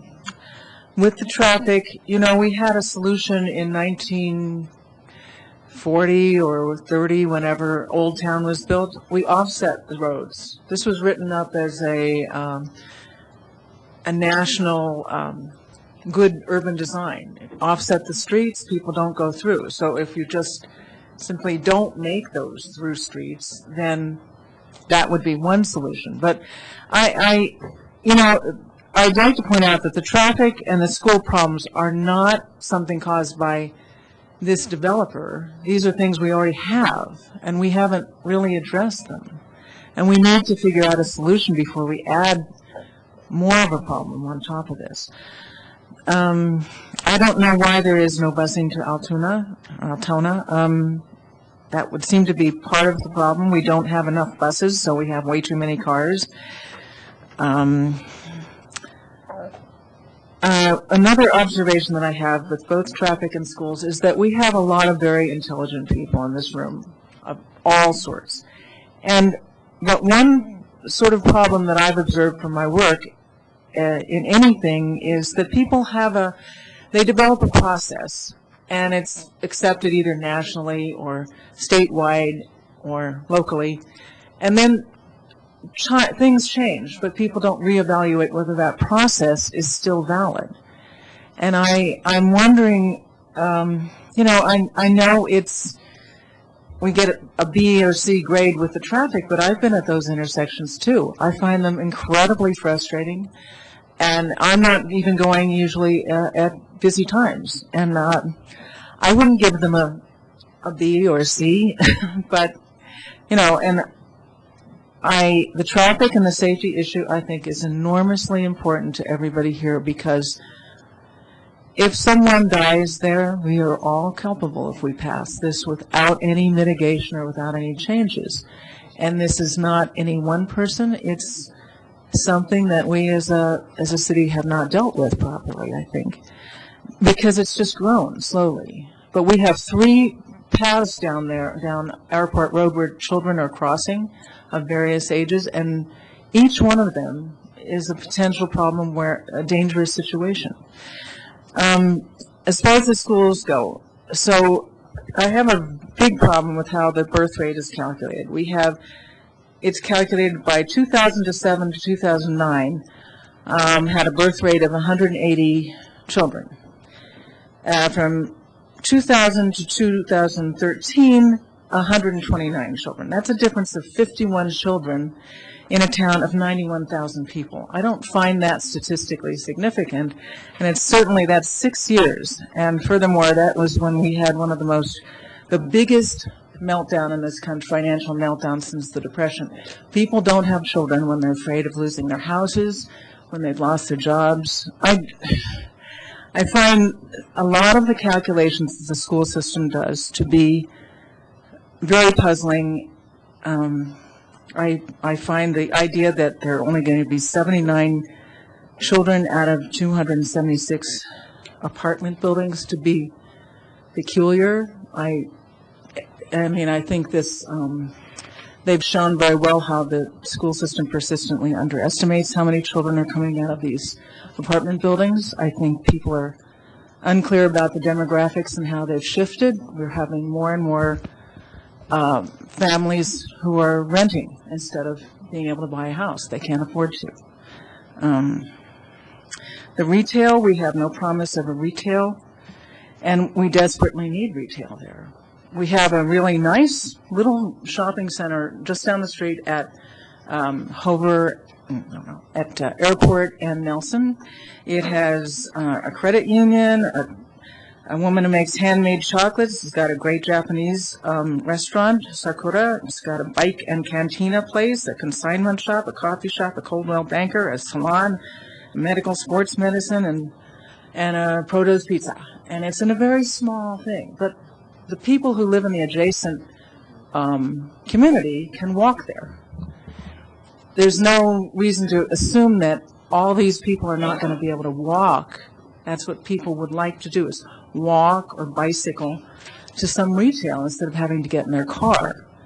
So without promising that we are going to actually have retail there, I don't want to see more, 5 years from now, the rest of it turned into housing. I think there are a lot of questions that we need to ask. I'd like to hear from some of the people who spoke before. Councilmember Santos. Thank you, Mayor Kinswell. There are questions. I didn't hear one from you. What I've heard was that the council members already made up their mind, and we're not even through the entire appeal procedure yet. which is shocking because what we're supposed to do is come in here with an open mind and listen both to the applicant and the appellant. We already have someone who's made up their mind. I have not yet. My question, because I actually have some, Bowles annexation came up.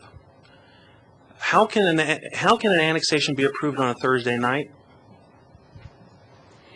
Mayor Combs, Councilmember Santos, that was misinformation being represented out there. The Bowes annexation was an application that was filed to the Planning Department, and it is still under review. It hasn't even gone to Planning and Zoning Commission, much less yourselves. So this is not an approved annexation. Thank you.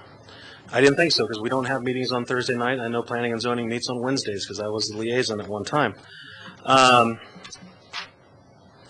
Ryan, I got a question for you, and I'm sorry, I missed your name.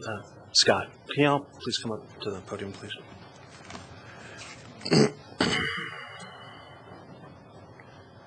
So, Ryan, I know you worked for the city at one point. You're a planner for the school district, correct? Correct. So you have to have certifications. That's correct. Okay. Well, I find it unfortunate that there were some errors. You've gone through a rigorous process and education to become a planner. Am I correct in that, or did you just not just say, "Hey, I'm a planner, and can I have the job"? May I ask where you're going with this line of conversation? What I'm trying to say is that we have competent, although some mistakes have been made, unfortunately, as you said, with this particular development. You are by education, a planner. That's correct. So you and Scott have the expertise regarding the school district about what may or may not happen within the next 5 to 10 years. That's correct. For the school district. So, no, wasn't trying to hit you or anything like that. My question is, Ryan, do you know off the top of your head what is the benchmark for Fall River Elementary? The benchmark would It's be 125, but do you know where they're at right now, roughly? I don't, but I have a chart over here that I could tell you. Can you as they were in 2014. Yes. We're just doing our accounts now. Correct. And so those won't be finalized until after the October. I understand. Okay. Can you tell me real fast? I can try. My concern, and these are hard because you have residents that, some residents that like it, some residents that hate it. Sometimes more come out for or against. You have someone who is following the rules of the city, depending on who you believe, and it's whether it's planning and zoning or if it gets to council, we have to try to figure out exactly and go by what is a use by right, or is it really stretching exactly what the city code and what the city ordinances are? So I'm waiting on Ryan.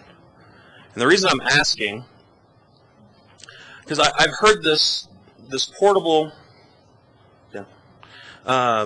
Councilmember Finley wanted me to ask, what's the success rate of your predictions for students?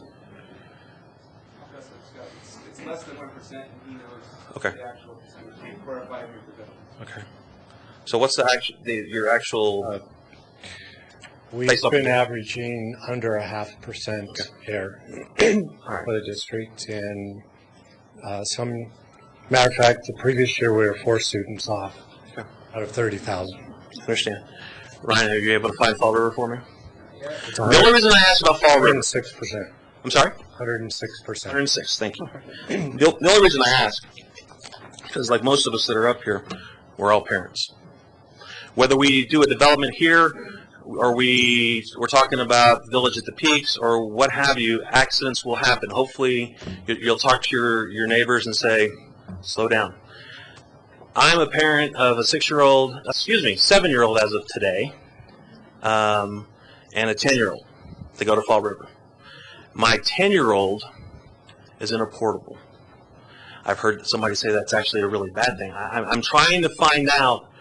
And in 2008, Councilmember Christensen is when we had our second child, and in 2005 we had our first child. And We didn't own a home, and the economy was sucked. But you know what? It was time for us to continue to have our. I'm sorry. Did you want to say something? You're gesturing. Oh, actually, you were gesturing. Like, come on, finish up, Santos. Okay, I'm just making sure. So I'm trying to figure out exactly. Interesting. Sometimes you attract more bees with honey than vinegar. What I'm trying to get at is that I've read the letters and the correspondence, and a lot of folks are worried about school capacity. I'm at a school where there is now 4 portables, and we're at 106%, and I don't see what the problem is. But still, we have a whole more discussions. There's more council members that may have questions and discussion. There's still a rebuttal from staff, the applicants, and the appellants. So before I make a decision, I wanted to make sure that you guys had your numbers right. Unfortunately, at this time, it didn't pan out as easily as you would have liked it. That happens. You know, we're all human, but I am not a trained traffic engineer. I'm not a trained planner. I'm not an attorney. We have staff that are experts. The school district has staff that are experts. The applicant has staff that are experts. And I get that you residents have taken it upon yourselves, you know, even though you have full-time jobs, to educate yourselves to know the city process. That happens to us too, because I have a full-time job, and this is supposed to be a part-time gig. But we all, as far as I know, all 7 members of council are trying to do what's best for the city of Longmont. You may disagree with it, or you may like it. So, Brian, again, I just wanted to, you know, I wasn't hammering you, but I wanted to make sure that people understood that you are, you know, an educated planner for the school district. You were one with the city at one point. So it's just, unfortunately, a circumstance where numbers and locations were mixed up. Thank you, Ryan. Councilmember Bagley. Thank you, Mayor Coombs. A couple of brief questions. First of all, on the open enrollment numbers, and I don't know if staff or one of the representatives from our school district wants to answer this. Does the projected 5-year percentage, the 125%, the 101 and the 105 in 5 years, does that include open enrollment? Okay, so that 125 on the high end includes those students that we are voluntarily allowing them to come into the school district. Right. Do you know what happens if you say no more open enrollment, what that number drops to? Well, right now there are over 140 open enrollments at Eagle Crest.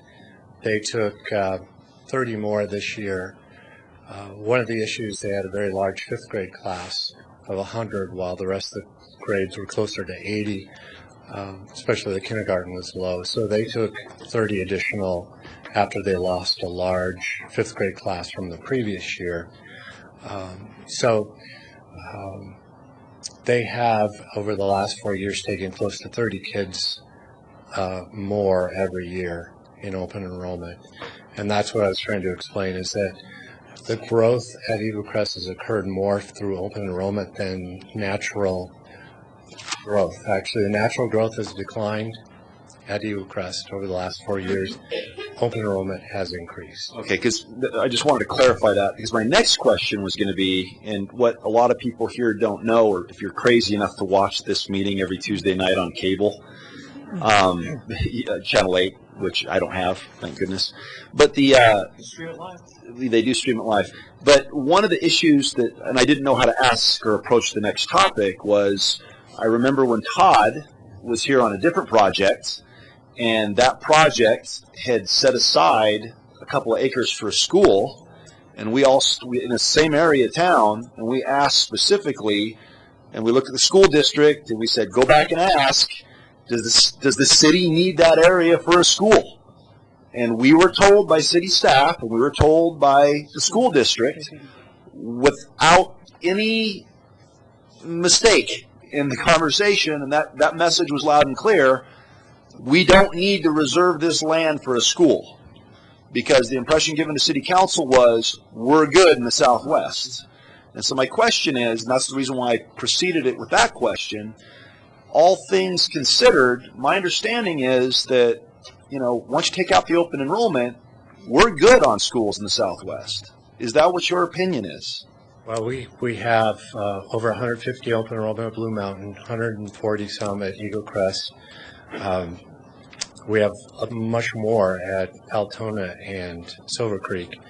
Part of the reason is the low numbers of residents attending. We needed more open enrollment to provide programming at those schools.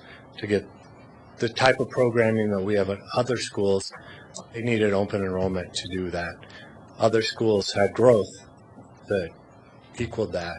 We do have areas of our district that are over the benchmark, mostly in Erie, some in the tri-towns that we're looking at, but that's all growth related. We've closed open enrollment, for instance, at Black Rock because of the significant growth there. We are looking at additions to those schools, but a 6 classroom addition of both of those, but it wasn't enough to require a new school based on the build out of that area. And part of it is because of the open enrollment. We're providing options for students through open enrollment. Thank you. I hope that answers. Yeah. Yes.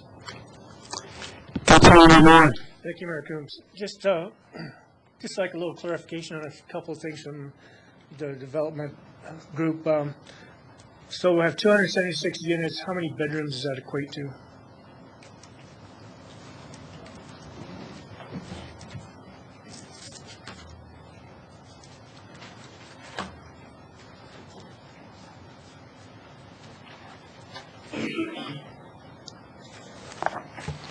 Councilman Moore, if you give me a second. I believe I have the number.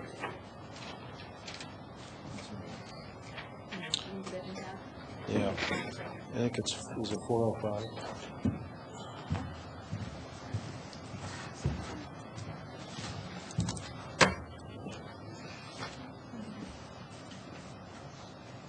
Actually, we have 426 bedrooms.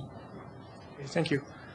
And some additional clarification on the traffic. So we're forecasting 5,000 vehicle operations a day with this development, or is that including the potential commercial along the airport? It includes the potential commercial as well. Okay, so the other number I heard was 1,800? I don't know the exact number, but roughly 1,800 for the apartments. And at Clover Basin and Airport, we're putting in a protected left turn, is that what I heard? That's correct. And there's additional timing, okay.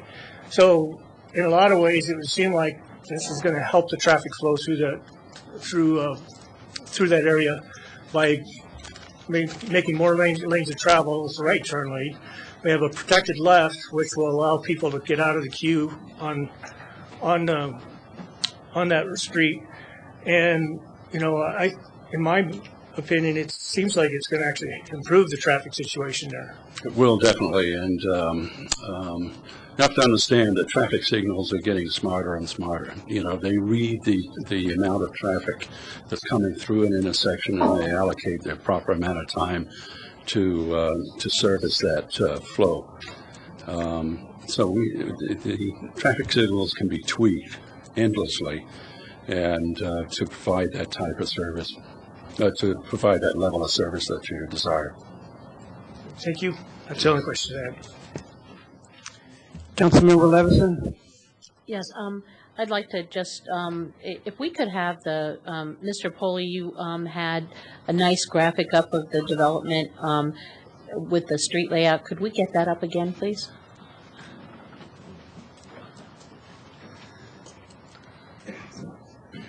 I think it was the first graphic he had up in his presentation. So I had a couple of questions about the traffic flow in and out. The street that was marked, I think it was Bramante was the name I thought I saw on it. Is that a public street? Is that going to be on the city's street map, and are we going to maintain that as a real street? Mayor Combs, Councilmember Levison, I think we can answer that. All of the internal streets are not public rights-of-way. They are all internal driveways to this development. Oh, so if there is an issue with people look at the reverse, not this development folks cutting through the neighborhood, but people from the neighborhood cutting through, and they find to have too much traffic flow the other way, is it going to be possible that access to the commercial would be cut off at some point? Councilmember Levison, no, that would not be true, because we asked them to put a note on the subdivision plat that gives a cross-access easement between the commercial property and the residential property, and that has to be maintained in perpetuity. But the street maintenance would be the responsibility of the that property owner, not the city. Correct. Okay. And then I have some questions about the capacity for the commercial to be built out. When I'm looking at that 6 acres, it appears to be divided into almost 3 segments. And I'm assuming the bottom part on the lower right kind of fades out. But what is the allocation of acreage between the first corner and then the center segment and then the bottom segment for the commercial? Could anyone answer that question?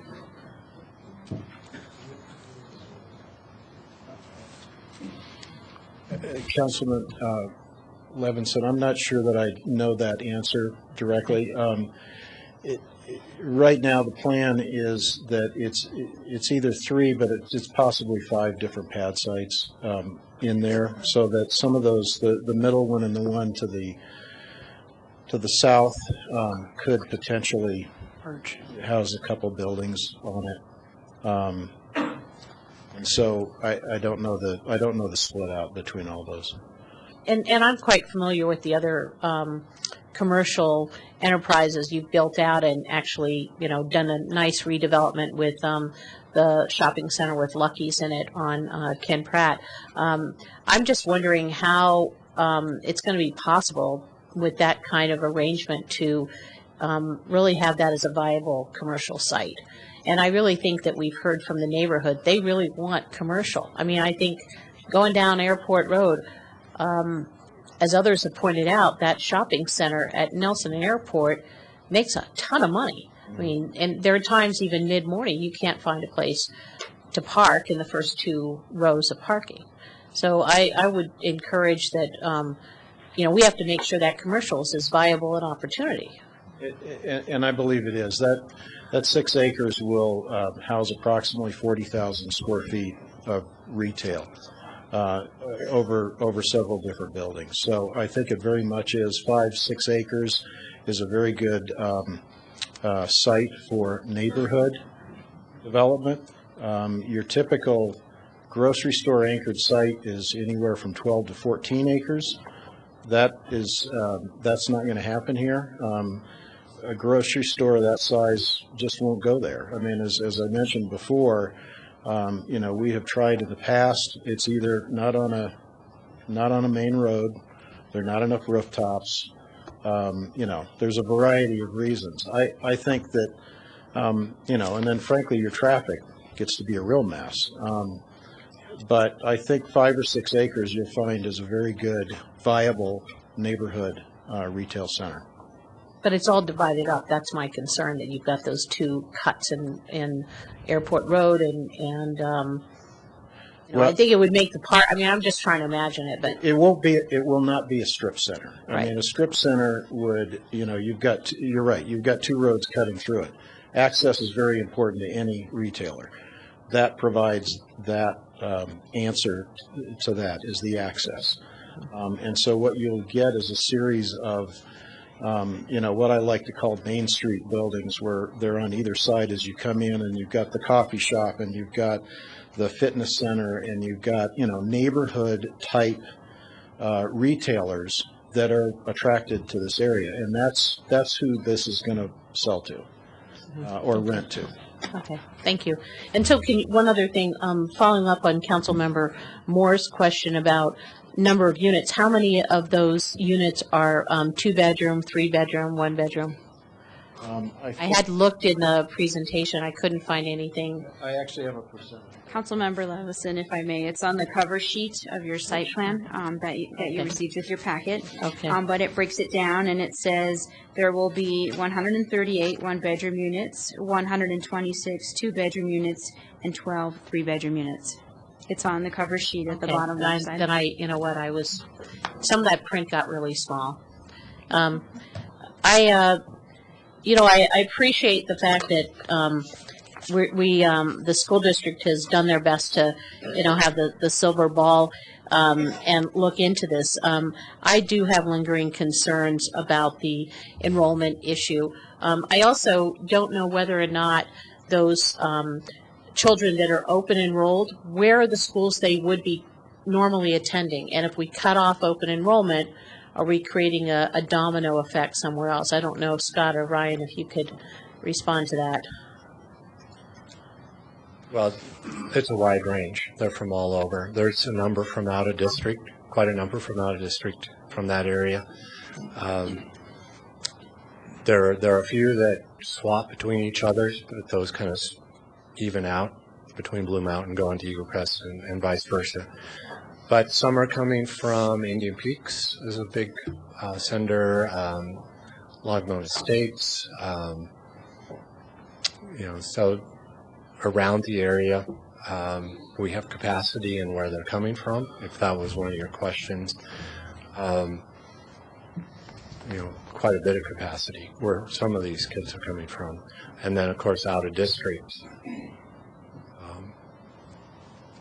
they're from a different school district. So what would be the reason why families in this area would choose to not avail themselves of two what we know to be very high quality elementary schools and a high quality middle school and high school?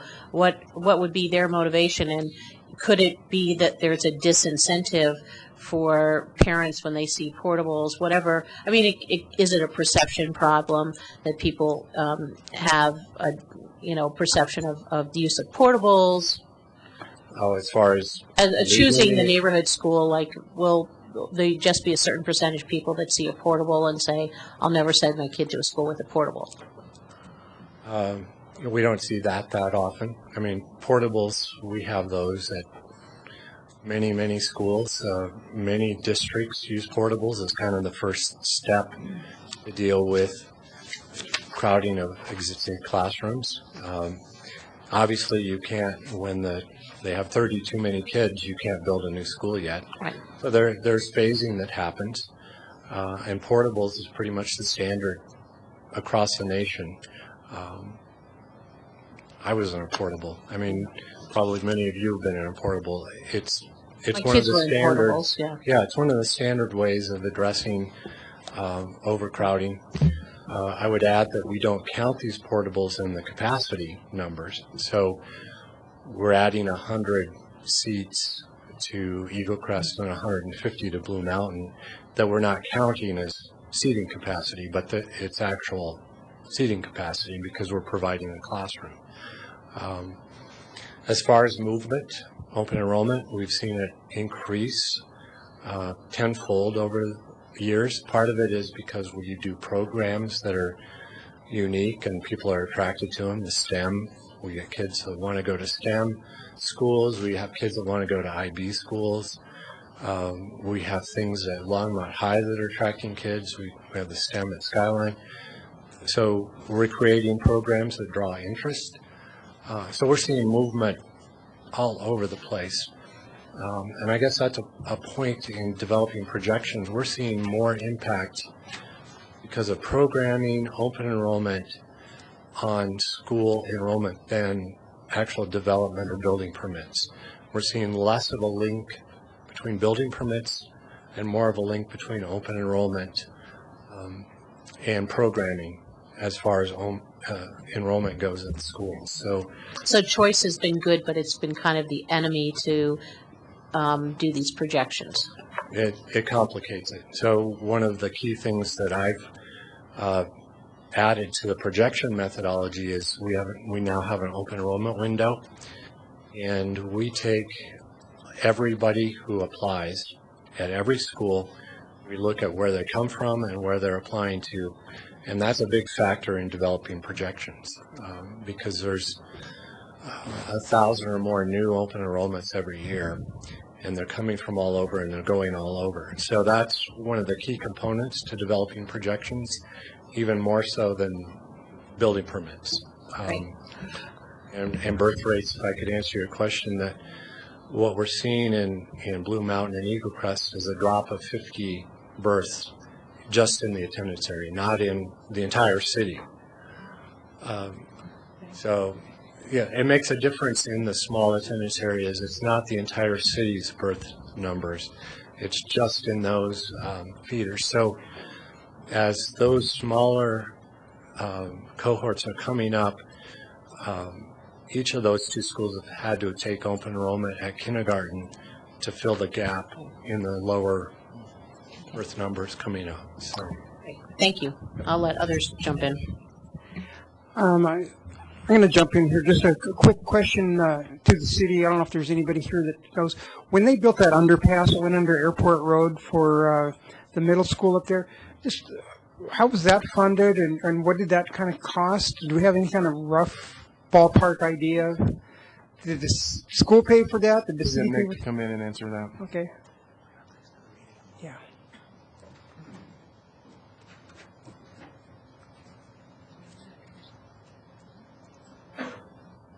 Good evening, Mayor, members of council. Nick Wolfram, Director of Engineering Services. The underpass at Airport Road and Westview Middle School was actually constructed. It was funded by the school district, and it was part of the agreement with the school district when they chose to put that school on the opposite side of Airport Road, which is at that point in time north of the creek. Was not in our planning area. And so they had a good deal on the land over there and put that in there, and there was an agreement with the school district that they would fund that at a certain level when volumes reached a certain level or something like that, and that's how that was taken care of. Okay. All right. There is here, we have signal at Nelson, obviously, signal at Clover Basin, and halfway through on the Greenway, that is also a pedestrian underpass there at that location. Okay. All right. Thank you. Councilmember Bagley. Thank you, Mayor Coombs. Had one more question, although it's kind of convoluted. So I'm sitting here looking at our regs and the definition. Actually, it's 150340 subparagraph B and subparagraph B1B. And it says, limits on residential uses in the commercial district. Residential uses are allowed in the same building as a commercial use or in a freestanding building that is part of a mixed-use development, where the residential component comprises 50% or less of the total development floor area. Residential uses exceeding 50% of the total development floor area are subject to conditional use review. So my question for Mr. May, so tonight my understanding is that there's three criteria we're looking at. One, there's been a preliminary subdivision plat, right? Two, there's a site plan. And three, there's a conditional use as a result of what I just read. So my question is this: does this project meet the definition of mixed-use development without the commercial component being planned and presented tonight? I'll just take that. I'm sorry, Mayor and Mr. Pro Tem Mayor Bagley. I think there's been a misinterpretation of the allowable uses in the commercial zoning district. If you read first subsection B, commercial, and it talks about the specific purpose, and you read in that paragraph, just let me get to it. B1A? E1A, specific purpose, to establish and preserve areas for a wide range of general commercial goods and services. such goods and uses contained in enclosed structures and may serve a neighborhood. Market area, I'm getting there, hold on. A mix of higher density residential and commercial uses is encouraged in the C district. Right, and that's what I'm saying. Okay, hold on. I think there's, so I think there's a misunderstanding. It doesn't mean, it means a mix of, you can have high density residential and commercial. It doesn't necessarily mean high density and commercial must be in some sort of vertical building together. No, I'm not saying that. What I'm saying is, my question is, right now, what we're asked to approve tonight is that all we've heard on the 20 acres minus 6 acres is all high-density residential buildings, which is permitted. But when I read this section of the municipal code, the question comes to mind, does what we're talking about, the project as it stands, as we're about ready to enter into the rebuttal period, does the project meet the definition of mixed-use development? However you want to define that.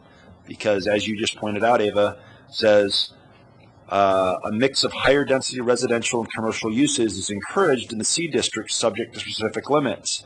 When commercial uses are located in close proximity to existing residential development or a residential zone district, this district should be compatible in terms of scale and bulk and should minimize potential adverse impacts on adjacent residential uses. It's talking about mixed use, and there's no commercial component to this project. So that's my question. Mayor Coombs, Mayor Pro Tem Bagley. So the intent of a conditional use for the higher density residential, and I don't know if this has been placed on the plan, but the intent is that the applicant has indicated that they will be building out the remainder of the site with commercial. As a conditional use, you can certainly make sure there's a condition on the site plan that stipulates that, so that as to the neighbors' concerns that they would come back and ask for additional residential, that would not be allowed without an amendment to the conditional use site plan. So I'm not sure if we have a specific note on here at this point, but the way the application, the property has been represented, the interpretation from staff is that it meets this. However, I would say that's an additional safeguard that we could certainly add to the plan. Thank you for answering a better question than I asked. So essentially, we could approve, it's a possibility to approve this and basically say only under the condition that those remaining 6 acres are commercial. Certainly, that's the beauty of a conditional use. Thank you. Councilmember Finley. Thank you, Mayor Coombs. I also want to talk about the commercial element. Isn't it true, sir, that the commercial area now, as it stands, would be more viable because you have more people, and more people means that commercial users would want to locate there. There's a sweet spot there.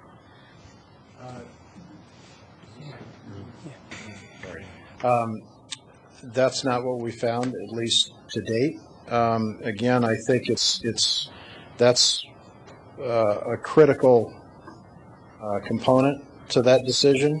It's also access. This is predominantly still a neighborhood, as we've heard time and time again. So you're not going to be able to develop a grocery anchored. No, but what I'm saying is a little coffee shop or something like that is more likely to locate in the property that you have left as commercial, because you now have more people that could go there. Yes, absolutely. And the apartments add to the rooftops, add to the people. It feeds on each other. The attraction for the apartments is the retail. Right. And there's something called a desirability factor, I believe, that people smarter than me look at as far as feasibility of apartments and stuff, and that's one of them is proximity to retail. So it feeds on itself. They're symbiotic. They're not smarter than you, they just know the term. Councilmember Santos. Thank you, Mayor Coombs. We're almost on the witching hour of 11, so I would like to move that we extend the meeting until we finish all items that are left on the agenda. All right, let's vote. Until such time.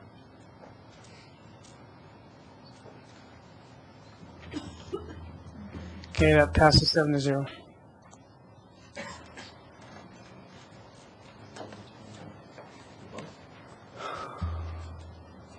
Councilmember Levison. Can I ask a question related to the multimodal traffic study or the multimodal transportation issue? How much would it cost to do a full? Okay, I don't know who wants to answer it. I mean, if we wanted to see a full multimodal, what would it cost and how much time would it take? And I didn't see anybody really talk about multimodal as RTD service. I know that RTD is a butt of a lot of jokes and comments, but it's been pointed out that there is an RTD bus stop, but I understand that it may not be a high frequency use there. So can you give me any kind of guesstimates? Mayor, Councilmember Levison, excuse me. I'm going to turn the cost number over to the consultant to give you an idea of maybe what that would cost. The idea is, and I did want to mention this at some point, is that the city does not require a multimodal study. We require the multimodal plan as part of the process. So what we would do is we check the plan based on the number of connections that are there and the different things that have to do with the bus, the bike, and the walking as far as those alternative modes. So that really goes into that plan process, and we're really waiting for that commercial piece to really show those connections then to the bus stop that's out on Airport Road. So that's part of what we're looking for in that, but we did check it based on what the applicant did provide. I guess the more global question is, we've had these ongoing discussions every time we have another development. You know, when we were looking at Mr. Markel's project, we didn't really have anything that would give us good numbers because that was that other little section down there and going past Blue Mountain and making the connections, and then we don't have West Range all figured out yet. So I think that there are legitimate concerns here that we've got these little silos and we haven't connected dots. And so how are we really supposed to know truly these impacts and whether or not we've got the best information? I seem to think that we don't right now because we keep pushing off. And I know we looked at some master transportation planning for this area with 75th Street and everything and how you get around. But to me, we haven't looked at this whole segment comprehensively enough to know where all these impacts of all these developments drop in. And if they're all going to funnel out to Clover Basin, perhaps before other connections could be made and paid for, then, you know, at some point, there's going to be some developer who can't do anything to use their land. Mayor and council member, what we do try to do, and we thought we were pretty successful at it, was we used the comprehensive plan for our model.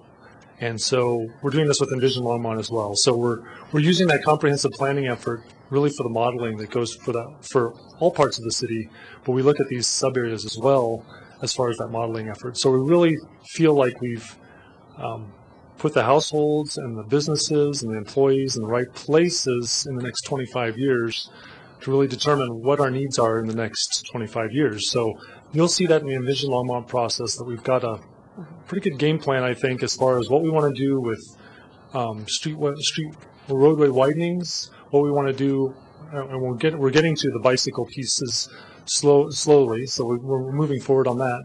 The bicycle pieces and also the more walkable neighborhoods that we heard about earlier. So I think we are moving that direction, and we do that when we do the modeling. We make sure that we're really making sure that we have all the pieces together before we start deciding where new streets should go or widenings.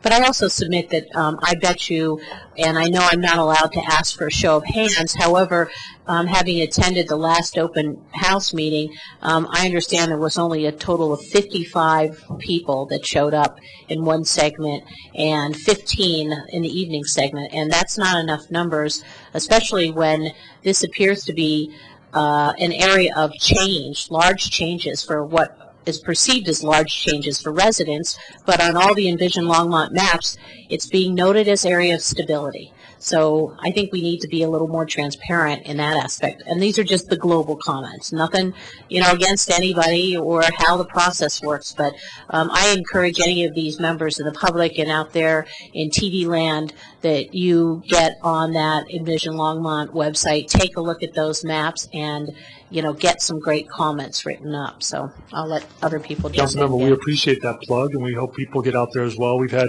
over 9,000 folks get on our website, so we appreciate that. Thanks. Okay.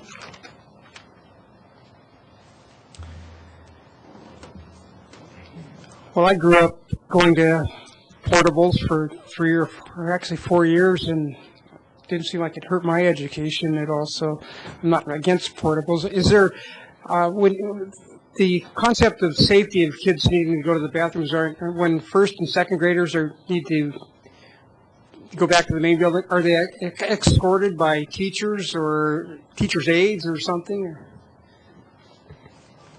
Ryan with St. Fran Valley School District again. I actually had that conversation with Stacy Davis, our safety and security person for the entire district. Okay. With portables, kids, the same is true. There are no bathrooms in those portables, and so they must leave the portable to go into the school. The kids are given a pass card to get out of the building and into the elementary school. There are eyes on the kids as they're walking between the different buildings, the portable and the elementary school. That's in keeping with our policy at the district. Okay. So, thank you. Councilmember Santos? Ryan, don't leave. So, and if I'm not mistaken, what are the grades that are in the portables? I don't know. The upper grades. My daughter's in 4th grade, so she's in a portable. So it's usually the higher grades. Okay. Thank you. All right. I think that's the end of the questions from council. So now it's time for a rebuttal by staff. Thank you, Mayor and council members, for your time. We identified about 5 different areas that we would like to address that we had heard from people speaking this evening. And so we're going to just take it piece by piece. One of the main issues we had heard over and over again was that no multimodal study was done. Again, we don't require that in the city as part of development review. But I know you just spoke with Phil, and I don't know what more he can add to it, but we do require certain things on a multimodal plan. Phil can talk about what he looks for and the multimodal goals of Envision Longmont. And then I'll go on to the other items, which access points, which Chris Huffer, our senior public works engineer, will address. Why we align streets the way we do and so forth. The third question was about school capacity and the accuracies of the enrollment projections, and Scott and Ryan will take that one. There was also some concerns about safety risks to pedestrians and cyclists, particularly students, along Clover Basin Drive and the safe routes to school. And Bob Ball, our traffic engineer, will take that. And then there was a question or concern raised about the architectural design, and I'll take that last. And so we'll start with Phil. Mayor, City Council members, again, Phil Greenwald, Transportation Planner. Again, there's just, you've heard these recently, but we do not require the traffic or the multimodal study with with any application. What we do is require the multimodal plan, and that shows those connections. So we look for those when we review plans. One way, and you've heard a lot about it tonight, is about other alternative mode or multimodal connections.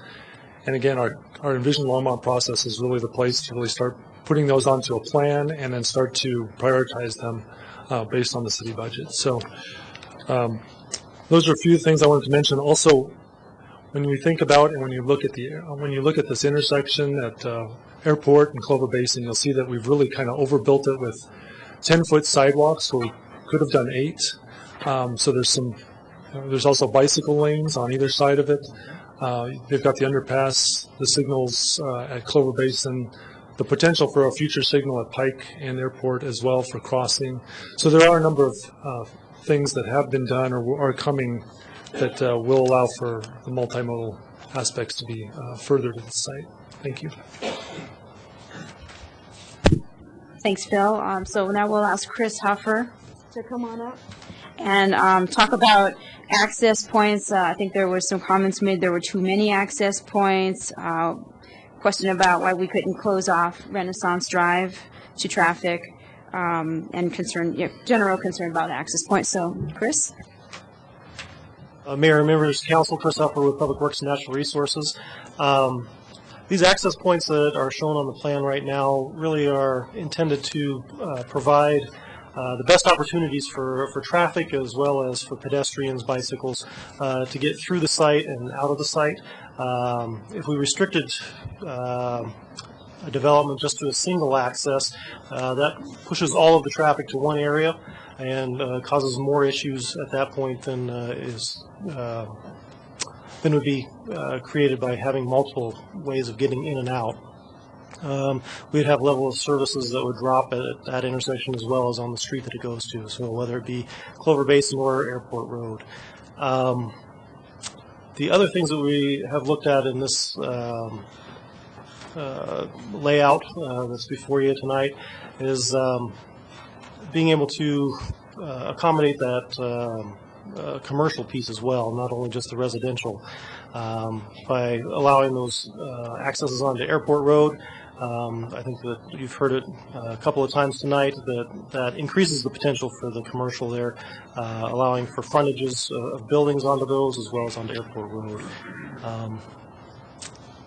And really for those access points, we're also looking at limiting movements to those right in, right out, so that we can control those movements as much as we can. So next, we'd like to discuss a little bit about school capacity. Either Scott or Ryan will come up. There was some comments made about potential inaccuracies in the enrollment projections, that Silver Meadows townhomes weren't included, as well as other subdivisions. Okay, I'll start on a few of those. I think I did hear Silver Meadows wasn't included, but it was in our building permit analysis. It's called High School Number 4 subdivision. It's based on the subdivision name, not the marketing name. So it was included in our analysis of building permits, and we get that directly from the city planning staff. I think there was a question on apartment yields and some differences in counts. We are interested in the public school count, not 0 through 18 year olds who might end up in private or who are not old enough yet to be in the school. So our studies look at apartments, and then we overlay our student data system to look at public school students based on apartment units. So it is a lower number than you would see like a census analysis of an apartment, or if you would go and poll apartment managers, they would have kids 0 to 5 that they're counting that wouldn't be in our schools yet. So there's some differences in that. We would also see much lower yields in one-bedroom apartments. We don't hardly see any students out of those kind of projects. But that's over a historical period of looking at apartment units on the assessor's data and then overlaying our student data counts and looking at public school enrollment. So we do know that there's some that are going to public or private schools, that are going to home schools, and that are not of age yet for public schools. Let's see, I think there was one other question about previous counts during the school year and numbers ending up higher at the end of the school year. We do look at those, but those aren't a direct input into changing our projections. We look at, first of all, is there a large 5th grade class that will be leaving, and what are the kindergarten classes been looking like? So we look at what's leaving, not just what is the ending enrollment in May. Many cases, they're getting fifth graders in because they want to kind of plug into the middle school at the next level.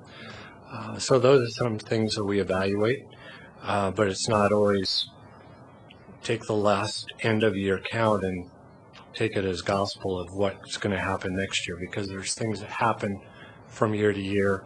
Open enrollment is the other.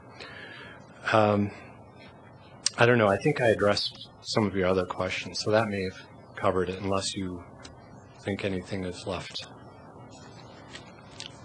Thank you. I think you did a good job of covering Thanks, it. thanks, Scott. Okay, and next, talking about, okay. Brian's going to weigh in. Yeah. Okay. One of the issues that were brought up was whether or not we aggregate development units when we're taking a look at our student projections as well. Whether we aggregate, or if so, when, and how does that happen? So yes, we do aggregate the units, and so what we do is what Scott's mentioned a couple of times, is that we track COs, building permits, and then unbuilt dwelling units as they go through the development. What we do is that those units are added into Scott's 5-year projections, and then he uses those to help identify how many kids will be likely coming into the schools and so forth in the future. So we do aggregate the units, we just don't do it in the way I think that was presented within your packets. So. Thank you. You, Ryan. Next, Bob Ball just wants to respond to some comments regarding safety, that the project would increase safety risks to cyclists and pedestrians. Mayor and council members, there are I think very good alternate modes there. Besides the bus stop, there's also the on-street bike lanes along Airport Road and Clover Basin Drive for those who want to ride on the street. There are detached paths, mostly 10-foot wide. Detached as you head west, some of them are attached but to the curb, but there's 10-foot paths all the way to the schools and up and down Airport Road as well. So there are alternate methods of bicycling and, of course, walking. Most of the children use the traffic signal at Clover Basin and Airport Road that live on the east side of Airport Road, and either walk or, I guess most bicycle, not walk, but there's some of both going to the schools. At the schools, we have a crossing guard there in front of the elementary school, and there's a new principal at the middle school, and we met with them, and they're looking at changing the circulation in their driveway or in their parking lot, and we're looking at improvements. We're evaluating whether we should have a second crossing guard at the Clover Basin and Grandview Meadows intersection. So we're collecting some data there that might help that intersection as well. So we're looking at alternatives. We're always looking at the school crossings and school traffic, that 15 minutes of chaos on otherwise reasonable streets. Thank you. No. Thanks, Bob. And just, we have one last point to rebut, then we'll turn it over to the appellants for their 15 minutes. One comment, or several comments, were raised regarding architectural compatibility. I think some compared it to prospect type of design. And so for us, when we evaluate these things in city planning, compatibility can be a number of things. It doesn't necessarily have to be the exact same design as the surrounding neighborhood. It's not about repetition. The things we look at are, and it's in our code under residential design standards, where we look at building massing, we look at roof lines, we look at window and door placement, we look at what is the quality of the exterior materials. Are they putting, junky vinyl siding, or are we using some stone here? And so what are the colors? And those are other architectural features. That's the fenestration. Those are the type of things we look at. We don't look at one exact thing, and we don't ask them to look exactly like the neighbors' houses. And just one other point I wanted to make is, from planning's perspective, we do require four-sided architecture. There will not be any backside buildings. We try our very best to make sure that no matter, even if you're looking at the building from the back, it's going to look nice. That's something that we strive for. So I think that's something that we try to strive for here with this project as well. Okay, thank you. Okay, I guess if the appellants would like to rebuttal, got 15 minutes to.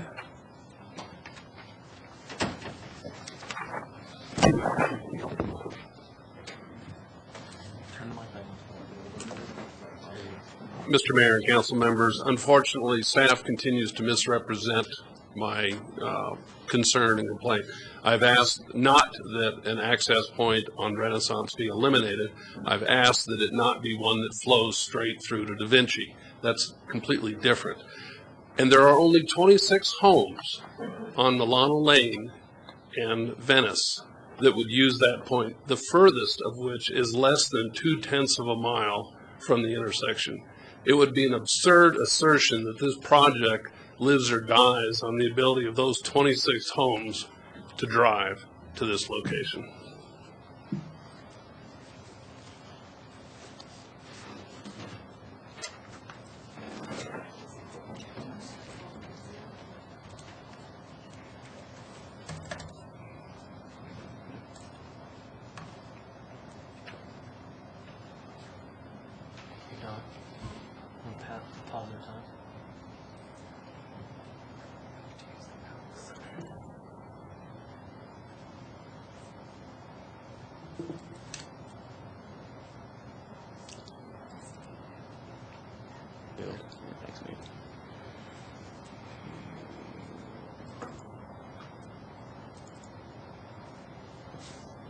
I've got about 3 slides. I don't do slides real well.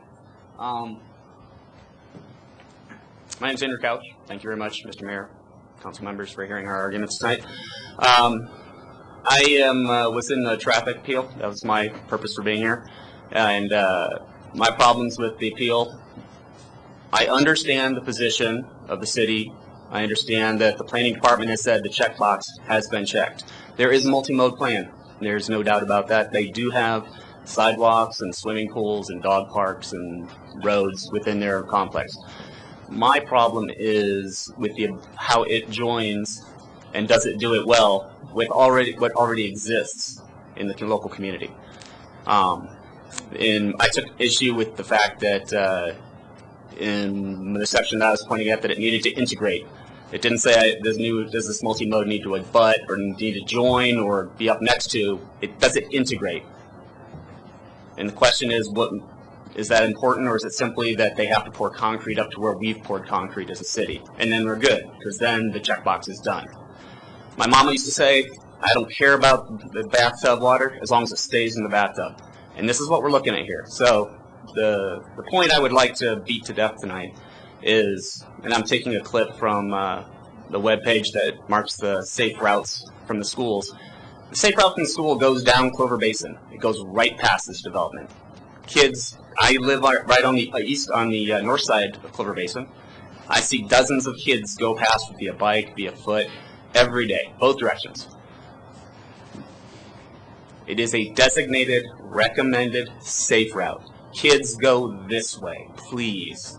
We're doing our best to do this. And yet somehow, it's simply a checkbox that the traffic that passes in and out of here just has to be multi-mode inside.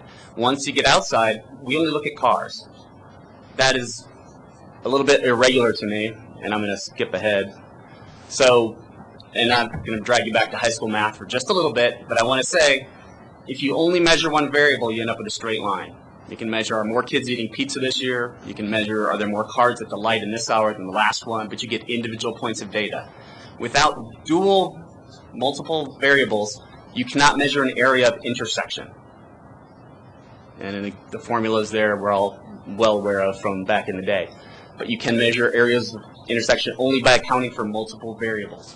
So if I only measure traffic in cars, right and up to, next to, and crossing a major and recommended student safety route, how do I account for the interaction with the students?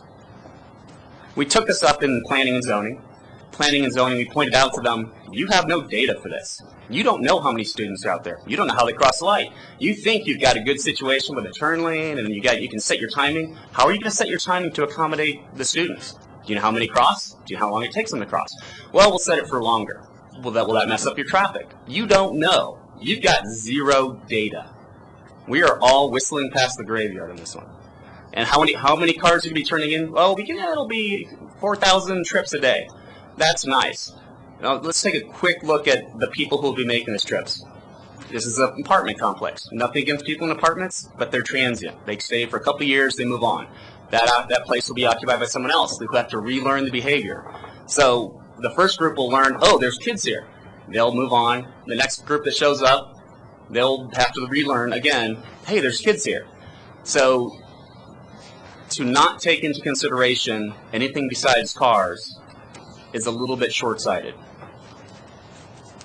When we took this up with planning and zoning, several parents, good-willed parents, suggested an overpass. Others suggested an underpass. Hey, they're doing that a little bit farther north. Why can't we do that? We could be cool like that. And they were shot down. And they weren't shot down by the developers. His plan didn't have anything with pedestrians because no one measured them.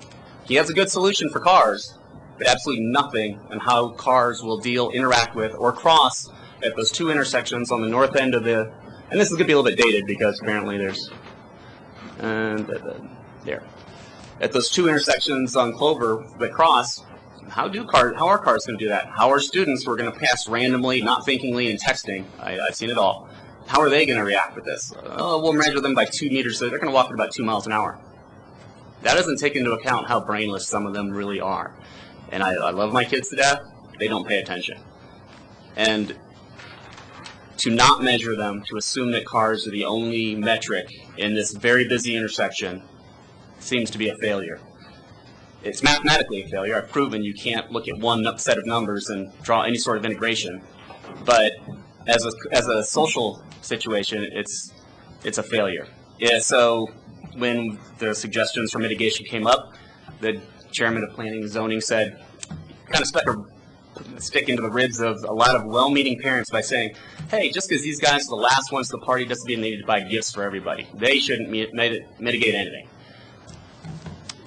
There's a long and illustrious history of being the last guy to the party and having to buy extra gifts. Water rights, we can start with that one. This is the West, and we're all well aware of how I may buy land. It may be on a river. I may not be allowed to touch that water. I'm speaking to the choir. You've been talking, Mr. Bagley. You're aware of, you've wanted to cut off water rights to developing communities outside of ours. It's important. They're the last guys to the party. Sorry, buds. You need to pay more, or we'll keep it for ourselves. But it was also a little bit short-sighted because it avoids the same characteristic that the last guy to the party does have to chip in a little more has a business history. So if I wanted to bring a new airplane into DIA, they're going to say, oh, when do you want to fly in? Oh, I want to bring a plane in from Atlanta at 5 p.m. Yeah, that 5 o'clock hour is all taken. You can have 3 or 4 or 6, but unless you want to pay someone who already has that route for one of those flights, you're going to have to wait until a contract expires. So there's a long and illustrious history that was ignored by planning and zoning to put us off. So on one hand, we feel a little bit slighted, and I got my own personal thought going. But over and above that, we like to suggest solutions. We're not just here to gripe. We're not just here to say not in our backyard. So I recognize that the system is broken, and it's beyond my pay grade to fix it here today. Council will have to take this up and say, is this simply a checkbox? Perhaps we should look and see if this overlaps school safe routes, and maybe you create another checkbox to say, let's do multimodal for at least that. And then we'll have an idea. That would be good. To keep in line with Envision, maybe we should do multi-modes to see if Envision is going where we think it's going before we get to 25 years in the future. That might be good. If the lights are getting smarter and smarter, they can't get smarter and smarter without data. So that's all just a chimera.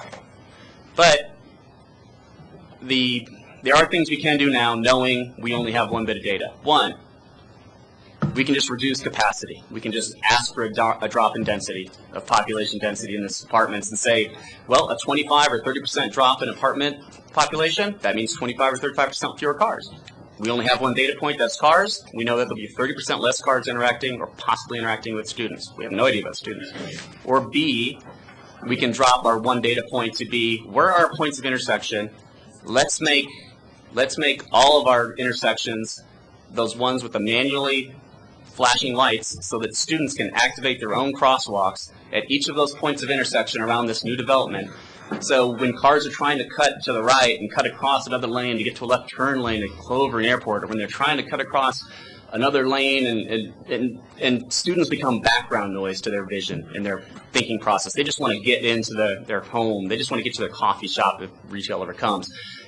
In that case, if a student can hit a flashing light, and think of the ones in Boulder, like right across from the Target, big bright LED fog lights almost. If you have something like that, then you can at least take the traffic portion to zero at those points of intersection.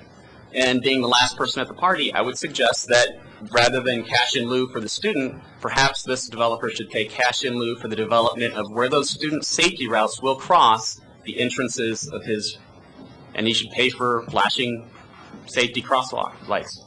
So I turn it over to the rest of the team. Thank you for your time. Thank you, Mr. Mayor, members of the council. I want to quickly address some of the feedback from the school district. We are not trying to throw anybody under the bus or belittle anybody's credentials. The school district, I wouldn't want their job. That is a ridiculous job to look at that many students. We are just looking at our district and our feeder system, excuse me. So that's where we have focused, and we are not experts, but we have done our best. The couple of concerns, the first and foremost for the projections for building type, those were only K through 5 students that we showed you. Those were numbers that we sat down and got from Ryan. So for Clover Basin, 188 K through 5 students when they were projected 112 students, and 146 of those go to Blue Mountain. For Kingsbridge, again, it was 19 students was the actual yield. 10 of those go to Blue Mountain, 2 go to Eagle Crest, the others open enroll into other schools. For Grandview Meadows, it was the projected yield, I believe, is 76. The actual yield was 293, and 177 of those go to Eagle Crest. So even the ones that stay to their designated school is much higher of a yield. I did want to clarify on the Bose annexation, we weren't by any means implying that it was approved, just that the impact analysis had been done. We do have questions about cash in lieu and how that works, and also why the projections have been so far off in enrollment, but I want to make sure we have time to cover traffic. So the biggest thing we have on traffic is that just not requiring any kind of study of pedestrians and cyclists because it hasn't been done before is like this Kafka-esque catch-22 thing where we haven't done it. You know there's a problem. People are testifying, kids are there, but we can't study it, so we can't mitigate for it until it's done, until there is a problem. So mitigating after the fact is really dangerous to real-life kids who are crossing the street right now. I have not heard anyone really address the acceleration lane hazard at Venice and Dahlia. So we would ask that you consider, you have the right to approve parts of this plan, but ask for mitigations or ask for not just say yes or no. You could approve the development, but say, gosh, could you put in flashing push-button pedestrian signs at Venice and Dahlia? Are we going to go ahead and go for a light there? You could ask for a light on Clover Basin. The flashing arrow may help with the traffic stacking, but it doesn't make the pedestrians any more safe. The developer themselves showed that they project a D and E grade of traffic right at this hazard that we have identified for middle school students. And a potential light is not enough of a mitigation because it's potential. The kids are crossing the street right now. We don't know if it will happen or not. They're looking at improving the flow in the elementary schools because it's a problem right now, because it's a danger. I know there are people in the room right now who live across Altona who could testify if you wished for them to about what they see every day with kids starting across the street, backpedaling real fast. And there are not crossing guards at those locations. You have the option to ask for a study that does not average the east-west traffic with the north-south, or to look at safety, or to ask for specific mitigations from the developer, or look to it as a city. But I really want to go on record not having heard any questions about this acceleration lane hazard with the middle school students, that if there is nothing addressed about our concerns at all, and we just say, you're the experts, so you must be right, then what were the citizens doing here tonight? what have I just neglected my family for the past month for? I really thought you guys were hearing us, and I hope that I'm wrong, that just those were questions that I didn't hear in the discussion. But that acceleration lane hazard, if it is not addressed, is going to come back to bite you guys and us and the kids. One of your review criteria for the conditional use, it's letter B. On-site and off-site traffic circulation patterns related to the use shall not adversely affect adjacent uses or result in hazardous conditions for pedestrians or vehicles in the adjacent or on-site. Obviously, this would be the case. Off-site traffic circulation would adversely be affected. It's already in a piss poor condition, and so it's hazardous for our drivers, it's hazard for the pedestrians, and obviously the cyclists, which we've been talking about. That one is at fault. Also, across the board, you were saying there was no need for a multi-purpose traffic study. Well, how come in the code it talks about the safety and welfare of the community? Letter A, promote the public health, safety, convenience, comfort, prosperity, and general welfare. We're talking about the safety. That's been the whole theme of my presentation. The safety of our children, the safety of the pedestrians and the bicyclists. Safety across the board.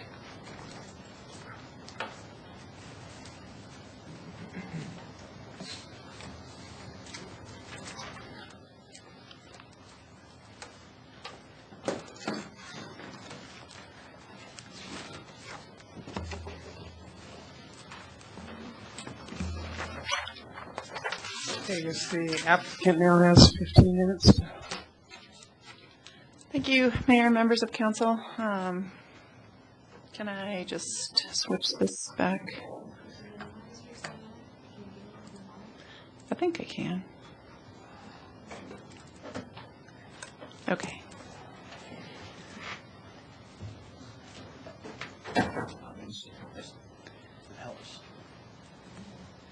Alrighty. Thank you. I have a stack of papers here. First, I wanted to just enter a few things for the record as well. I'm not sure if these got into your packets tonight, but I have a letter from Master Police Officer Sarah Arney, and this is about the crime-free program we mentioned earlier as well. The participation with this project being voluntary and willing to participate in this. Again, this addresses not so much the safety outside the site as much as it does address the safety within the site. So I can pass that over. In addition, I wanted to send in for the record, we ended up going out to a third-party traffic consultant, knowing that traffic was a big issue. We did this for the Planning and Zoning Commission. So we engaged Felsberg, Holt, and Ullevig. Rachel Ackerman and Richard Fulmer did a third-party review of John Aldridge's traffic study. So I just wanted to read a couple statements from this letter, and then I can pass it in. He states, or they state, we do not have any issues with the proposed access locations for the development. We agree with the conclusions that the proposed access locations, some with movement restrictions, are necessary to accommodate site-generated traffic into/out of the site. And then we find that the infrastructure and operational recommendations in the ATC study are reasonable and will address the traffic impacts of the project. So I'll pass that in as well. In addition to that, we have also done, and I only have one copy of this, but I'll hand it to the clerk. It should be in your packets, but it's a memo on compatibility where we looked at every single perimeter neighborhood. We looked at height, we looked at architectural style, and the like. So that should be in your packet, but if it's not, here's a copy of that as well. And that's for the record. And then lastly, we did a criteria review for compliance for the preliminary plat, the site plan, and the conditional use site plan. It's a matrix that looks like this, double-sided. It should also be in your packet. So I'll turn that in as well. And then I also thought this was interesting. I wanted to hand this in. Joe will probably not love this, but, you know, compatibility was discussed. I was flipping through a magazine the other day and I found this architectural, it's an ad for Silver Meadows, But I looked at the architectural style and compared it. This is sort of the trend these days, the architectural style. So I'll turn that in as well. And that's Silver Meadows is just right up the street in the neighborhood as well. So I'll just kind of quickly touch on a few things just to add some comments to rebuttal in addition to what staff has already said. Phil talked a lot about the multimodal plan. We are certainly not multimodal. We have, as you saw before, very connected internal system. The roadways connect. We actually, when we speak about access points, and Chris can attest to this, but we came in and we tried not to connect. We tried to be disconnected. Did we not, Chris? We spent, again, a year in conversations with your staff. We worked really hard, but we did try to not align our access points. And we tried to convince staff that that was a good idea, and they were not having it. So we went back to the drawing board, and that's why you see some of the little curves in the road, because we were actually making a great effort to try to align and be connected to the community and really have this fluid and, again, very permeable project here within Renaissance.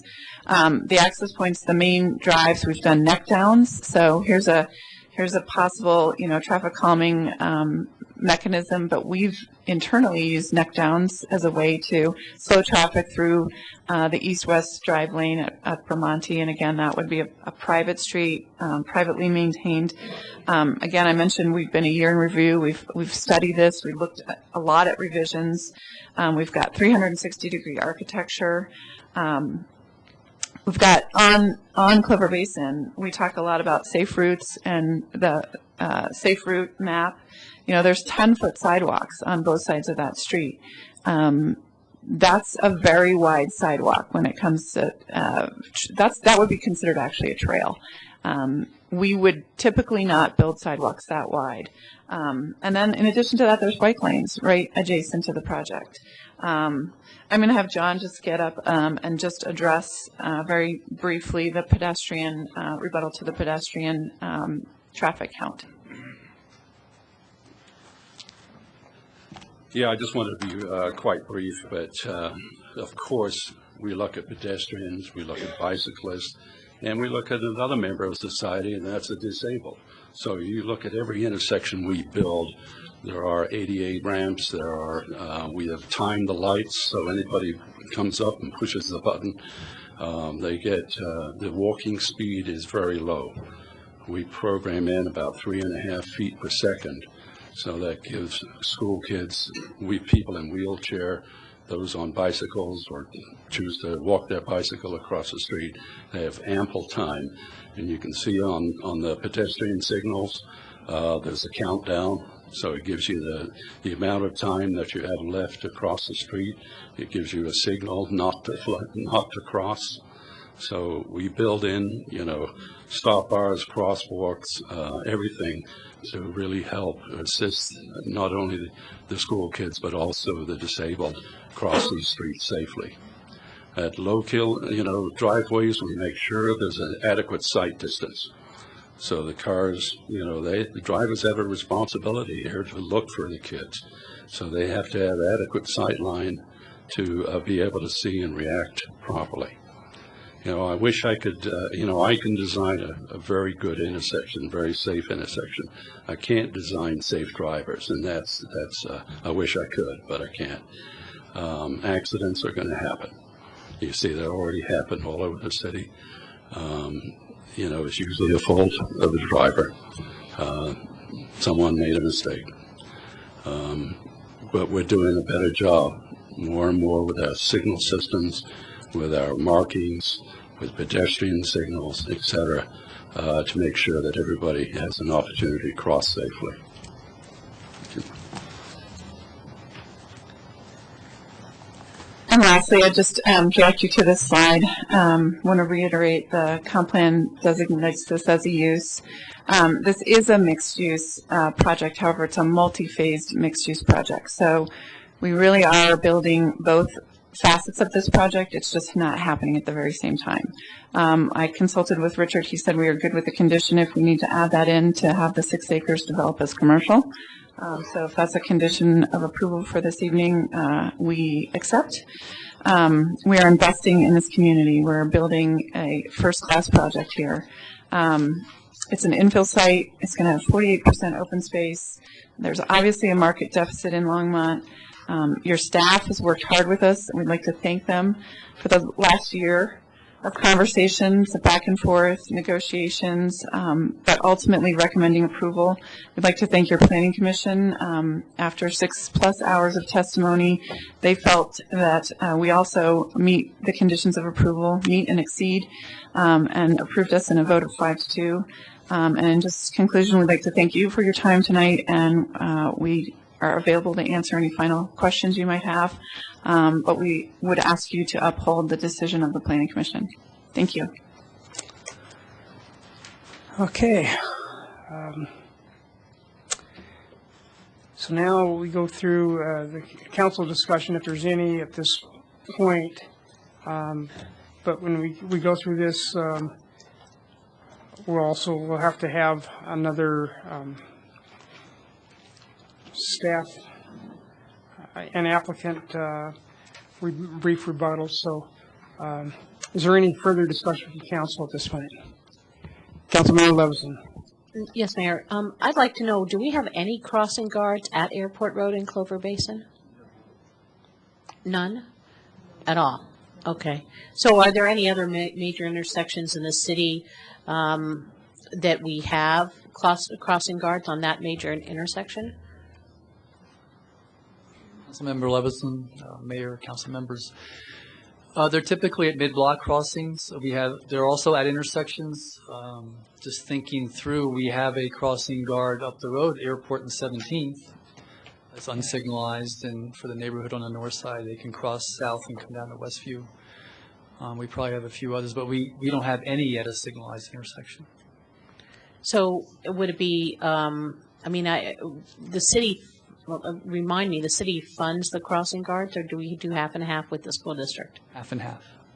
Okay. So I'm wondering whether or not part of the solution to some of the safety issues would be to pony up to have crossing guards there at that intersection, do the safety concerns, and then, I don't know whether or not that's a possibility. And I guess we won't know the answer to that this evening. Councilmember Bagley? Thank you very much. Can we take 5 minutes before, and then we'll come back and Sure. Just walk around, go to the restroom. It's almost midnight. All right, let's do that. Take a 5-minute break. Packet.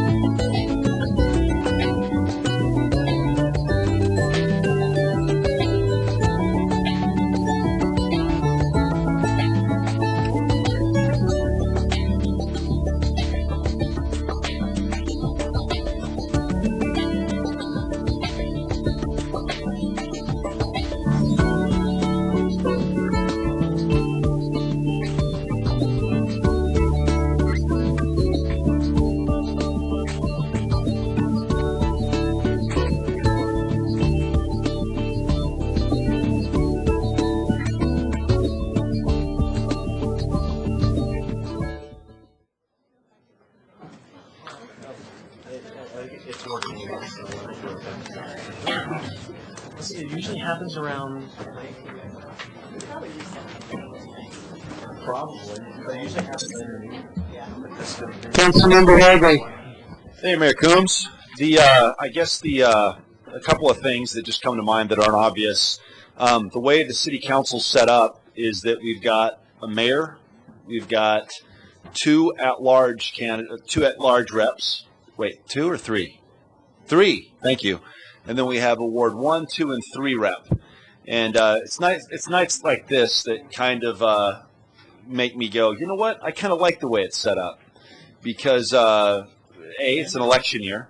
You know, some of us are up for election in November, and it'd be really easy to say, you know what? I hear you, and I want your vote, and therefore I'm going to do what you're saying because it's going to just be easier for me. I'm in Ward 1, so I'm not at risk currently from this particular project in the voting booth. And the buttons have been silent, but might as well go out there and take some hits. I guess before I start with my thoughts, I guess I've got 3 issues that kind of come up that I heard, regardless of how it comes out tonight. If this project moves forward, there's 3 issues that I think I would like to see as a conditional use on this project for the following reasons. 1, we need to address the acceleration lane. Okay, so I would say that we need something to address that. 2, we need some type of traffic mitigation on the east side to prevent people driving up and down with reckless abandon. I don't know if it was Milano or Da Vinci, but was it Milano? Okay, Milano. That would resolve some concern. And 3, last but not least, I don't know if it would actually help the density and traffic problem, but if you just read, I'm a big believer of just follow the law. It should be mixed use. So I think a condition should be that those 6 acres need to be commercial. Not necessarily requiring them to go back and say, we want to see what you can do with it. But in the future, if it's truly a mixed use project, it needs to be commercial. So those are 3 things in moving forward that I'd like to see. In general, this reminds me, you know, again, we see this same dance plays out every couple of months. And it played out in my neighborhood, ironically. I wasn't living there at the time. I knew I was going to be moving there. And the same arguments were made, meaning somebody's going to die. They actually used the intersection that I moved to as ground zero, saying whoever buys this house, you know, oh, you're gonna see. Well, it was me. I bought that house. To this day, my neighbors won't talk to me because I was the swing vote that allowed the construction project that went in on Highway 66 and Sundance Road up in northeast Longmont. And so, you know, I'm mindful of where everybody's coming from. Things come to mind. I mean, on one hand, is having no growth or no construction going to make things safer from a traffic mitigation perspective? Absolutely. You know, but then again, if you go down to like 3rd Avenue in Longmont, those beautiful old homes in historic downtown, you know, at one point there was no 3rd Avenue, but now you drive along there, it's traffic. And you're not going to let your kids play in the street, and they're not going to be as comfortable and safe crossing the street to go to school or go to their friends' houses. It's just something that comes along with growth and with people exercising their property rights. And to me, a lot of it comes down to if this was a low-density project, if it was zoned R1 and someone was coming in and saying, hey, we want to build commercial or high density, I'd look at you and I'd say, I'm sorry, folks, but if I move in, I was put on notice that it was R1, and now I think it's a land grab, and I don't think that's fair. That's how I'd vote if that were the case. However, in this particular case, you know, it's commercial. It's high density anyway to start off with. I think that as long as there's a commercial component and it's truly mixed use, it is permitted under the code. And even though it's unfortunate, I mean, I understand having apartments move in, and it's going to change things in that particular neighborhood. but nevertheless, it is permitted.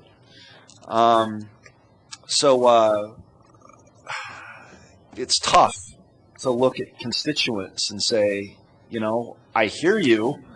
I'm not ignoring you. I think we need to mitigate and address some of your concerns. But all in all, I personally feel that the project is one, so long as we use best efforts to mitigate some of your big concerns, I think it's something that we should approve. And the reason why, if you'll notice a lot of times I'll be flipping through my computer and I'm basically going through and whenever I'm an attorney, for those of you who aren't familiar with our council meetings, that comes up every once in a while. But judges always do something when they're confused to get out of situations when I'm before them. And they basically just open up the law and they start reading. And so if you actually look at the 3 different review criteria we have, first, for the preliminary subdivision plat, A, the subdivision is generally consistent with the Longmont Area Comprehensive Plan as amended. I think generally, as long as we actually address those issues, I think it's generally consistent. For example, it's currently zoned commercial, and it does allow mixed use. B, the subdivision is consistent with any precedent-approved rezoning concept plan. There isn't one, correct? So one doesn't exist. C, the subdivision is consistent with and implements the intent of the specific zoning district in which it is located. Again, it's commercially zoned. That was the intent. As long as it's mixed use with commercial, it fits. D, the general layout of lots, roads, driveways, utilities, drainage facilities, and other services within the proposed subdivision shall be designed in a way that minimizes the amount of land disturbances, maximizes the amount of open space in the development, preserves existing trees, vegetarian, and riparian areas, protects important wildlife habitat, and otherwise accomplishes the purposes and intent of this development code. Again, there's a lot of open space. It minimizes the amount of land disturbance. It doesn't say that it has to absolutely not impact it. It just says minimize. E, the subdivision complies with all other applicable development regulations, standards, requirements, and plans. So long as we add in those 3, I think it does. The subdivision shall be integrated and connected where appropriate with adjacent development through street connections, sidewalks, trails, and similar features. It doesn't necessarily look like the surrounding, it doesn't match exactly, but it is compatible based on the 4 different walls and everything being accessible and the sidewalks going in. The subdivision will not result in significant adverse impacts on the natural environment, including air, water, noise, stormwater. The city and other service providers will be able to provide adequate public facilities and services, including schools, police and fire protection, transportation. We're hearing from the schools that it's going to be okay. Open enrollment could go away, at which point it's really okay. The subdivision shall have access to adequate and available utility services. It does. When the subdivision generates a need for public improvements, including public school sites, the applicant shall make fair contribution to the cost, construction, and provision of such improvements that are acceptable to the service provider, including fair contribution for public school sites acceptable to the school district. Now, I could go on, but it's getting late, but we have the same type of questions for review criteria for conditional use. In other words, in order to have high-density residential, it needs to be mixed use. And we have the powers of council to say, if you're going to do this, we're conditioning it upon the following 3 issues. And I might be missing one, but I think those are the big 3 that I heard tonight. And then last but not least, the review criteria for site plan, again, has A, B, C, D, E, and F. And again, they're similar to the ones that I've already read, but it fits within the scope of what this particular developer wants to do, so long as we do a conditional use and say, you got to be careful and listen to the neighbors and actually address these 3 things. And so, long-winded, I know, as always, but I think we should approve it with those 3 conditional uses. I also think that city staff needs to be careful and on top of the developer to make sure that they actually follow through and do what we're requiring of them. And I also think that at the end of the day, this is a heck of a lot better than commercial. And I'm not talking about big box. It's just that we'd be having the same conversation over commercial. And you could bring in 3 times the people and say, we're not going to vote for you, we're not going to vote for you. But what's really hard about this job is trying to do what's fair for everybody, not just the current residents, but the property owner, who theoretically, you could argue, he's been here the whole time. He bought the 500 acres and developed the whole thing. But I'm not willing to say, I'm going to give you, Mr. Gross, whatever you want because you were here first. Because we also have a responsibility to those people who are going to move in. And so it's just a balancing act. And I think the balancing act is allow the project, do those 3 conditional uses to address the big concerns in the neighbors, and do our best moving forward to get along and making sure that we keep people as safe as possible. My thoughts. You know, the idea of having these crossings that a pedestrian could just push and then all of a sudden the lights start flashing, you know, we looked at that on the mid-block crossings on Main Street. And, you know, the data that I heard back is they're actually not as safe as, because people think that because they press the light and the lights, that they can just automatically jump out. And so I wouldn't want to necessarily say that that's a safe solution from some of the information that I've got. I mean, if there was a magic bullet that was a safe solution, I'd be all over it, but I just don't know if that is the safe solution.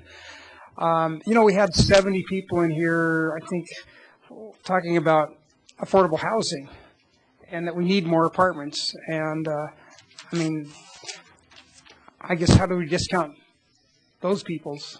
And part of the reason to, you know, increase housing as a whole helps take the pressure off, you know, more supply and demand. You know, I do agree that we need to make it conditional, that we need to have commercial to be part of this as a condition of this use. But those are my comments. Councilmember Moore? Thank you, Mayor Coombs. I would echo a lot of the same things that Mayor Pro Tem Bagley indicated. There are some questions out there. The commercial designation is for the remaining 6 acres would be something that would keep this as a mixed-use facility, just like it was originally intended to allow this type of development. But when it really comes right down to it, the question is, did the applicant demonstrate the application complies with applicable review criteria? I don't think that there's probably anybody sitting in this seat that does not really think about that a lot. We got the packet last Wednesday, and I spent 80 hours already going over this stuff, looking for a way to figure out that they have not complied with this, with the review criteria outlined in our codes. And that being said, I can't find a reason not to approve the development. As hard as I tried, I could not find anything. So I'm going to support the development. Councilmember Christensen? I would like to echo pretty much what Councilman Bagley and Councilman Moore said. I do want to.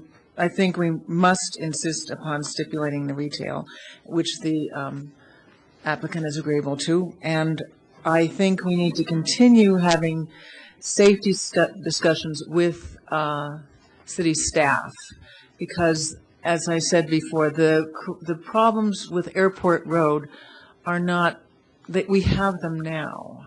And the problems that we have with the school system, we have now. These are not created by this developer. And they have worked on some safety issues with the lights that appears to me that would help to some degree to solve some of the problems that we already have.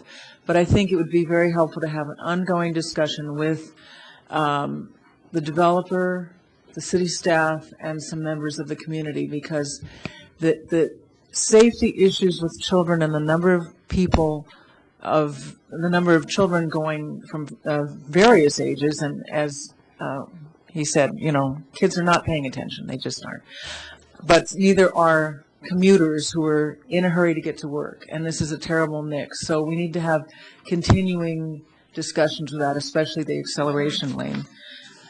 And I would like to see some examination of the school system with the impact of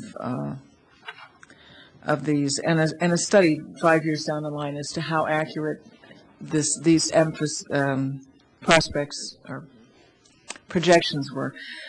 Something that nobody's sort of talked about is people were worried, people in the community, the adjacent communities are worried about the impact of apartment buildings in this community. And, you know, these are very high-end apartments. These are not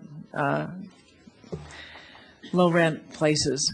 The problems that you have with apartment buildings are largely that when a developer leaves and they don't have any way to maintain things, they don't put the money into maintaining it, they don't put the money into management.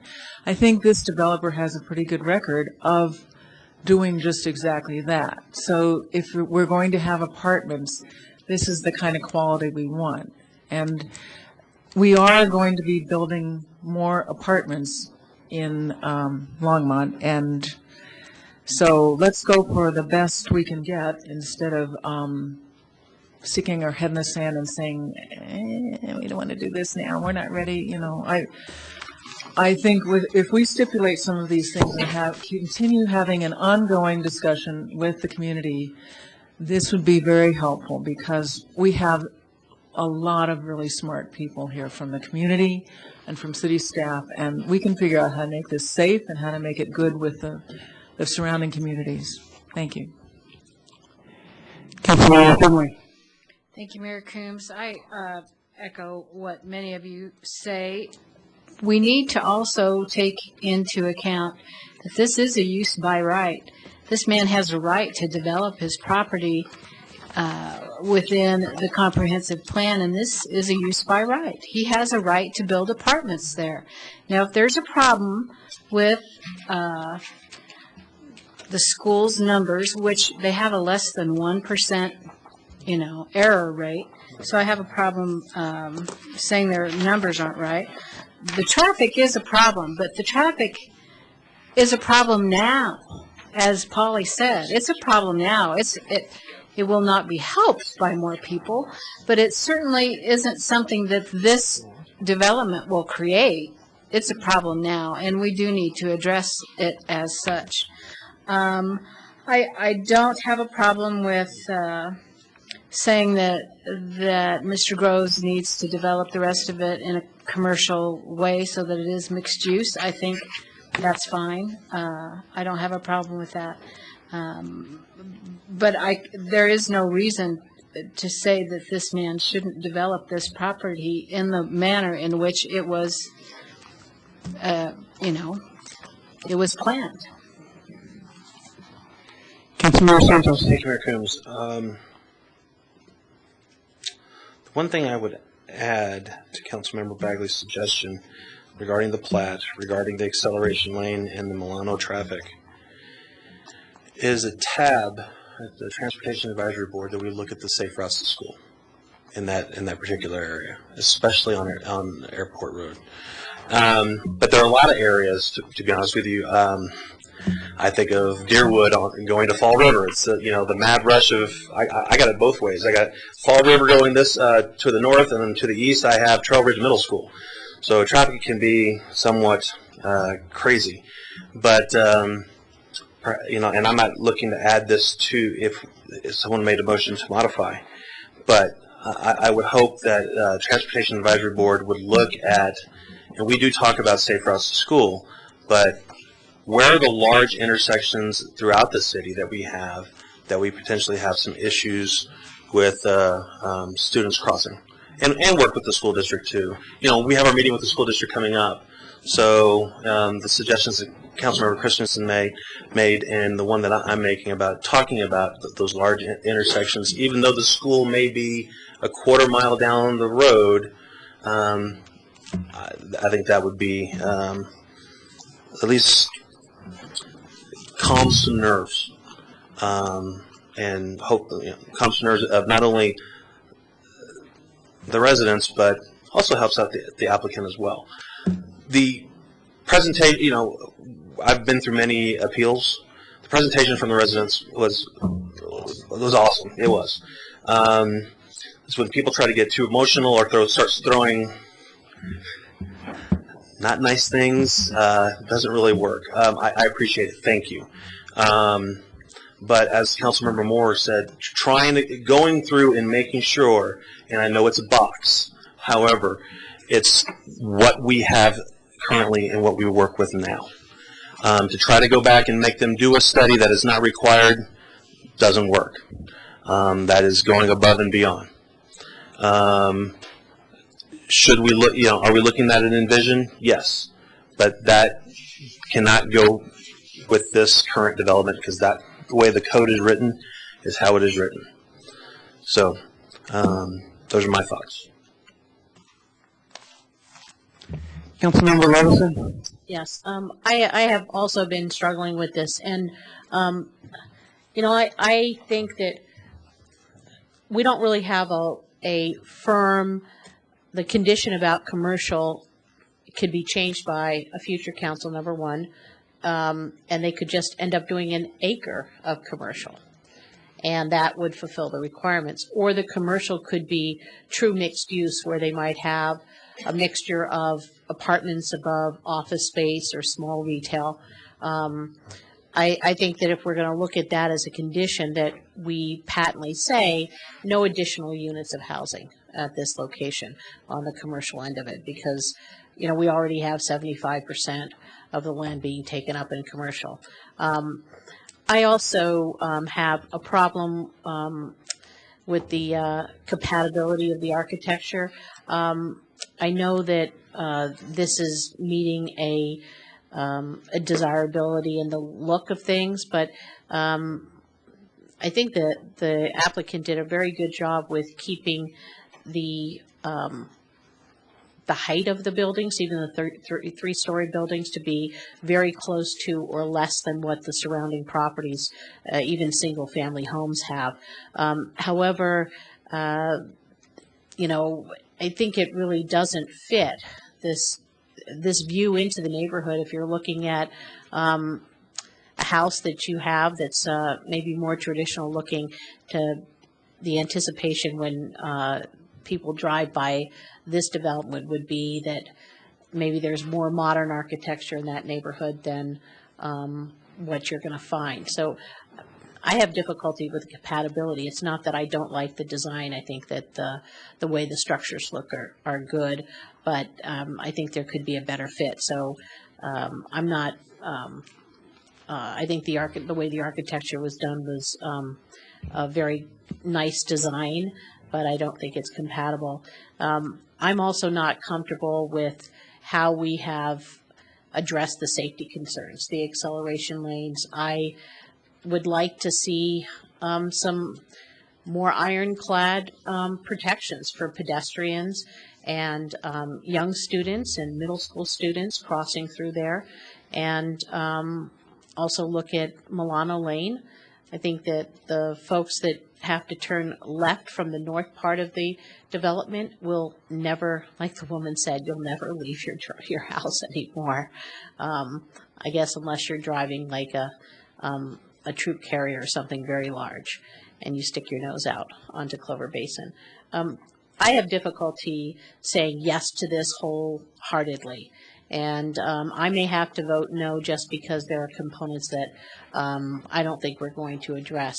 I would have liked to see more retail, frankly, and less housing on this, and I think that the way that the commercial is set up with those cuts in there, I went back and looked at the plat, it's a little less than 6 acres, and dividing it up like that, I think is, the site plan is not really going to accommodate the kind of retail and the flow that we're going to need to have even small neighborhood serving retail because of those cuts. So I'm still on the edge about, and I'll wait to see what motion might come, but I guess I have a question. It seems that from the council discussion, we are not going to wholeheartedly uphold the planning and zoning decision. So then what would be a motion if we wanted to put additional conditions on?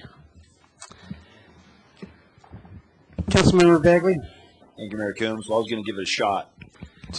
Just a minute, we were getting ahead of ourselves. Why? We still have to, because we've now opened this up, so we have the staff can have another rebuttal, the applicant can have a 3-minute rebuttal, and the applicant can have the 3-minute rebuttal. I don't think so. No further questions to staff, parties, or the public. We haven't asked any questions, have All we? right. We've been Okay. talking. Just been talking. So a motion that I would make. Just go ahead and let Harold. Eugene, can I jump in and get some clarification?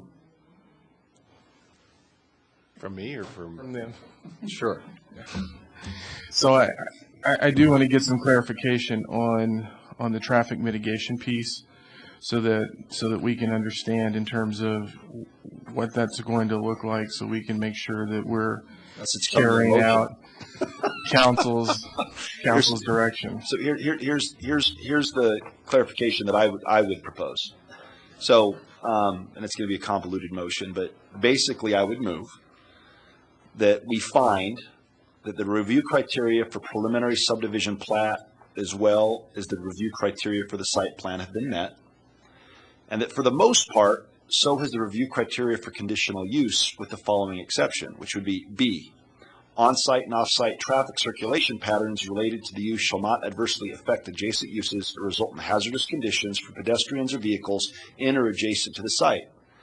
As such, we would find that the applicant demonstrated that the application complies with the applicable review criteria so long as the following four conditions are met. 1, the developer work with, I know there was 3, but I'm going to add a 4th. 1, that the city work with the applicant in order to address the concerns raised tonight regarding the acceleration lane. 2, that city staff work with the appellant in order to, with the applicant in order to address traffic mitigation, such as traffic circles, etc., between the development, or proposed development, and Milano. 3, that it be conditioned upon requiring the remaining 6 acres be designated commercial, meaning no residential. And 4, that city staff work with the applicant in order to take traffic mitigation measures during school hours. That was 4. Long, convoluted motion, but I think that as long as they address those 4 issues and those conditions are met, I think that the findings of fact say that they did it.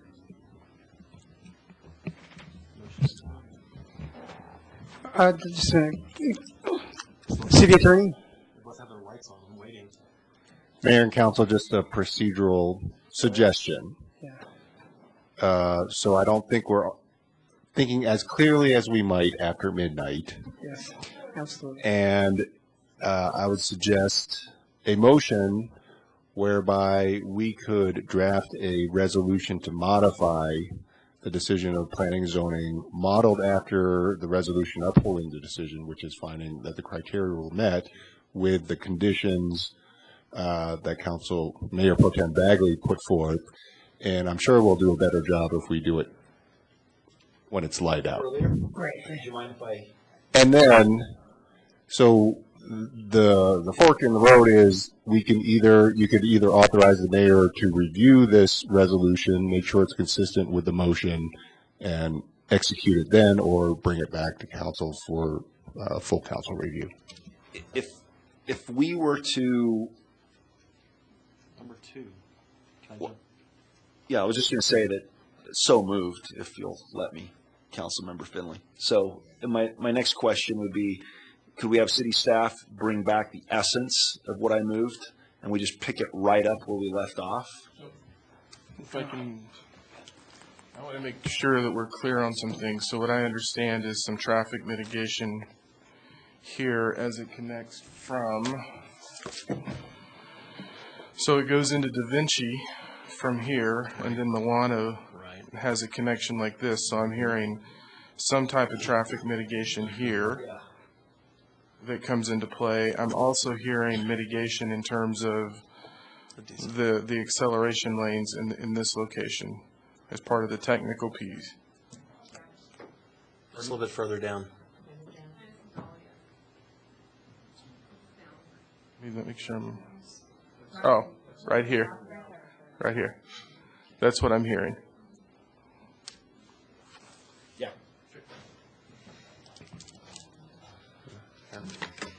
Councilmember Santos. Mayor Coons, in essence, what you're moving, Councilmember Bagley, is option 2, which is to modify the decision with by upholding the approval with those additional 4 conditions. Correct. Councilmember Christensen.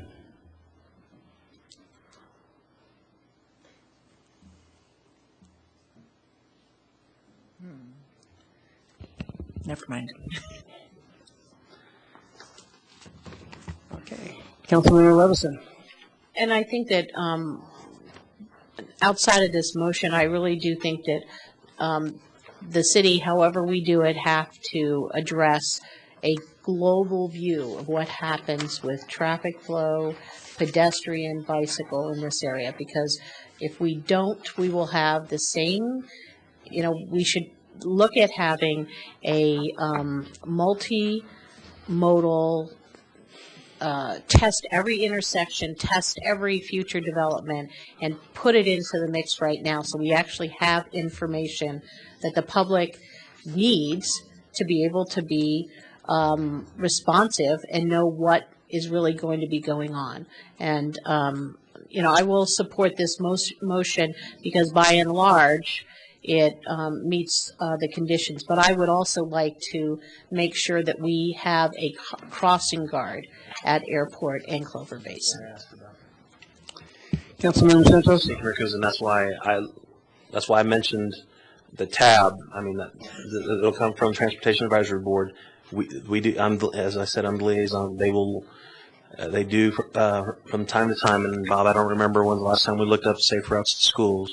But that's one thing that I would hope that, that you're hearing at least consensus that we would like TAB to take that up.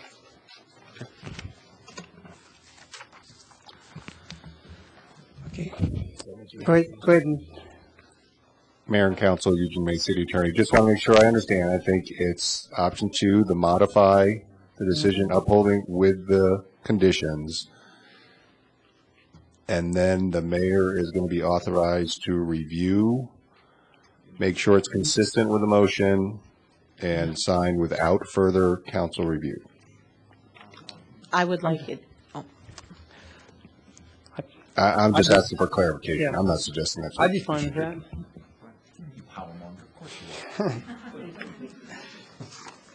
Councilmember Levison.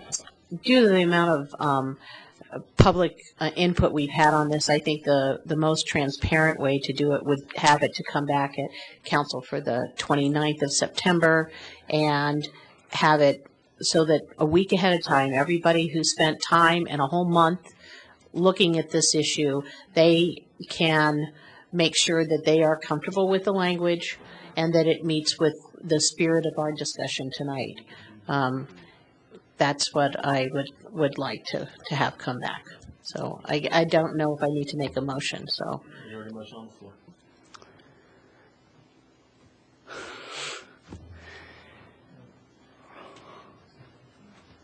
So can we handle that first one and deal with that? Mayor and Council, I don't think I've gotten clear direction on the procedure. I think we know what the substance is, which is modify the P&Z decision to uphold the P&Z decision with these conditions. I'm not clear. Yeah, you could do it that way. Yeah. But the process by which the resolution gets adopted is still hanging out there. Councilmember Finley, do you mind if I alter the motion one more time to add on the clause that you bring it back to City Council and then we can vote on it and authorize the mayor at said time? Yeah. So the motion is to go ahead and draft it with the understanding that what was the right words you used? Modify the decision. That we're modifying the decision of the P&Z with the 4 conditions that we mentioned previously, and city staff will draft it and bring it back for our approval. Second.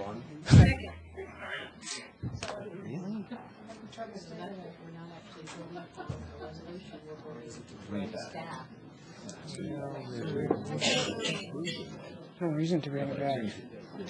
Councilmember Santos? Mayor Coombs, there's really no reason to bring it back. We're modifying with the conditions that we have asked. Yeah. There's no reason to bring it back unless you're looking to have a whole other public hearing. You want to bet? I mean, I've heard consensus among council that everyone's okay with upholding the approval based on, with those conditions. Another procedural option is you could postpone to a date certain, which would be the 29th. We will scurry around, draft the resolution, bring it back. On the 29th, it would be reopen the hearing. At this point in time, no more public hearing for council action on the revised resolution. Yeah, I like that. Okay. And then we can just, yeah, I like that. Okay. I like that. That's what I move. Right there. That's what I move. All right, we got a motion, it's been seconded, we got a procedure. Let's vote. Don has to sort out the motion now. Okay, that passes 7-0.